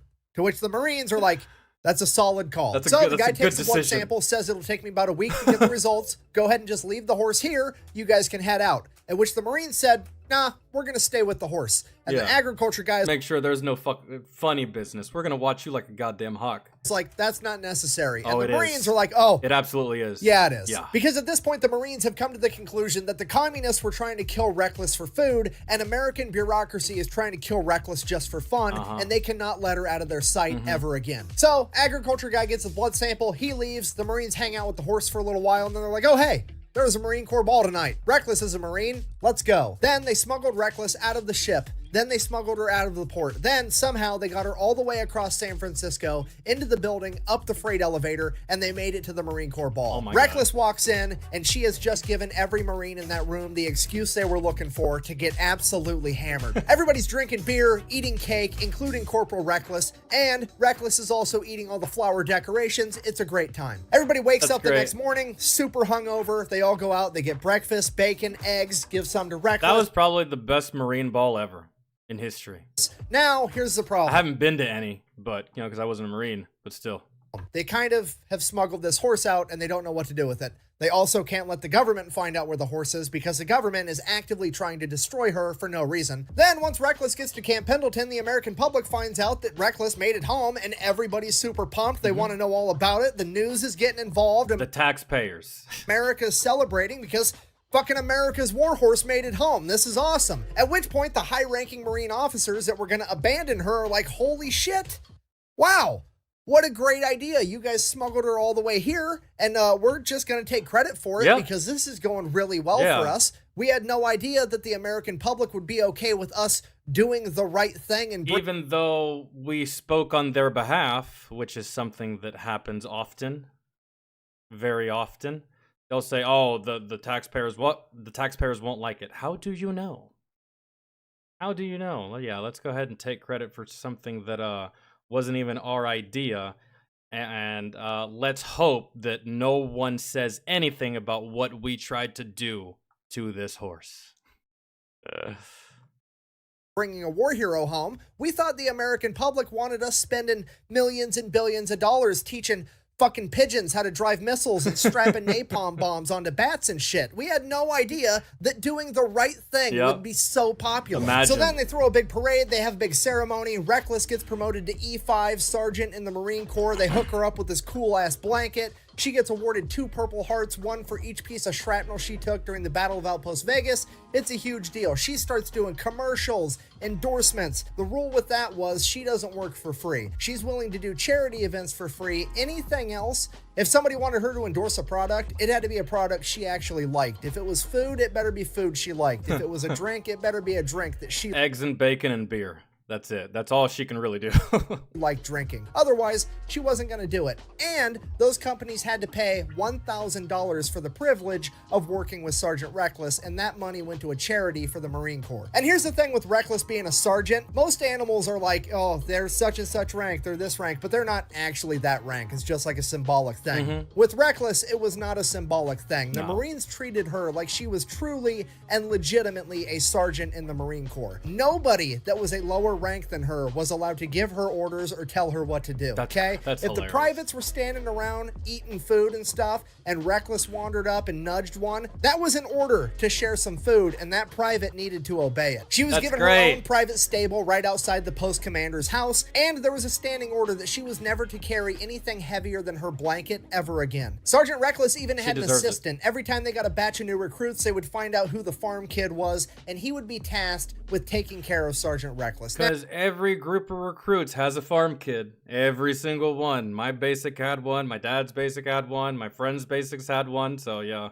Now, part of there's always that one country boy. Taking care of Sergeant Reckless was taking her out for her daily exercise. Now, how do you exercise a horse if you can't ride a horse because there's a standing order that she can't carry anything heavier than her blanket? And even if she could, you wouldn't be allowed to ride her because she's a higher rank than you. I have no idea. Neither did the Marine Corps, so they told this private, fuck, run with her. Can figure it out. So this kid just had to start running next to Reckless 5 miles a day, every day. And this pattern carried on. Every time a new kid came, he just started running 5 miles a day with Reckless, and it became a running joke. Jesus Christ, literally a running joke that whoever was taking care of Reckless was the most in-shape Marine in the Marine Corps. After a little while, the PR started to die down, but the high-ranking officers in the Marine Corps didn't want that to happen because having the Marine Corps in the headlines all the time was really good. So they concocted a plan to stay in the headlines even longer. They were going to get some badass, thoroughbred, Kentucky Derby winning racehorse in here to have a kid with Sergeant Reckless. So that's exactly what they do. They find the thoroughbred horse they're going to breed her with. They hire this PR firm getting ready for all the news and publicity and blah, blah, blah. And then in true military fashion, the officers then proceed to not tell anybody that they fucking should. You know, like the private that's in charge of taking care of Sergeant Reckless. So from his perspective, one day he gets an order, seemingly for no fucking reason, to take Sergeant Reckless over to the normal horse stables, which never, ever happens, and stick her into an empty pen. So that's what he does, and he's like, okay, cool, I'm gonna like go get lunch now or take a shit or whatever. So he leaves for a minute, and one of the other Marines comes by and then sticks just your normal garden variety Marine bucking horse in the same pen as Reckless, not knowing it was Reckless because Reckless is never in those pens anyways. So fast. There was either a fight or nothing happened. I don't know, but I can imagine this male horse walking up to Reckless talking about, hey baby, and Reckless is like, listen motherfucker, I fought in the goddamn big war. You'll address me with some goddamn respect. I'm a lady and I'm a sergeant. The fuck are you? Forward a little bit, Sergeant Reckless's assistant comes back, and Reckless and this bucking horse are midway through a horizontal jogging session. Oh no, never mind. It went fine. It's so good, and I'm so happy that Reckless actually got laid. That's fantastic. All that hard work that she did, the combat, the shrapnel, the almost dying, all that shit. Good to know she got laid before, you know, she died. He's not about to get in there and stop it. Okay, now Sergeant Reckless's assistant is having a full-on panic attack. Or no, maybe they're actually fighting. I couldn't tell. What did he say? I thought they were actually going in. Reckless and this bucking horse are midway through a horizontal jogging session, and he's not about to get in there and stop it. Okay, now Sergeant Reckless's assistant is having a full-on panic attack because Sergeant Reckless, the pride of the Marine Corps, is currently getting taken to Pound Town on his watch, and he is definitely... No, yeah, definitely so. It's just they didn't say anything to the people in charge of Reckless, yeah, so they're just like, what the fuck is going on? This was not part of the routine. Gonna be in trouble for it. So as soon as they finish, he runs in, gets Reckless, takes her in the barn. He's brushing out her mane. He's getting the scratches off of her sides. He's trying to hide all the evidence. And then while they're in the barn taking care of that, that other bucking horse gets taken out of the pen, and this big old fancy truck pulls up with this big old fancy trailer, and this big ass Kentucky Derby winning thoroughbred racehorse gets unloaded and put in the pen that Reckless was just in. He gets done cleaning Reckless up in the barn, takes her out, and everybody's like, bro, what are you doing? Reckless is supposed to be in there with this other horse. Get him in there. So then all those guys leave to get lunch or do whatever, and Sergeant Reckless's assistant is like, okay, there's no way I'm leaving. I'm not going to have this happen again. I'm going to stay here the entire time and make sure there's no hanky-panky. There'll be no riding the baloney pony around here ever again. I got to make sure this does not happen. So he sits there and cock blocks this thoroughbred the entire time. So as far as he's concerned, mission accomplished. Nobody ever needs to know that Reckless got deflowered on his watch. It's gonna be fine. Then, fast forward 28 days later, he shows up at Reckless's stable first thing in the morning to take care of her, and there's a bunch of high-ranking military officers and a bunch of news crews right outside the stable. He rolls up like, what's fuck is going on? What's going on? Yeah. And the general is like, Reckless is pregnant, and he's like, oh, okay, that's a good thing. And they're like, yeah, no, that's great, that's a terrific thing. And he's probably just like, oh, thank God. I thought I was going to get court-martialed. Holy shit. Oh, I'm so relieved. At this point, the news crews have kind of put together that this is a kid in charge of taking care of Sergeant Reckless, so one of them yells out, hey, what's the name of that thoroughbred racehorse that she's having the baby with again? At which point, he just responds like, what are you talking about? I don't know its name. It was just one of the random Marine bucking horses we had in the pen. Record scratch, dead silence, pure confusion. The general grabs this private, yanks him around the corner of the stable. It's like, what the fuck did you just say? So he explains to the general everything that happened. Like, yeah, dude, like it was just, it was a one-night stand and I wasn't paying attention. I went to lunch. They said, put it in the pen, and that was it. It was kind of like it was a no-name. It's just like, it was sex at first sight, dog. I could, fuck. And the general is like, you idiot. Reckless was supposed to sleep with that big-ass thoroughbred racehorse. To which he's like, No one told me. Somebody should have told me that. I don't know what to tell you. So now the plan is officially ruined. The news crews leave, and the PR firm has to figure out how to piece this thing back together. And the plan they come up with is to get a big-ass sign and put it up on the hill by Camp Pendleton, and the sign simply says, "It's a... ... Yeah, if you're not picking up what I'm putting down, in the plot twists that absolutely nobody saw coming, the United States Marine Corps is actually responsible for inventing gender reveals. And that's how they still managed to generate a bunch of hype for Sergeant Reckless's kid, getting the entire world to speculate as to whether or not it was going to be a boy or a girl. The pregnancy goes great. She goes on to give birth to a colt, aka a boy. They go out, write boy in big blue letters on their sign, and then the Marines throw a big ass party because they're amped, unwittingly throwing the world's first ever gender reveal party, which I'm gonna hold against the Marine Corps forever. But now everybody wants to know, what are we gonna name this young colt? So the high-ranking Marine officers step in again, and they're like, I have another great PR idea. Let's have a competition where all the Marines can submit their ideas for names. Ooh, I don't know if that's a good idea. We're talking about soldiers here. We're talking about Marines. Lower enlisted, too. It almost reminds me of, like, whenever, remember whenever Mountain Dew said, Mountain Dew put out a thing, and they were like, calling all Mountain Dew lovers. If you're a fan of Mountain Dew, we're looking for a new name for our product. Do you have any ideas? That went very poorly. Somebody submitted an idea that said Hitler did nothing wrong. I don't know. We'll see how this goes. We'll pick the best one, and that guy can win a week of leave. Brilliant idea. So that's exactly what they do. Hundreds of Marines send in their ideas for names. The front runners were like Semper Fi, Freedom, Liberty, okay. Pretty generic stuff, but that's what you have to do when you have a big public figure like Sergeant Reckless and her new baby. But the commanding officer in charge is just like, I don't like any of these names. I'm going to name it myself. So he just decides that he's going to pick a random private and be like, hey, you're the winner, even though you didn't pick the name, but I'm just going to say you're the winner so I don't look like an asshole. And then he named the cult Fearless, which, that's a great name. I'm just getting really, really jaded with bureaucrats and high-ranking officers in this video for some reason. Sorry about that. The past couple videos, there's been a lot of fucking dumbass officers and stupid bureaucrats that just like to get in your way for no reason, so yeah.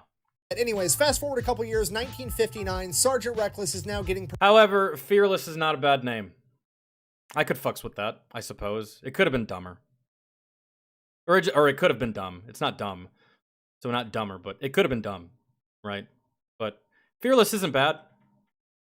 Promoted to Staff Sergeant Reckless, E6. There's a 1,700-man parade, a 19-gun salute. The Marines make a huge deal out of it because, well... Reckless deserves it. So that's what they do. And in the crowd that day was none other than the new Private Fearless of the United States Marine Corps, which I thought was pretty cool. Later that year, she would give birth to another boy named Dauntless. And then a couple years after that... I like that one better. Dauntless. That one's better. I like that one better than Fearless. She would give birth to yet another boy named Chesty, named after Chesty Puller, the most decorated Marine of all time. And as rumor has it, the last Marine to ever ride Reckless. From there, Sergeant Reckless would retire and spend the rest of her life living on Camp Pendleton as the highly regarded, highly respected war hero that she was before passing away in 1968. So in conclusion, this has been the story of Sergeant Reckless, the hero of Outpost Vegas, America's greatest warhorse, the four-legged Marine that fought during the Korean War, which is commonly referred to as the Forgotten War. But as is the case with most of us, it's not that we forgot it, it's that we were never taught about it in the first place. So if you made it this Facts, I didn't learn about this in school. Ever. I'm just learning about it now. This far in the video, I really hope that you learned something. If you wanted to support the channel, best way to do that. And I don't recall learning much about the Korean War in school either.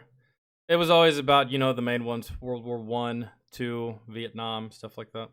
Let's go check out thefatelectrician.com. We got merch. I got a Patreon with deleted scenes. Quack bang out, Otherwise, bitch. Until next time, quack bang out.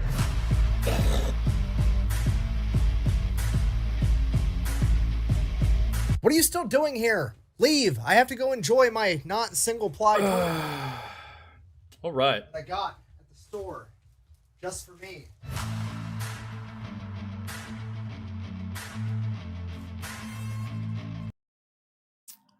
All right. What? Oh, This will revolutionize your shaving routine. All thanks to manscaped.com. That was good. That was fantastic. I didn't know about that. Always a good video. Bye, fat electrician. Oh, did we get another one? Did we get another fairy? Bye, fairy. Did we get another one? Another salty little bitch from my Angry Cops video that has 0 reading comprehension and doesn't know how to listen or pay attention. Did we get that? Was that what that was? Maybe? I don't know.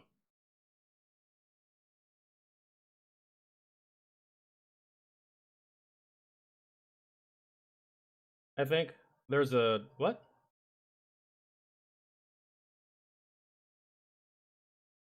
I'm sorry if I wasn't reading chat. When it comes to these longer videos, I try not to read chat all that much because then the video ends up taking really, really long. And I have to edit some of these things to upload them, so my bad on that.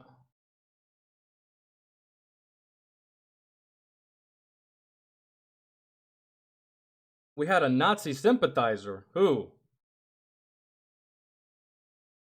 Who? Yeah, fuck it. Doesn't matter.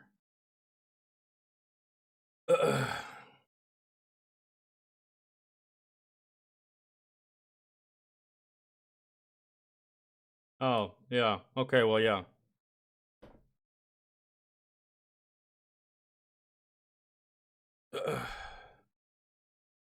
We don't associate with those kinds of people. Yeah, get the fuck out. Get the fuck out. Don't fucking need you. Don't fucking want you. I'll find subscribers and viewers elsewhere. Definitely don't need you. That's weird. Bye.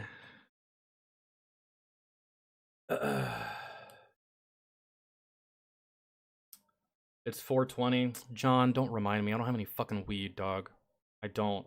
And even if I did, I can't really smoke right now. As in, I can't really smoke because taking care of my little niece. I can't really be high doing that. You know, I gotta remain responsible. But when I go on vacation to Puerto Rico, I'm fucking blowing down so hard. I'm just gonna sit on the beach, just watch fat asses walk by all day. High as shit with one of my uncles. That's my plan.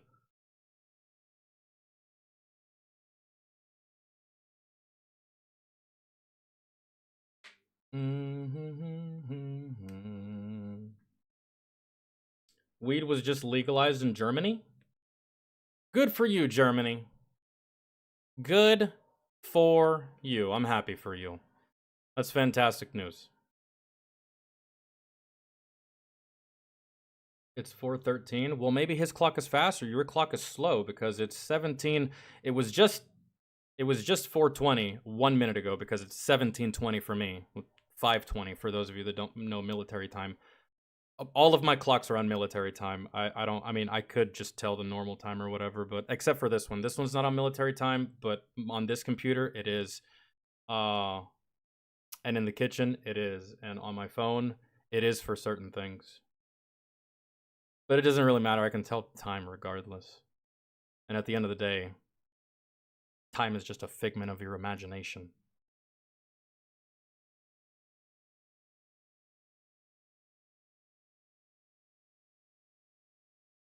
Seems like a fun place besides all the hurricanes. Yeah, I mean, I wouldn't.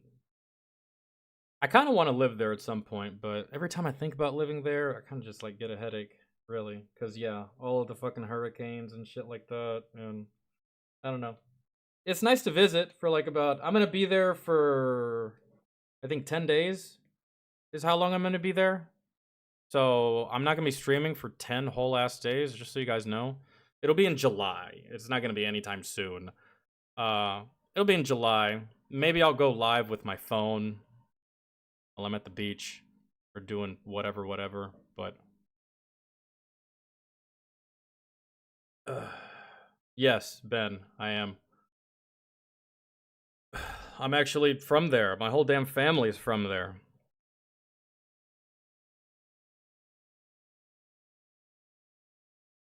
Have you seen Devotion? No, amazing Korean war movie. By far the best and all-time favorite as far as Korean war movies or just war movies in general. I haven't seen it. I do like military movies though, given that they do it correctly. Because I have seen some military movies where it's just like, bro, did y'all even research? Did y'all even talk to a soldier? Did y'all even talk to a veteran? Did y'all consult with anyone? Because this is ass. What the fuck is going on here? Why even make a movie if you're not gonna do it the right way? Super accurate, good. That's what I like. There's just a lot of movies, man. They decide to do some military shit, and it's just like, I don't know, man. We're gonna make a movie about this. Let's just pull up a cinematic of like Battlefield or something. Let's see what they did on the Call of Duty game, and we'll just match it up with that. Like, man, you.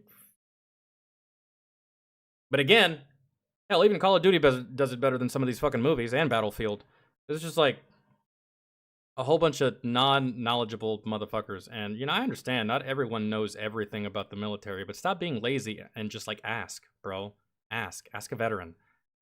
Go to a military installation and be like, I'm making a movie. Do y'all want to give me any advice, tips, feedback, information? I guarantee you're going to have a whole bunch of soldiers that are going to be more than willing to talk to you and tell you some shit. But they don't do that, bro. They just slap some shit on the fucking screen, call it combat, and we're all over here just like, Nah.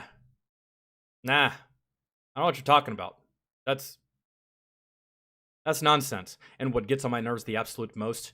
Uniforms, man. That's like my biggest pet peeve. If you fuck up the combat, I'm still annoyed, but it's combat. And sometimes the most unconventional shit has worked in combat. So I can't really hold you too much for the combat. There's been tons of things that have happened in combat that are not conventional in the fucking slightest and wouldn't even be recommended, but it happened, it worked, yada yada. However, the uniform is never. I hate when they fuck up the uniform. I hate when they fuck up berets. I hate when they fuck up boots. I hate when they fuck up the name tapes and the patches and the rank. And hell, even things like, man, I saw this one movie. I can't even remember what it was, man. It was just a big flaming piece of shit. And there was some captain that was like, he looked old enough to be my grandfather if my grandfather was still alive. And I'm like, bro, this guy's a captain? He looks like he's 72 years old. How is this guy a captain? This guy should be like a fucking 27-star general. This guy should actually be on Capitol Hill as like a politician. A captain? Gray hair? Fuck it, like, get out of here. But some of that shit gets on my nerves too. Like, they don't really do a good job of like matching the ranks to the age and matching, it's just like. But there's a lot of good movies that, you know, they do it correctly. Just, I don't know, that's just. I think that's what it was. I can't remember what it was called. Was it with Steven Seagal? I can't remember. I was like, this guy's what the fuck? I don't know. No, I don't think it was with Steven Seagal. I would have remembered seeing his ass in there. I don't know. Truly. And someone asked me the other day, what was like the most accurate military movie that I've seen? And it would probably have to go to like Outpost. The Outpost, I believe it's what it's called. And then Restrepo. And Restrepo's not even a movie. Restrepo is, well, it is a movie. But there's no actors in the movie. It's all real soldiers. And it's all real soldiers that I served with at one point. And I know a few of them. A couple of them are no longer alive. And so that was very accurate because it was actually real. It was just a camera crew shadowing these soldiers on their patrols, on their missions, when they got attacked, when they got in firefights. So it's accurate as fuck because it's real as fuck. What you see is what you get, and what you see actually happened in real time. So that one and probably The Outpost was some of the most accurate ones that I saw. You know.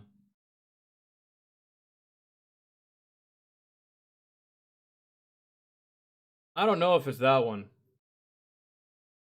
I still haven't seen Fury. I'm sorry, guys. I want to watch it. I want to watch it. Brad Pitt, Shia LaBeouf, John Bernthal. I want to watch it. I still haven't seen it. I'm gonna.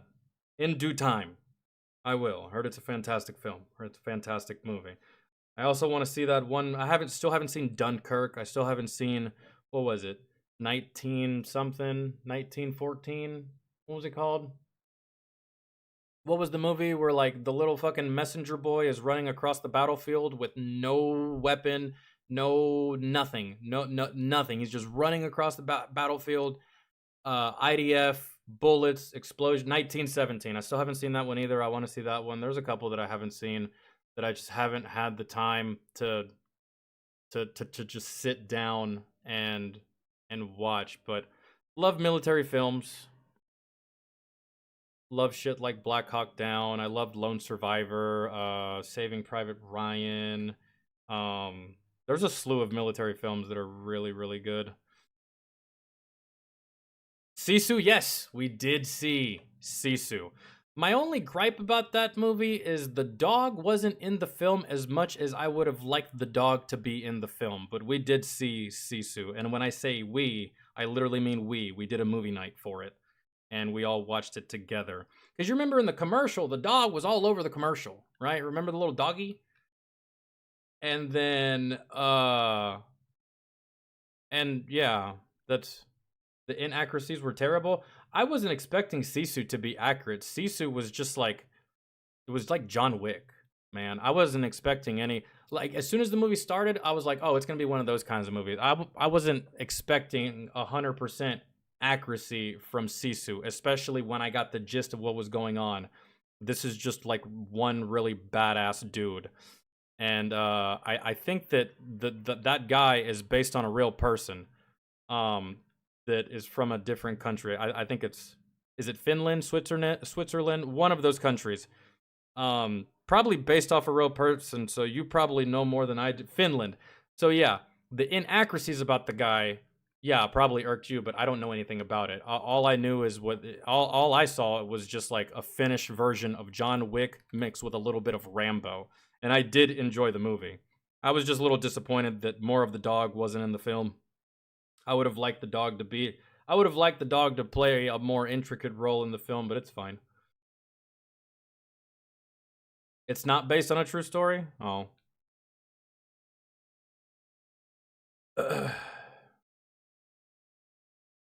Yeah, I mean, I don't know too much about the history. I just heard people saying this was based off something, blah, blah, blah, blah, blah, or like loosely based on something else and yada, yada, yada.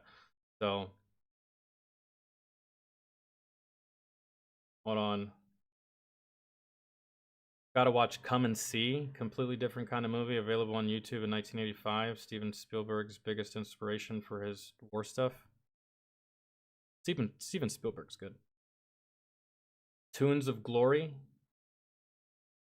There's also a really good film. I don't think I've seen that one. So loosely based. Got it. Come and See, horror movie and a war movie. All right. You know what? Let's Google something real quick. I'm not gonna put a number. I'm just gonna put top war movies of all time and see what I recognize, see what I don't recognize, and see what the internet considers to be the top war movies of all time. Let's see.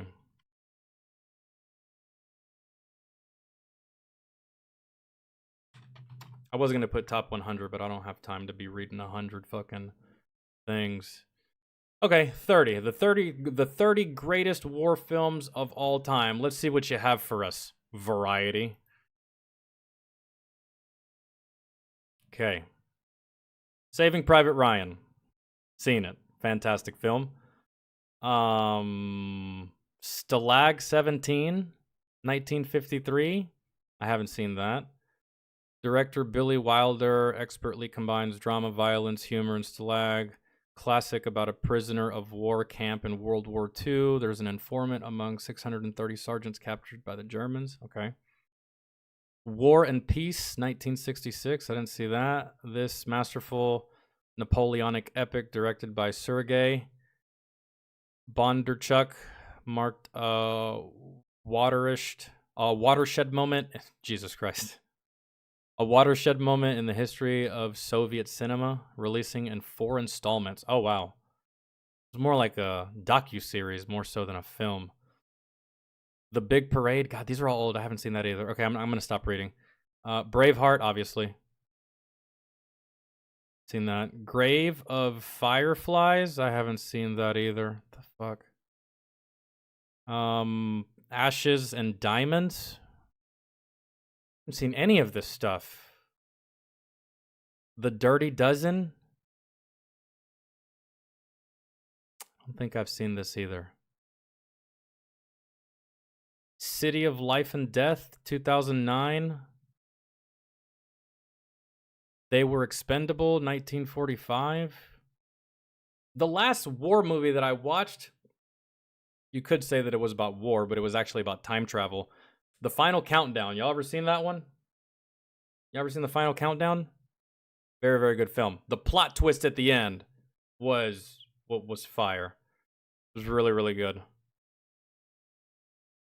Oh! This is good. Three Kings. I completely forgot about this one. Ice Cube, Mark Wahlberg, George Clooney. Yeah, man. They went rogue as fuck and decided to try and find, not only find, but steal all the Kuwaiti gold, the bullion. This was a really good. I like this movie. I saw this movie when I was a kid, and I've seen it multiple times. Fires on the Plain, 1959. I haven't seen that. Inglourious Bastards, fantastic. I've seen that. Rome, Open City, haven't seen it. The Deer Hunter, haven't seen that either. The Steel Helmet, haven't seen that either. Glory. Oh, this has. Matter of fact, does this have Denzel Washington in it? It does. I just recently saw a clip of this movie via YouTube Shorts. I haven't seen this with Morgan Freeman and Denzel. I haven't seen this, but I did just recently see a clip. And there's a scene in there where Morgan Freeman's character gets hella fucking mad at Denzel's character and slaps the shit out of him. Show some goddamn respect, boy. The only real N-word here is you. Right? That shit was, I might have to see this. It follows the men of the 54th Massachusetts Infantry Regiment from their fraught formation to their valiant fight at the disastrous Second Battle of Fort Wagner. Yeah, I might have to see that. All Quiet on the Western Front. I haven't seen that. Platoon. I did see this as a kid. Oh, there you go. You just talked about it. You just said it. Come and See from 1985. All right.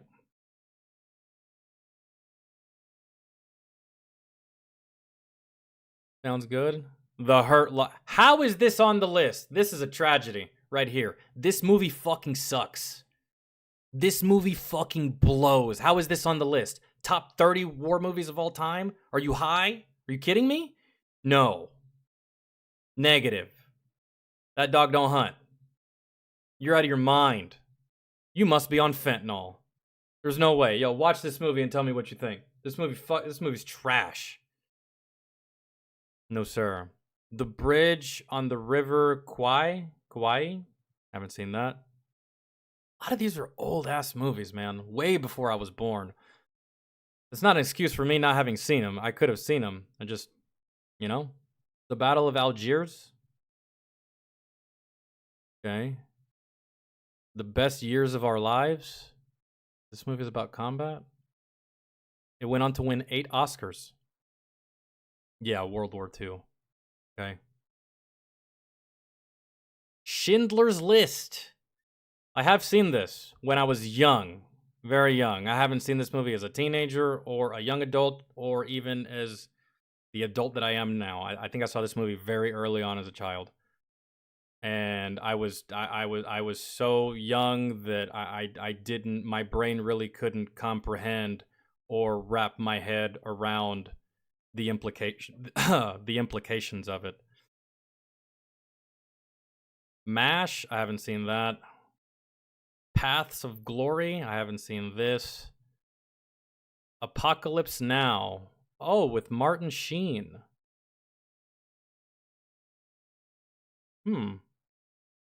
Francis Cord. Coppola's Apocalypse Now. I haven't seen this. Such a cultural institution that, okay, Heart of Darkness adaptation, updated to reflect Vietnam, but so much of the film's power is wrapped up in the madness and obsession of making it. Pain and fury bleed through every scene. Blah, blah. Nightmarish air attack to set Flight of the Valkyries to Marlon Brando's chilling performance at the film's end. Okay. Yeah, I haven't seen this. Did they... Was this a remake? I could have swore something like this released with like somewhat the same name. They didn't remake this movie, did they? In like the times we're in now, like modern times, like post 2000.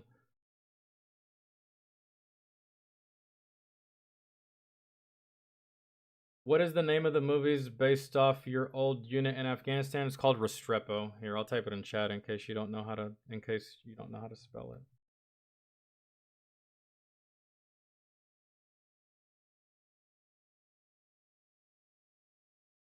No, but they made a game, Spec Ops: The Line.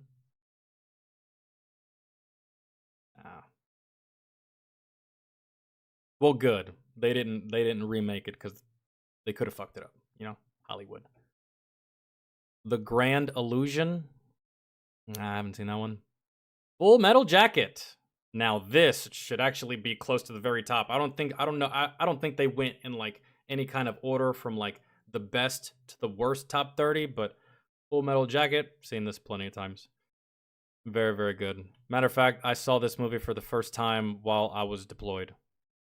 I didn't see this movie as a kid. I didn't see this movie as a child. I didn't see it. I saw it as a teenager because I was a teenager when I was deployed. But I saw this movie for the first time while I was deployed, I think, if I can remember correctly. Saving Private Ryan, one of my favorites. And that was it. That's it. A lot of movies in there that I haven't seen that I just don't recognize that I'd never even knew existed. So. Let me just go through here. Thin Red Line, haven't seen that. Okay, it's going to show all the best ones right here. We Were Soldiers, fantastic film. Enemy at the Gates, I don't think I saw that. Black Hawk Down, amazing. Three Kings, great. Haven't seen Glory. The Pianist. The Pianist is a war movie. I haven't seen it. Master and Commander. The Lost Battalion, haven't seen. Last of the Mohicans, I have seen actually. Courage Under Fire, I did see this. That was a good film. I think it was like Meg Ryan, I believe. Denzel. Patton, haven't seen that. What is this? Born on the 4th of July. We were supposed to do a movie night for that, and we never did. Gettysburg, I never saw. Very familiar with the conflict, though. I saw it again. The Patriots, seen it. Hamburger Hill, haven't. Pearl Harbor, seen it. Saints and Soldiers, haven't seen it. Life is Beautiful, haven't seen it. The Longest Day, haven't seen it. Behind Enemy Lines was so good. Owen Wilson and Gene Hackman, so good. I don't think I've seen Wind Talkers. What is this? Good Morning Vietnam. I don't think I saw that. Is that Robin Williams? Huh. Tears of the Sun, I've seen. Casualties of War, I haven't. Gallipoli, I haven't. Wow, here I thought that I had seen a whole bunch of war movies. I actually haven't. I mean, there's so many, but, you know. Das Boot, I haven't seen that. And then Ride with the Devil is the last one right here on this list. I haven't seen that one either. More? Oh, shit, a whole bunch of them right here. Holy, okay. 7 Days in May, no. What else I haven't seen? Empire of the Sun, I haven't seen. at all. Lawrence of Arabia. I never saw that.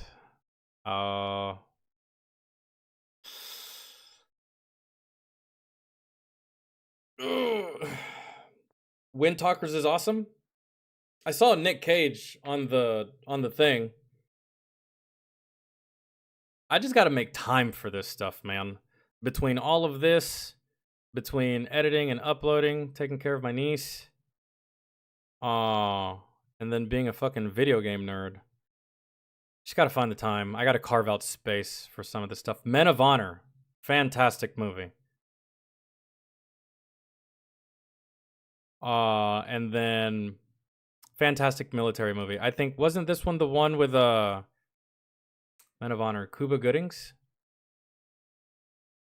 Where he's like an underwater diver? I think. Right?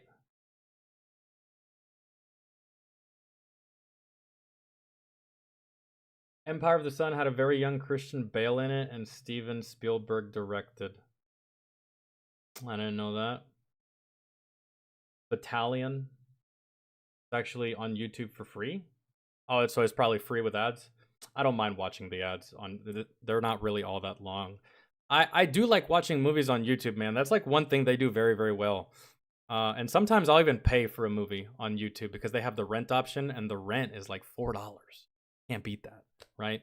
It's either $4 or free with ads, and the ads aren't that long, and you can even skip them, right? So I still haven't seen Midway. So I was right. Yeah, Cuba Goodings plays, yeah, the diver. That was a really, really good movie. What was the one called with Jack Nicholson and Tom Cruise? You want me on that wall. You need me on that wall. Don't fucking question me. You goddamn right I ordered the code red. Yeah. What was that called? Few Good Men. I love that one too. Love that one too. He played into his ego masterfully. He's like, I'm just going to make you tell on yourself, bro, because you hate getting questioned. You hate having to explain your actions because you think you're the bee's knees, and you probably are, but guess what? You got one of your soldiers killed on some stupid shit. So, very, very good film. Yeah. No officer would ever admit to ordering a hazing event. Yeah, you're right, but he did it in a slick way. He just appealed to his ego. But you also want to know what officers don't like? They're not going to admit to that shit, but they don't like getting questioned. They don't like their actions being questioned. Because to them, they have the highest responsibility in the entire nation, and that's to protect the nation, right? They don't like being questioned. They don't feel like they have to explain themselves to you, especially some fucking lieutenant. Not only a lieutenant, but a fucking lawyer. They don't give a shit. And when you question them like that, and you put them on the spot, and you make them feel kind of like pressured and shit like that, they could. They never will, but they could, right? So it wasn't outside of the realm of possibility.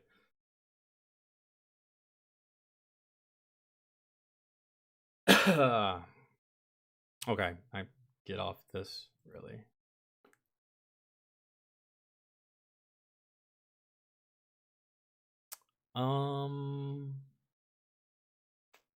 Yeah. All right, so we're not gonna do the Tom McDonald video today. That's because that's music. We'll either do it tomorrow if I go live.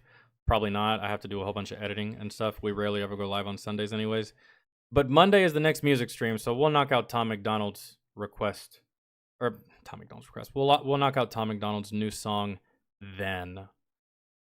I was kind of hoping more for a response to Upchurch as opposed to a response to just people talking shit in your comment section. That would have been a little bit... Oh, dude, another Angry Cops video. We're watching that too. How did the Navy do this again? I can't believe the Navy missed this. Oh, that'll be on the next Variety stream. Oh, dude, trailer for the Joker. I don't even know what that means. Looks French. Folie à dos? Whatever that means. I heard it's going to be a musical, so I'm not watching it. Way to fuck up a good thing.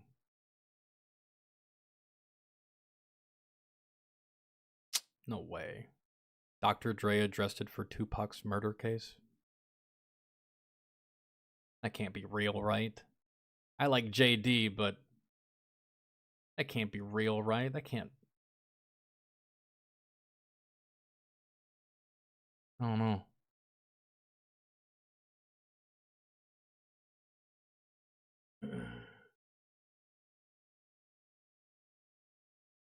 Adam has a music video too. Yeah, we're gonna be doing that. There's a whole bunch of stuff we're gonna be doing.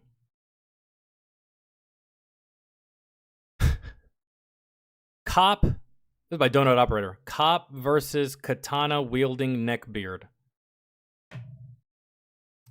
That's gonna be a fun video to watch right there. That is going to be fun. You gotta respect it. Dude came out with a katana. Dude literally brought a knife to a gunfight. I admire the cojones, my friend. I do. However, you're getting sent to the Shadow Realm so fast, you're not a real ninja. So, you're not stopping those bullets with that thing. They're not letting you get that close. The fuck?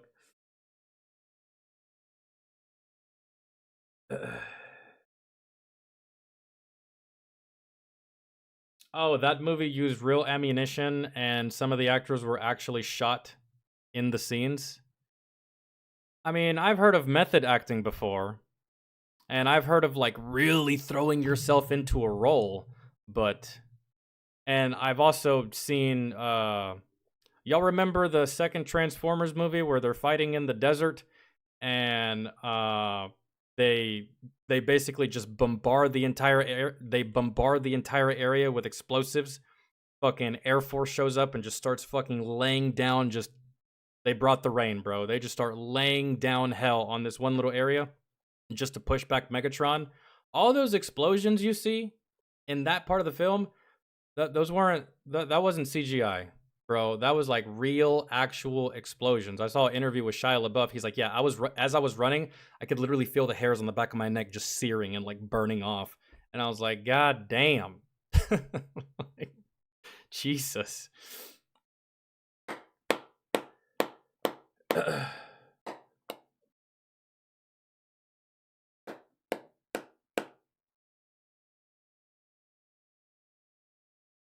No, they don't get hit. It barely missed. That's still just as scary as getting hit, man. Because if you do get hit, it's not like a blank. It's not like a prop where there's like no fear of anything. But sometimes, if you want to simulate actual fucking fear, I guess just use the real thing, right? I feel like you should trust your actors to be good enough at their job to simulate fear and anxiety. But I guess using real bullets would work too, I suppose. Like, ooh, I'm gonna have to fucking... You know what? I don't even have to act. I'm truly petrified. Turn the cameras on. Let's go. Let's get this shit over with. Now, I don't want to look up the scene, Alexander, just in case I ever decide to watch the movie. I don't want to spoil anything or see anything, because I can usually piece things together just off like a couple of seconds of a clip and stuff like that, so...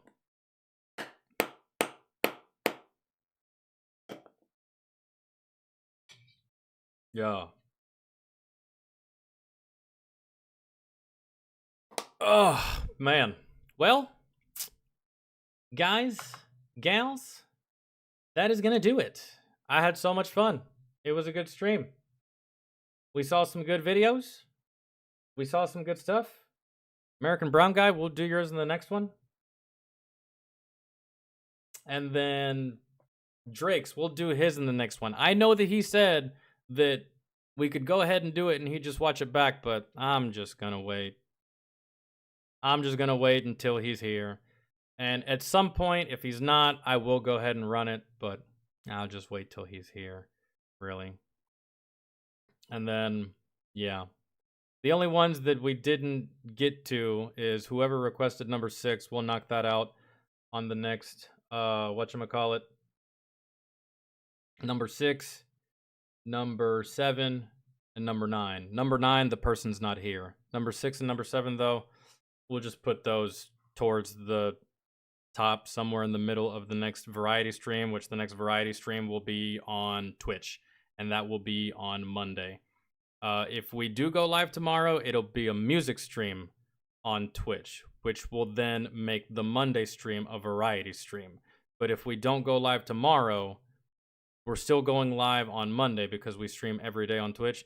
We're still going live on Monday, and that will be the music stream. So one or the other, it really depends on how it goes, what I decide to do. Sundays are usually my editing days. You know, I don't have an editor, and I never have had an editor, and I probably would never will have an editor. I'm pretty content just doing it by myself. It is tedious and taxing and takes a while sometimes, especially when I decide to, like, you know, edit and upload 4, 5, 6 videos in the time span of like 2 days, which most content creators don't fucking do. But still, I got to get them out there. So, but yeah, guys, gals, thank you so much for hanging out. I forgot who it was that I think it was Napolarian earlier. Thank you for the donations earlier. I appreciate all the subs and gifteds and resubs and follows on Twitch lately, as well as just, you know, watching the YouTube videos, commenting, all that stuff. I truly appreciate that as well. I'm gonna go stuff my fucking face with probably just ramen noodles. I can't go another day of eating Zaxby's. That's just gonna fuck up my stomach. And my stomach already hurts. So, yeah. Have a fantastic rest of y'all's weekend, though, alright? I know I didn't go live yesterday on Twitch, but that's just, I was on uncle duty all damn day. And I probably could have gone live, but she was on one, bro, and she was requiring a shit ton of attention and a shit ton of monitoring. She was just she was on some other level of being a 3-year-old, and I couldn't do a stream yesterday. But yeah, if y'all need anything, if y'all aren't in the Discord, man, feel free to join the Discord. It's free. Patrons do get priority, and they do have access to request longer videos and just access to more things in the Discord.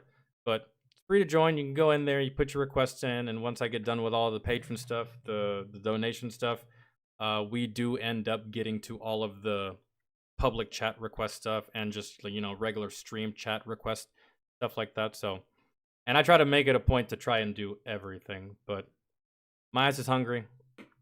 I gotta go wake my niece up, that way she doesn't sleep the fucking day away and she's awake all night, kind of like how she was yesterday. So, gonna go do that. Should have cut the grass today, but that didn't happen.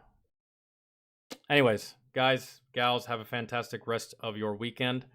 If y'all need anything, y'all can always y'all can hit me up in the Discord. You can @ me, you can DM me, all of that shit, or you can hit me up on Instagram. All right. So thank you so much for hanging out. Thank you so much for chilling.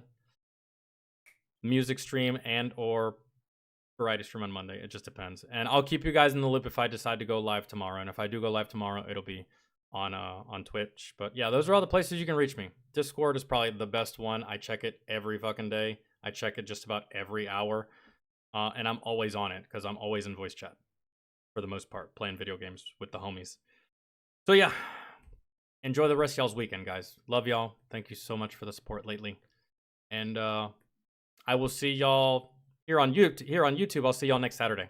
All right? Bye, guys.